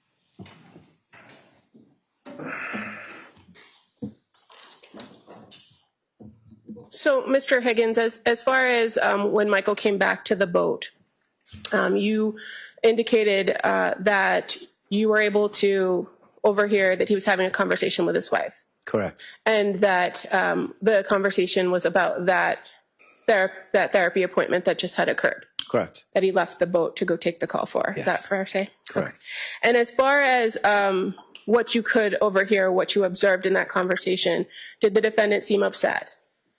Michael was upset, yes. I'm sorry, I'm asking about Christine. Did she seem upset? Oh, Christine was upset too, yes. And could you hear her asking questions about the appointment itself? I could hear her coming through the phone, yeah, asking what the appointment was about and what he said, what he told his psychologist or counselor. And did you observe any changes in Michael's demeanor while he was on that phone call with her? Yeah. And while you could hear her on the phone, could you observe any changes in the tone of her voice? No. Okay. Did she ask the question once or multiple times? Multiple. She wanted to know what was going on. There's no further question before you. Thank you, sir.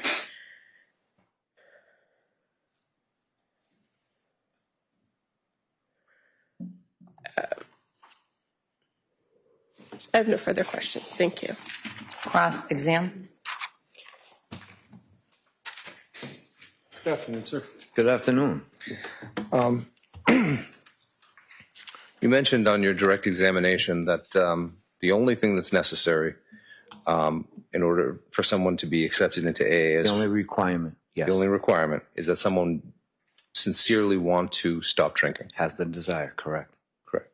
And it's true, isn't it, that the first realization that helps you start AA is the idea that you are powerless over alcohol. Correct. Right? And that your life has become unmanageable as a result of alcohol. Correct. And that is a personal decision and a personal realization that the individual alcoholic comes to. That's right. No other person can say whether another person is or is not an alcoholic. They can say it, but it doesn't make it so. Correct. Correct. You're correct. And it's true that the definition used by AA doesn't say 4 drinks a day or 5 drinks a day. It's this very searching personal determination, correct? That is correct. And you can be an alcoholic, for example, even if you drink whiskey, if you drink wine, or even if you just drink beer, right? It's not what you drink or how much you drink. It's what happens to you when you do drink that determines. Correct. And that's something that the individual alcoholic, through the process of AA, is encouraged to make realizations about themselves. And then that's the first step to making changes, right? That is correct.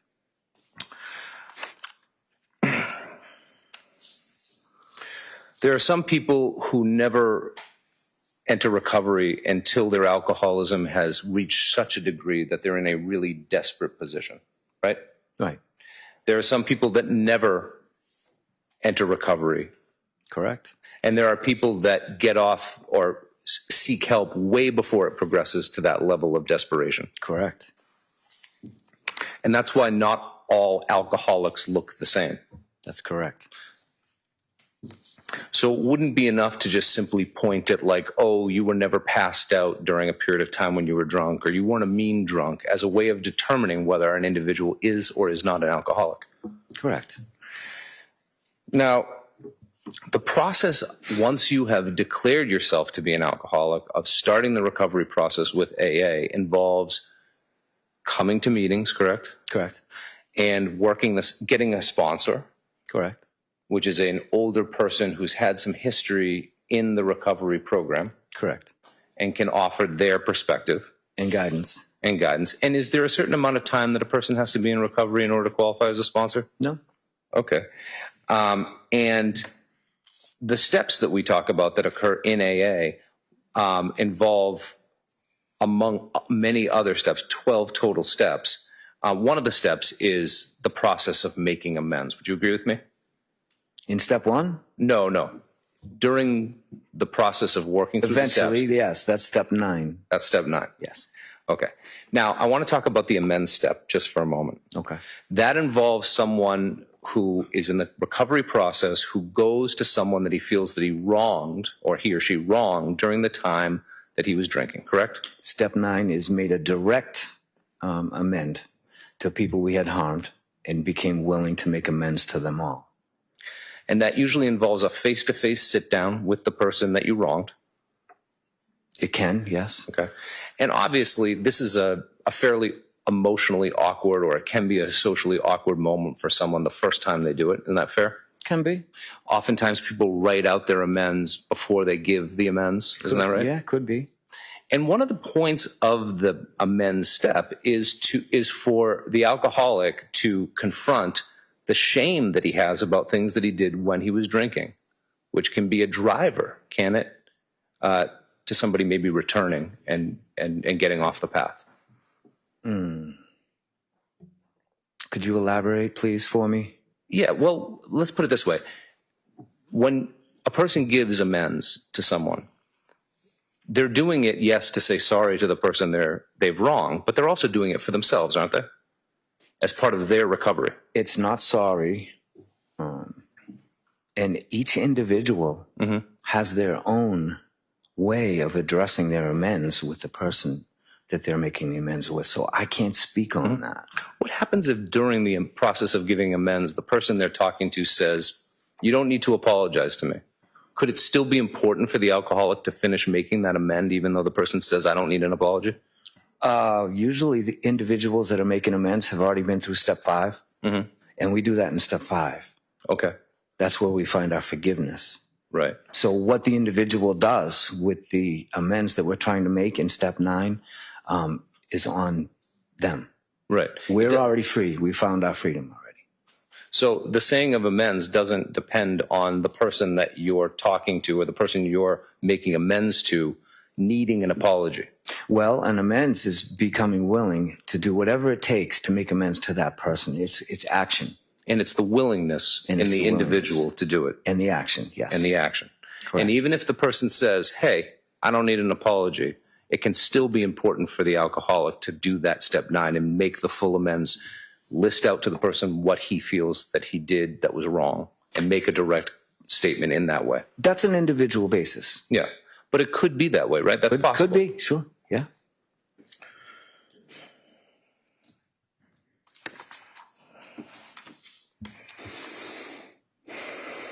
You would agree with me that making amends can be difficult to do for some individuals? Sure. Particularly if the person isn't used to speaking about their emotions? Yes.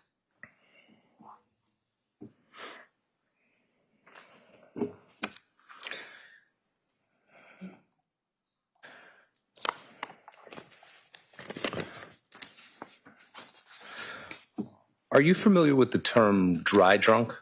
Yes. Could you explain that? A dry drunk typically is someone who had a drinking problem, put down the drink, and then didn't enter the recovery community. Even if they entered the recovery community and started essentially being sober and going to meetings, they can still be a dry drunk, right? It's possible, sure. They are out there. The idea is that you can be clear of alcohol, but that doesn't mean that you're necessarily recovered. If the individual had underlying issues. Yeah. Your behavior, which led you to drink, may still be in existence even after you stop drinking. Could be. And even particularly in the early stages of recovery, right? The first year and a half, that's when a lot of the emotions that were covered by the alcohol sort of start to come out, right? Could. Isn't that fairly typical? Typical? I can't speak on that. Okay. Well, frustration, anger, these are typical emotions that do occur in the early days of the recovery process that need to get dealt with as part of the AA program. It can. It can be that way for some.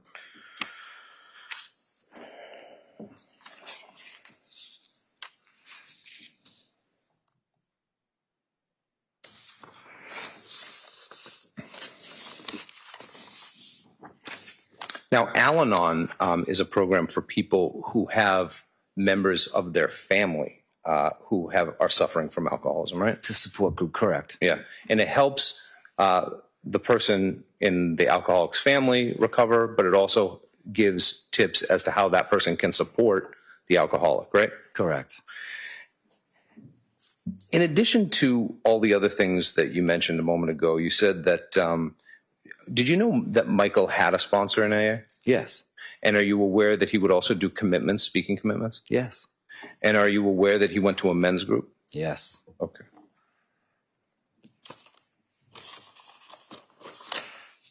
And of course, a commitment is a speech that you give to other AA groups about your own process of recovery, right? Speech, no. It's not a speech? It's not a speech. Okay. How would you describe it? It's a heartfelt description of one's own experience with alcohol, one, and then the solution that came about in order to recover from that alcoholism. And you do that verbally, to right? promote hope and to show that there is a way out of your problems, yes. And that's done verbally in front of another Verbally, group? yes. Okay. Yes. All right. Sober houses, other groups, recovery communities, halfway houses, institutions. We go to institutions as well. We go to jails. Yeah. Now, it's not unusual for people who, during the process of recovery, start to change the group of people that they were hanging around with when they were still living their actively drinking life. That's not unusual, is it? It's not unusual. It happens. It happens. Well, let me do it this way. I'm sorry, I didn't mean to confuse you with the question, but let me break it down. Thank you. For example, a lot of times the social life of the alcoholic will largely revolve around alcohol prior to getting sober, right? Correct. And their friends that they had in that world that revolved around drinking would often be people who shared those habits with them. They're not saying they had problems, but they would be people who knew them as drinking people. Right. Correct. And it's not unusual for people when they enter into sobriety and recovery to start changing their social environment. Ah, correct. Yes, Yeah. indeed. And starting to do different activities. Yes. That's why you do sober softball. Sure. And that's why you do the sober bowling, right? Yes. And also sometimes it may be necessary to get a group of friends who are on the same path as you. Absolutely. Like-minded individuals. Yes. Right. And oftentimes the alcoholic will find it hard to go back to the group of friends that they had before when they were drinking because of those social associations that we just talked about, right? Yes. Yes, correct. Yeah. And that's why friends like you were so important to people like Michael and Christine at that Michael time. was important to me, yes. Yeah. And you were important to him. Yes, thank you. I have nothing further. Redirect. A few questions, please. Mr. Higgins, as far as the people who participate in the AA program, they do not have to self-identify as an alcoholic to participate in the program, do they? No.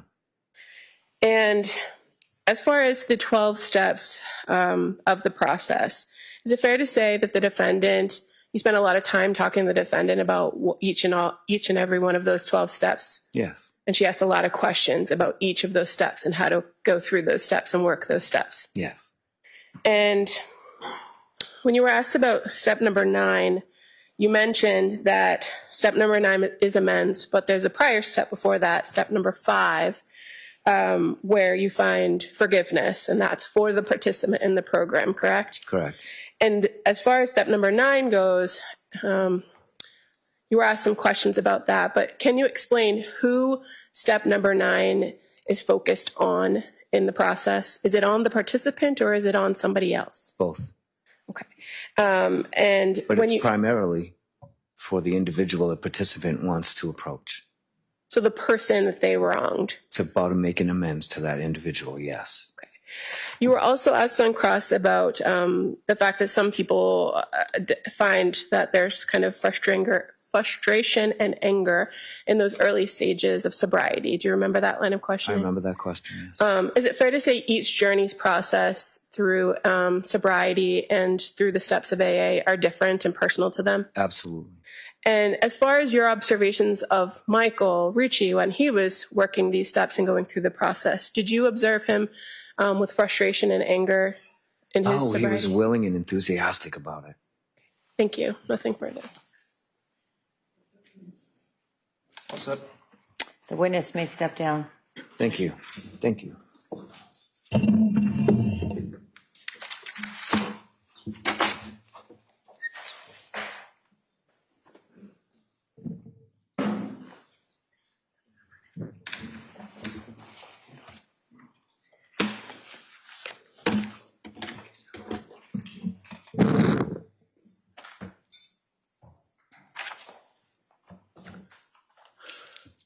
Commonwealth may call its next witness. Detective Davis, please.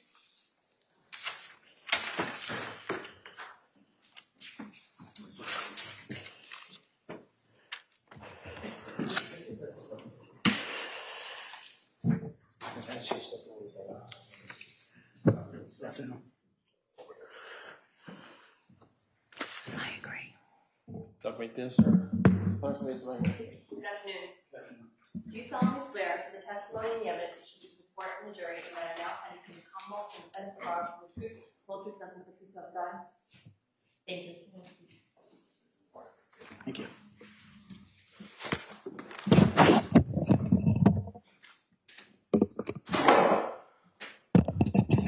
May I inquire? You may. Good afternoon, sir. Good afternoon. Can you please introduce yourself to the jury and spell your last name for the record? Yeah, my name is Greg Davis, D-A-V-I-S. I'm a detective with the Marshfield Police Department. How long have you been employed as a police officer, sir? 20 years. 20. And have you always been employed by the Marshfield Police Department? I worked part-time for Duxbury Police prior to that for 2.5 years. And what is your current position or title? I'm a detective. How long have you been a detective, sir? Approximately 12 years now. And prior to becoming a detective, what was your position? I was a patrolman. And what are some of your duties and responsibilities as a detective? We respond to general crimes. We do sexual assault investigations. We do drug investigations. We do unattended death investigations as well. And back in 2021, were you a detective at Marshfield Police Department? I was. How many death investigations have you been involved in, sir? Numerous death investigations. Drawing your attention, sir, to January 28th, 2021, were you working that late afternoon? I worked that day, but I was not working at the time this call came in. What shift had you been working that day? That day I worked the 8 to 4 shift. And at approximately 5 p.m., were you called into work? I was.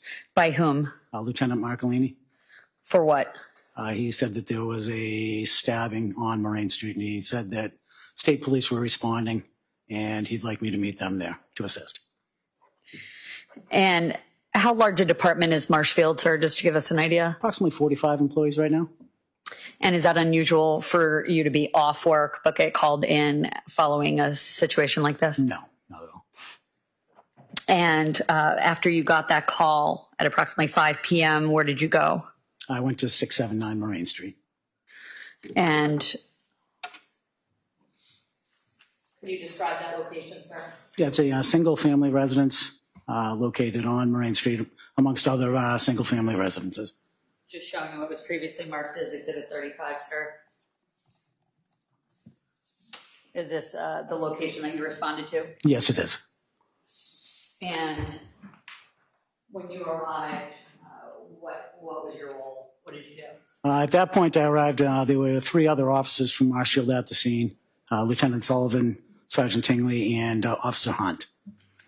And had the scene been secured at that point? Yes, it was. I just arrived and stayed outside with those 3 officers. Was it light or dark out when you arrived? It was dark out. And the weather that night? It was a snowy night. There had been snow. It was icy. When you arrived, were you briefed about the actual 911 call that had come in? Yes. And what information were you made aware of, sir? Objection, Your Honor.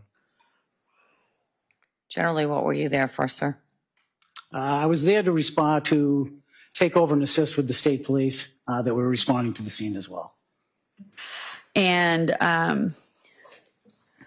were you provided information as to the identity of the people involved in the Moraine Street address? I was, yes. And what names were provided? Michael Ricci and Christine Ricci.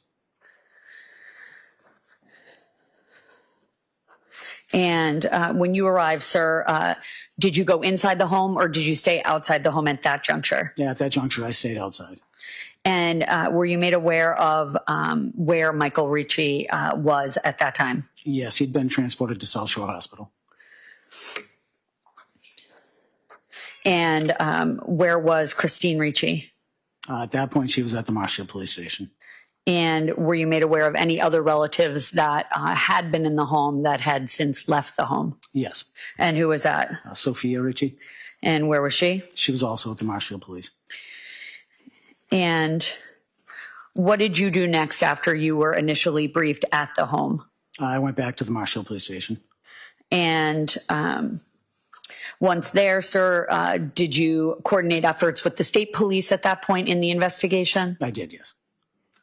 And ultimately, were you named the case officer for Marshfield Police Department? I was, yes. And in investigating deaths in your town, do you often collaborate with another law enforcement agency, sir? Yes, I do. And who is that? That'd be the state police assigned to the district attorney's office. And as the case officer for the Marshfield Police Department, were you in fact paired up with a state trooper in this matter to conduct follow-up investigation? I was, yes. Who is that, sir? Trooper Corey Mello. And he's no longer, he has a different position now, as far as you know, correct? Yes. And did you work closely with Trooper Mello in this investigation, sir? I did, yes. Can you tell us what a neighborhood canvass is? A neighborhood canvass is something that detectives do usually when there's any type of a crime. They'll go door to door to neighbors' houses just to knock and talk to the residents to see if anything was seen or heard suspicious. And at times, if there's video footage from homes, like Ring doorbells, that might be collected at that time. Is that right? Any kind of video footage, definitely. And similar to other situations, was a neighborhood canvass conducted in this case? Yes, it was. Anything notable discovered? No. And at some point soon after you became involved, was a search warrant obtained for the Marine Street residence? Yes, it was. And at some point, sir, did you come to learn that crime scene services from the state police had gone to the Marine Street residence? Yes, they did. And what was their purpose in them going to that location? To gather scientific evidence and to seize any evidence at the scene. And at some point, did you go back to the Marine Street residence? I did, yes. And was it that night? Yes, it was. And did you walk around the home and make observations? I did. May I approach the witness, please? You may.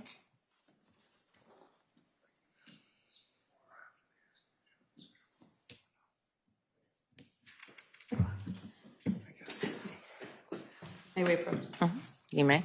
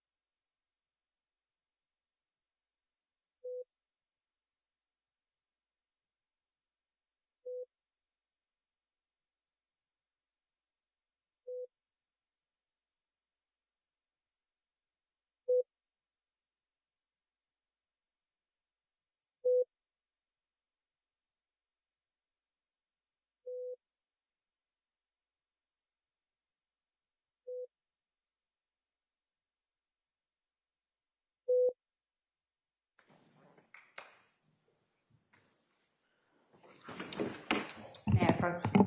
May.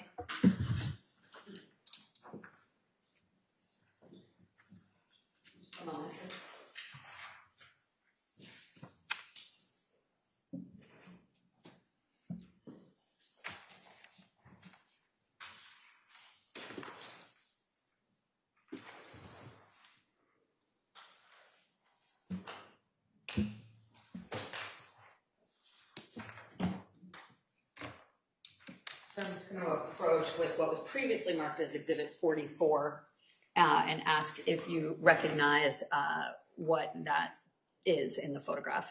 Yes, I do.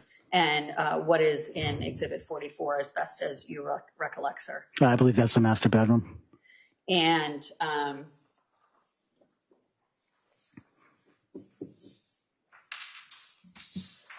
this is fair to say it's one side of the master bedroom, correct? Correct. May I approach again? Just going to ask you to take a look at another photograph, sir, and tell me if you recognize what that is. I do. And what do you recognize that to be? Also the master bedroom. And is that the opposing side on the other side of the bed? Yes. And is that a fair and accurate depiction of how it appeared that night? Yes, it is. For the actual search warrant execution, but after the house was secured? Yes, as far as I'm aware, yes. I'd ask that this be marked as an exhibit. Objection? I would renew my objection with regard to the tidiness stuff we spoke about. I note that objection. The photo of the other side of the master bedroom will be marked in minute as exhibit 45. Is that right? Yes, Your Honor. Okay. With the court's permission, may I just publish it? Yes. Thank you. So just showing you what was previously marked as exhibit 45.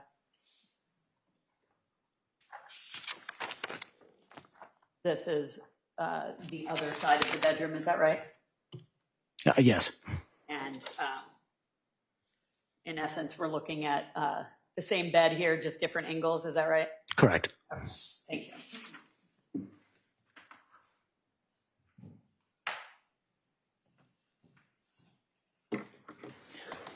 And as part of your role as case officer, sir, are you aware that certain items were taken from 679 Marine Street into evidence? Yes. And specifically, what was taken as far as you know from that actual location? Objection, Your Honor. Basis? We need to approach. I'm sorry. I hate to do this.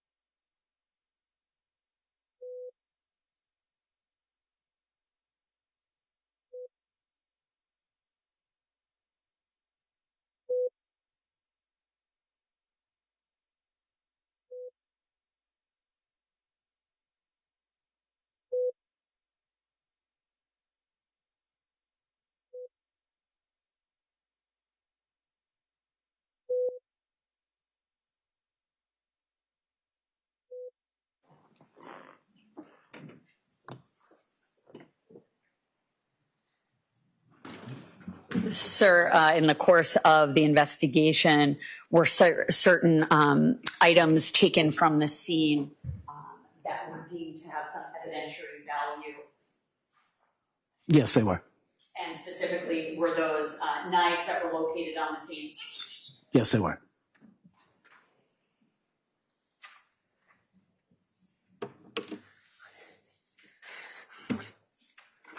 And when crime scene services arrived, is that were the knives ultimately given to crime scene services to process and attempt to extract evidence from them? Yes.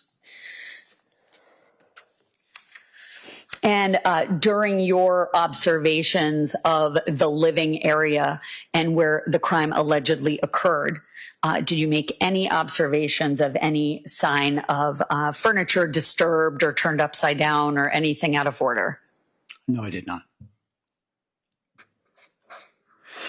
What, if any, signs of an apparent struggle were observed? I did not note any signs. And what, if any, interviews were conducted of family members, namely children, that evening? Sophia was interviewed at the Marshfield Police Station, I believe by Trooper Mello, but I'm not positive. And I know that the other two sons were also interviewed at the hospital by troopers. I believe it was Trooper McDonald. And in terms of the sons, are you referring to Angel Richie and Michael Richie Jr.? Yes, correct.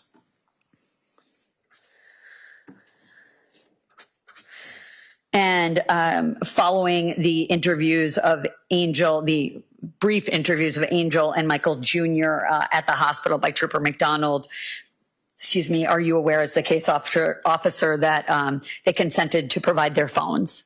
Yes.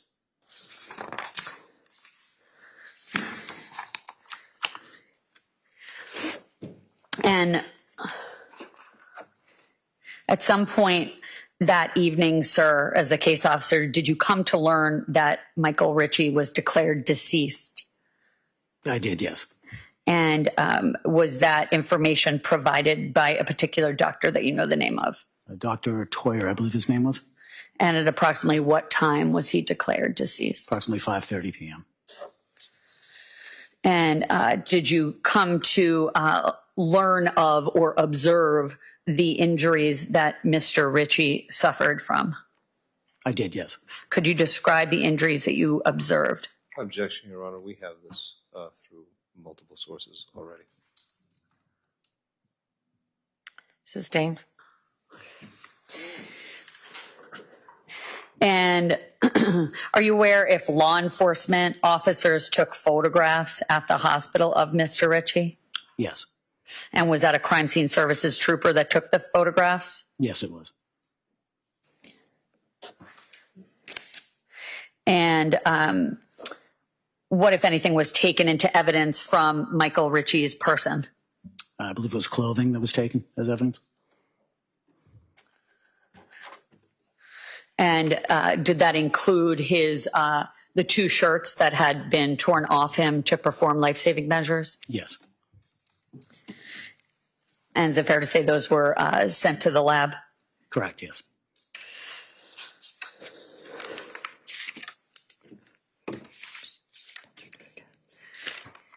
And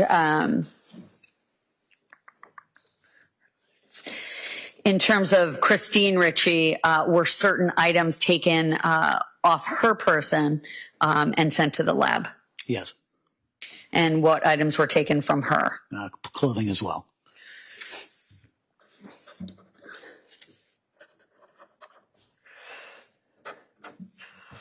And did you have an opportunity to observe the defendant at the police station that evening? Yes, I did. What, if any, significant injuries did you observe on her person? I didn't see significant injuries. I did see scratches. And do you know if her the items of her clothing were sent to the lab and subsequently tested? Yes, they were. And were other individuals as part of the investigation interviewed, sir? Yes. And was that primarily friends and family members of both Christine Ricci and Michael Richie? Yes, as well as co-workers. And co-workers, thank you. And in terms of search warrants, were any search warrants done in this case, sir? Yes, there were. And what was that for? It was further evidence. I believe it was for cell phones. And the house, obviously, as we discussed earlier, correct? Correct. And was any video surveillance obtained to establish any kind of timeline in this case? Yes, there was one piece of surveillance that was taken. And where was that taken from? That was the Dunkin' Donuts on Ocean Street in Marshfield.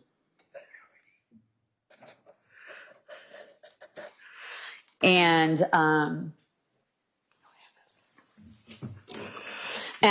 were you able to go to Dunkin' Donuts and obtain that footage from the day in question? Yes, I was. And what was the purpose of obtaining that, sir? Just to establish a timeline. And it was put onto a disc, is that correct? Yes, it was. I'd ask that this be marked as the next exhibit and then shown to the jury, which we've downloaded onto the computer. Is there any objection to that? No, Your Honor. It'll be marked and admitted as Exhibit 46. Thank you. And it's a short video, a couple minutes long, Your Honor, with your permission, may we play it? May. Record, I'm playing it at 2:19.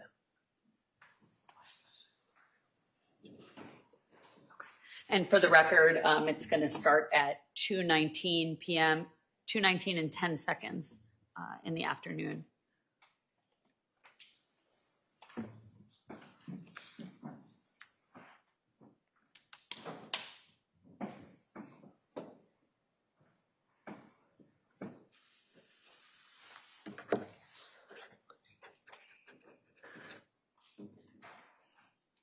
Were you able to identify who's shown in that upper right-hand corner close-up?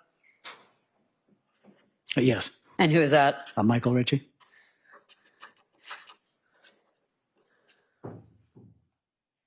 And were you able to establish that that's the vehicle that he drives or drove? Yes.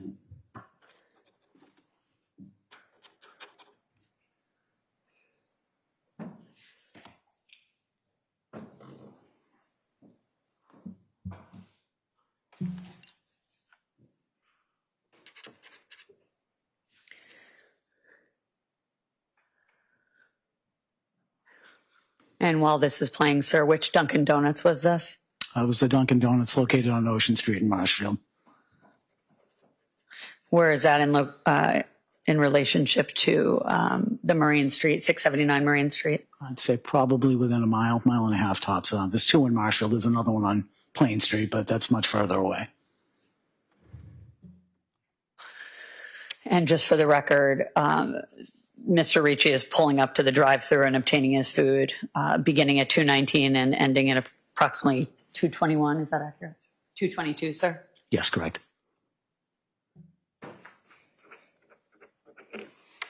One moment, please.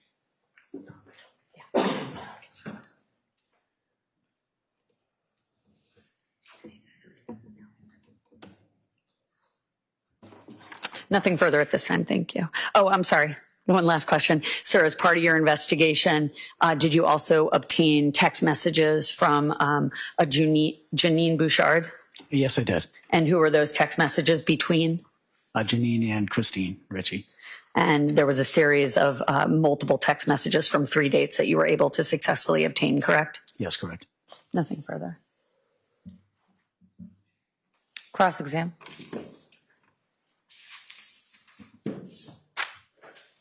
You mentioned during direct examination that none of the furniture that you saw was disturbed. That's correct, sir, yes. You don't know the way that the furniture normally looks inside the 679 Moraine Street house, correct? Correct. I've never been there before this day. And there had already been a number of police officers and first responders in the home between the time that authorities first arrived or were responding to this call and the time you got there. Yes, that's true. Okay. Is what you meant that you, just as far as you know, no furniture was disturbed or moved? Yes, correct. Okay. Nothing further. Any redirect? No, thank you. The witness may step down. Thank you.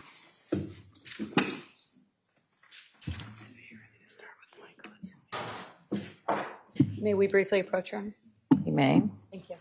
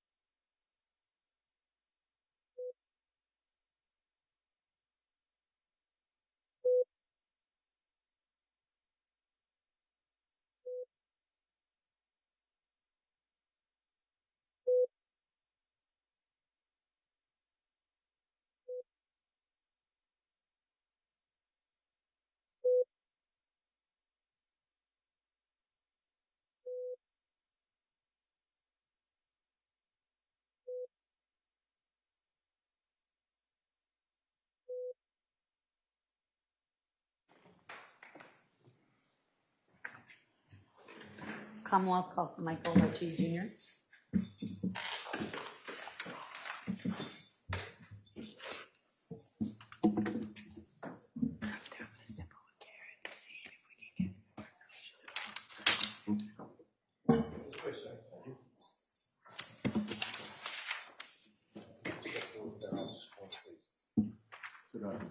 Thank you. Stop right there, sir. Face the clerk, raise your right hand. Do you solemnly swear the testimony and the evidence that you report from the jury in the matter now hearing to the Commonwealth and Senate Bouchard with the truth, whole truth, none but the truth, so help you God? Thank you.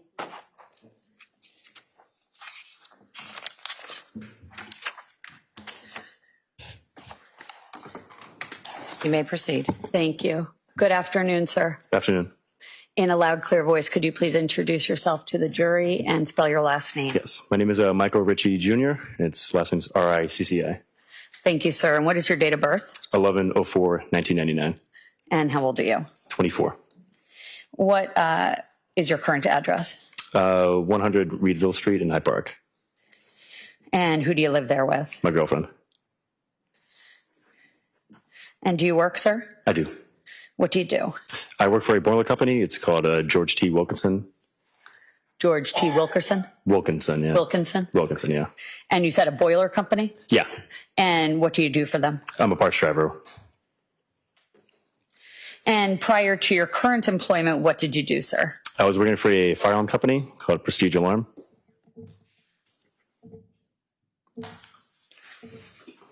Did you graduate high school? I did. From which high school? Marshall High School.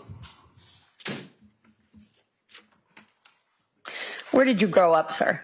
In Marshfield. Your entire life? Since I want to say 2007.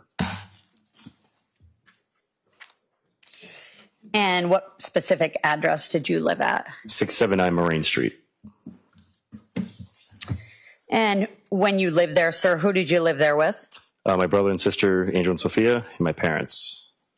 And your parents' names? Christine and Michael Sr. And you obviously were named after him. Yes. And the ages of your siblings, sir? I believe my brother is 27 and my sister is 18. And do you all share the same mother? I believe so, yes.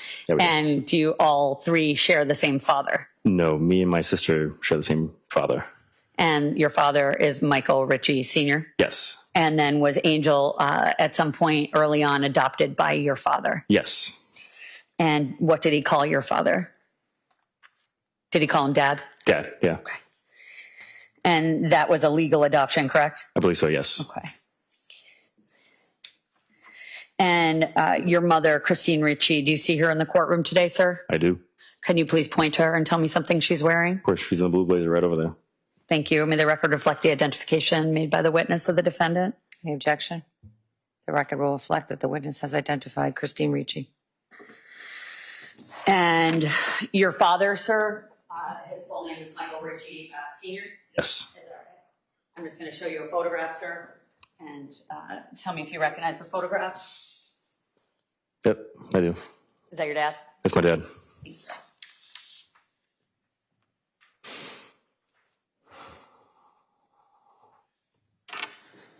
What did your father do for work, sir, when you were growing up? He was a Boston fireman.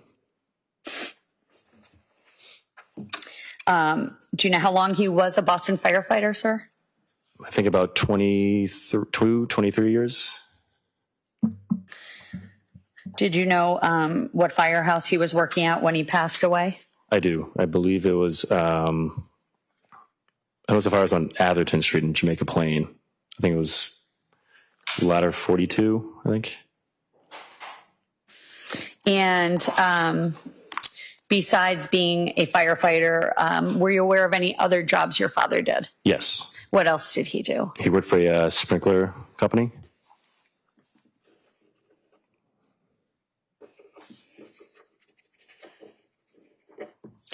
And are you aware of your father's military background at all? I am, yeah. And what branch was he in? The Army. And are you aware of when your father stopped working at the sprinkler company? I can't pinpoint the year for certain, but maybe around 2018, 2019, if I had to guess. And do you know who he worked with at the sprinkler company? I do. Was it somebody you knew well? I did. Who was that? Mark McDonald. And who was Mark McDonald? He was our uncle and my dad's best friend for as long as we can remember, over 40 years. And did he play kind of a special role in your family? Yes. Could you describe that? Like I said, he was our uncle, and he was the closest person to us that I could think of. And like I said, he's my dad's best friend, and we always saw him around my dad, and it was always a great time to be around him. Was he also asked to be Sophia's godfather? Yes, he was.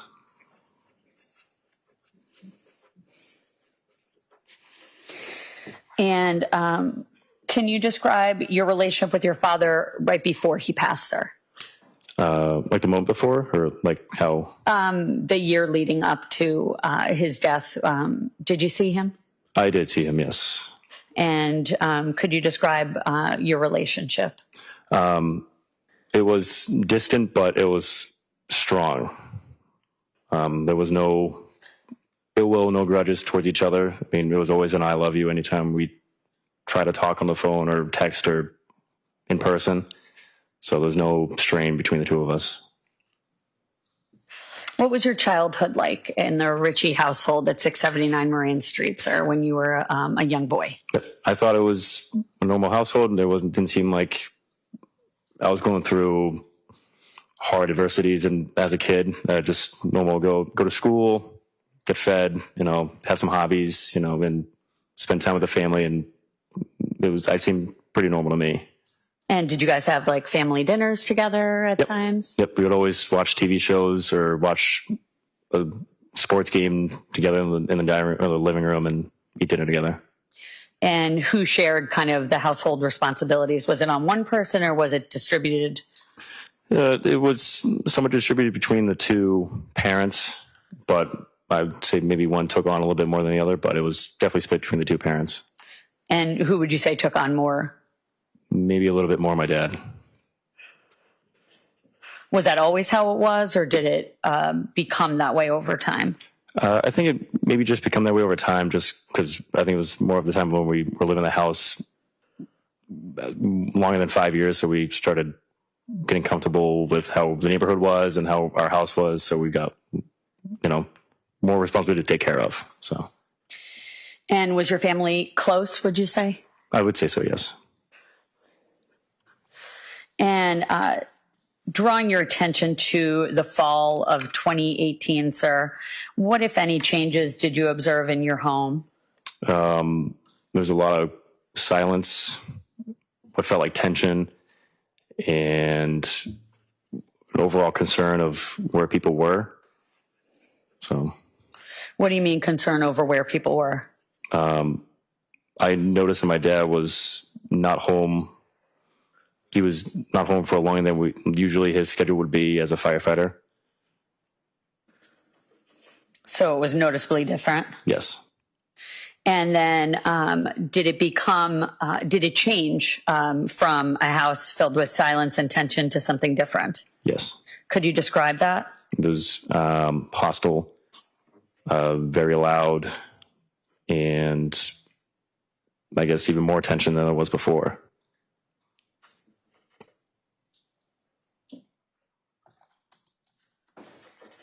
Did you become aware of something your father had done? Yes.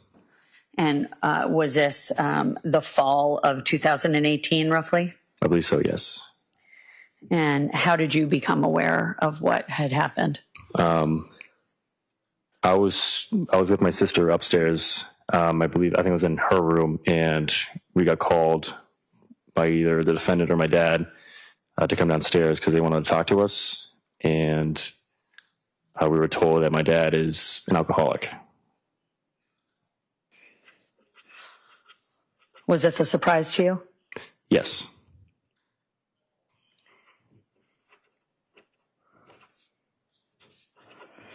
And was that the nature basically of that initial conversation?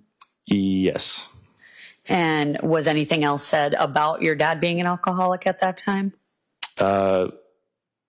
Yeah, there was additional information, but it wasn't, I was told privately about it. Well, I'll get to that. There was a subsequent conversation with you and your father, is that right? Yes. Is that when you found out about an affair? I did, yeah. Okay. And where were you when that conversation took place, sir? Me and my father were both in his car. And how did that come to be?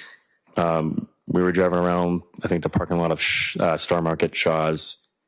He said, there's also something I want to tell you, that I saw another woman.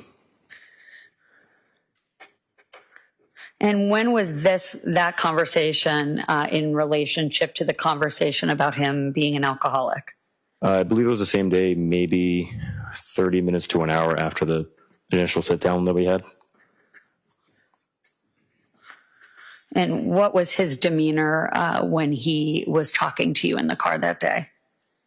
I could notice that it was a lot of guilt coming out of his voice.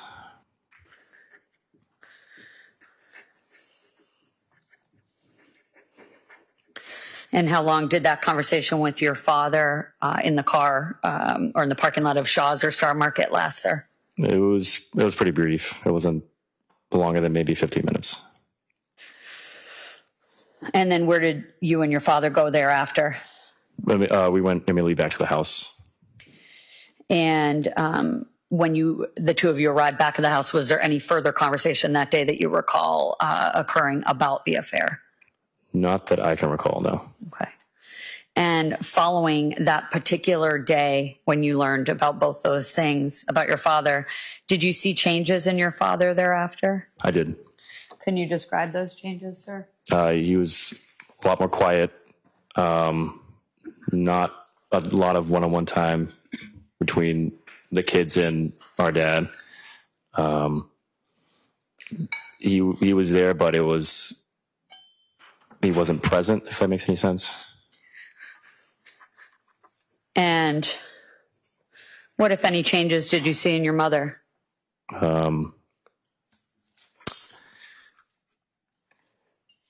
There was a lot of high vocals coming from her, a lot of screaming. The house felt very tense. And it was very uncomfortable.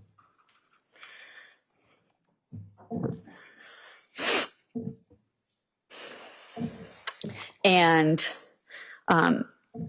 in terms of a lot of screaming by your mother, could you tell us a little bit more about how often you would hear her screaming? If it wasn't every night, it was every other 2 nights. It was very often. And what would she be screaming about? The woman my dad had a relationship with. And what kinds of things do you recall her screaming about in particular? Objection, Your Honor. I'll allow him to answer it if he remembers. It was, do you love her? Were you going to start a family with her? And how they had sexual intercourse together.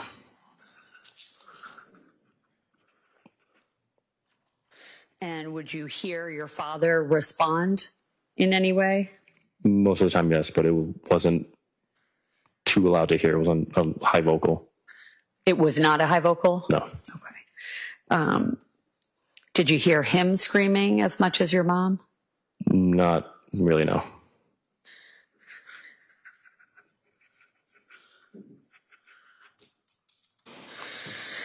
And after you learned of the things you just previously described about your father, I'm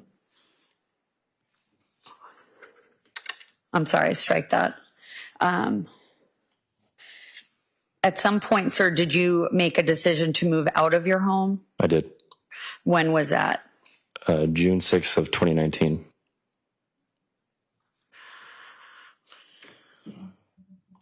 Your Honor, may we approach? Yes. Thank you.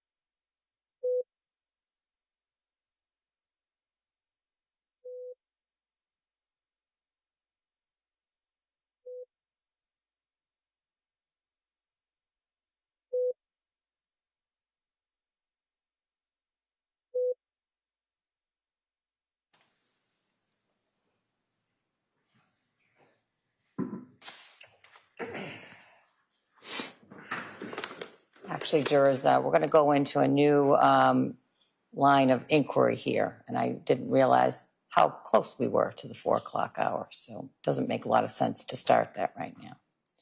So I'm going to send you on your way for the day with about 5 minutes left in your day. Because I need you to be vigilant to your instructions as jurors, to your oath as jurors. Don't speak to anyone about this case. Don't do any research about this case, and continue to have open minds as you listen to the evidence in this case. We'll see you back ready to work at 9 o'clock tomorrow morning. Good, all right, so the jury, just place your notebooks in the chair, exit this way.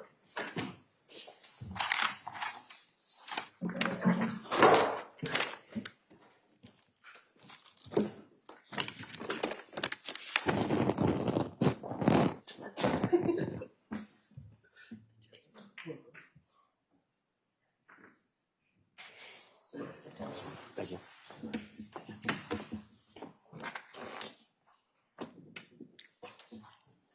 Everyone may be seated.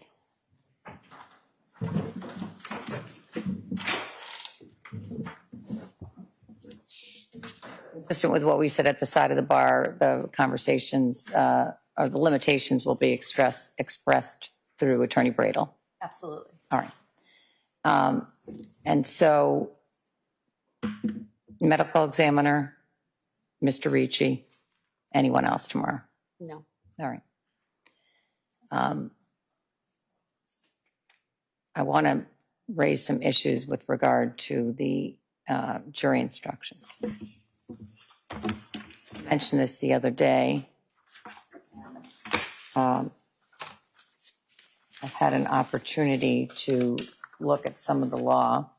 I'm going to continue to look at the law, but I want to hear from the parties specifically as to 2 issues, which will come as no surprise to you. First is the issue with regard to the self-defense instruction and the propriety of the self-defense instruction, in particular in connection with the homicide charge. And I want you to be focused on the Chambers case and progeny from the Chambers case. And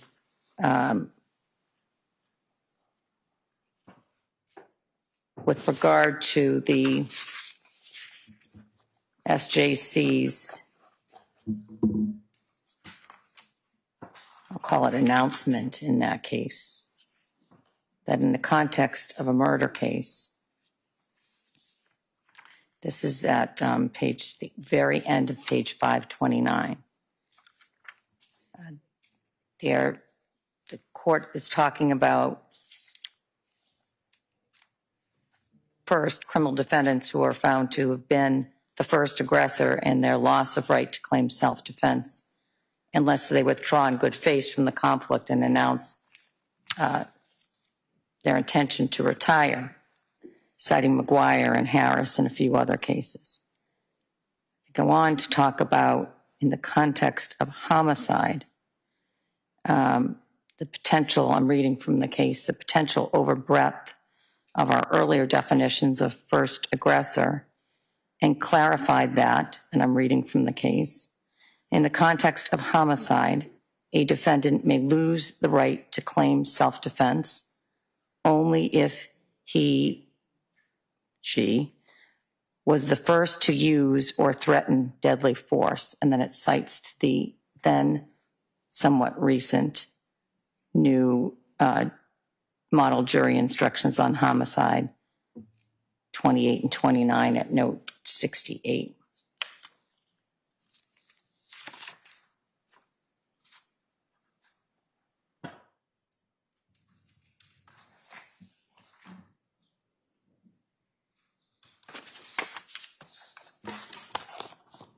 There are maybe 25, 30 cases that cite to this case since then. I'm in the process of reading them, and I need you to be engaged in this process, in particular with regard to your arguments about taking the evidence in the light most favorable to the defendant.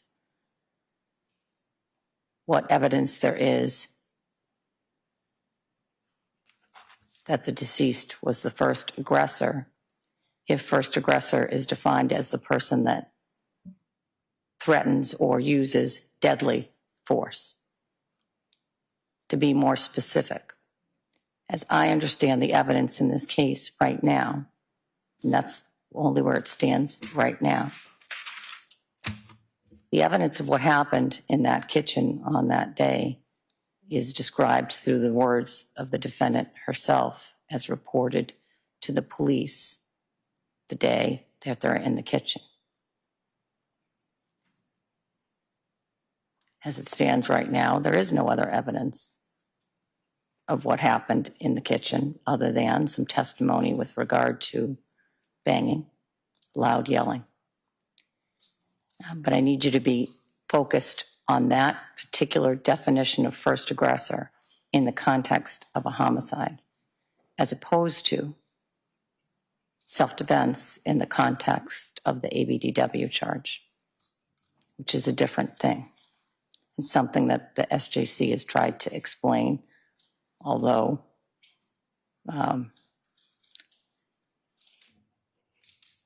however imperfectly as the facts of those cases have dictated. So I'm going to be expecting you to make your respective arguments on that so that I can address that. Equally, although I would have admittedly done less work on this, the Commonwealth is asking for, the defense is objecting to the theory of cruel and atrocious. The evidence isn't in yet. That's part of the reason why I asked for the medical examiner's report. I got it this morning. I'll take a good look at it tonight. But the burden is going to be on the Commonwealth on the present state of the affairs. It seems to me that there's quite limited information that supports that charge. Again, we have more to come, but I want the Commonwealth to be focused on the law that supports that instruction on the case law that is out there. What best supports it, and on the other side, what doesn't. Separate and apart from that, the idea of self-defense in the context of ABDW is a separate instance, separate analysis with regard to the evidence, but I want both of your positions with regard to the propriety of the self-defense instruction on the ABDW charge. So those are certain things that are on my mind, and I want it to be on your mind so that when we get to the charge conference, you can best articulate your arguments to your respective sides. Any questions about that? In terms of that discussion, Your Honor, in terms of timing, when we're going to have this kind of follow-up, can we just get a little bit just information from the court as you see tomorrow going? It sort of depends. I know. So just my best guesstimate is I think probably we would have under an hour left on our side with Michael Jr. I don't know how long defense will go, let's say an hour or so, I don't know. And then we have, the medical examiner is not lengthy in time. I would surmise about 30 minutes. So with that said, if that is our best guesstimate, I guess we're all just trying to figure out if we are going to close tomorrow, if we're going to do the charge conference thereafter. Not closing tomorrow. No. Okay. These issues need to be, these are obviously, I don't need to tell you, critical issues. Obviously, you want the opportunity to argue those issues, but I want the opportunity to try to get it right on thoughtful consideration of those arguments. These are important issues to the determination of what work we're going to ask the jury to do as fact finders. So I don't have any intention of running this into closings without you having the opportunity to thoroughly argue your positions with regard to the self-defense instruction and with regard to the cruel and atrocious instruction. I appreciate that. Thank you.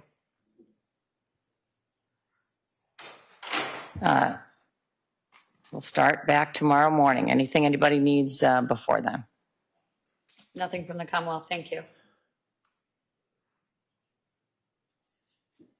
No, Your Honor. All right, have a good night, everyone. All right.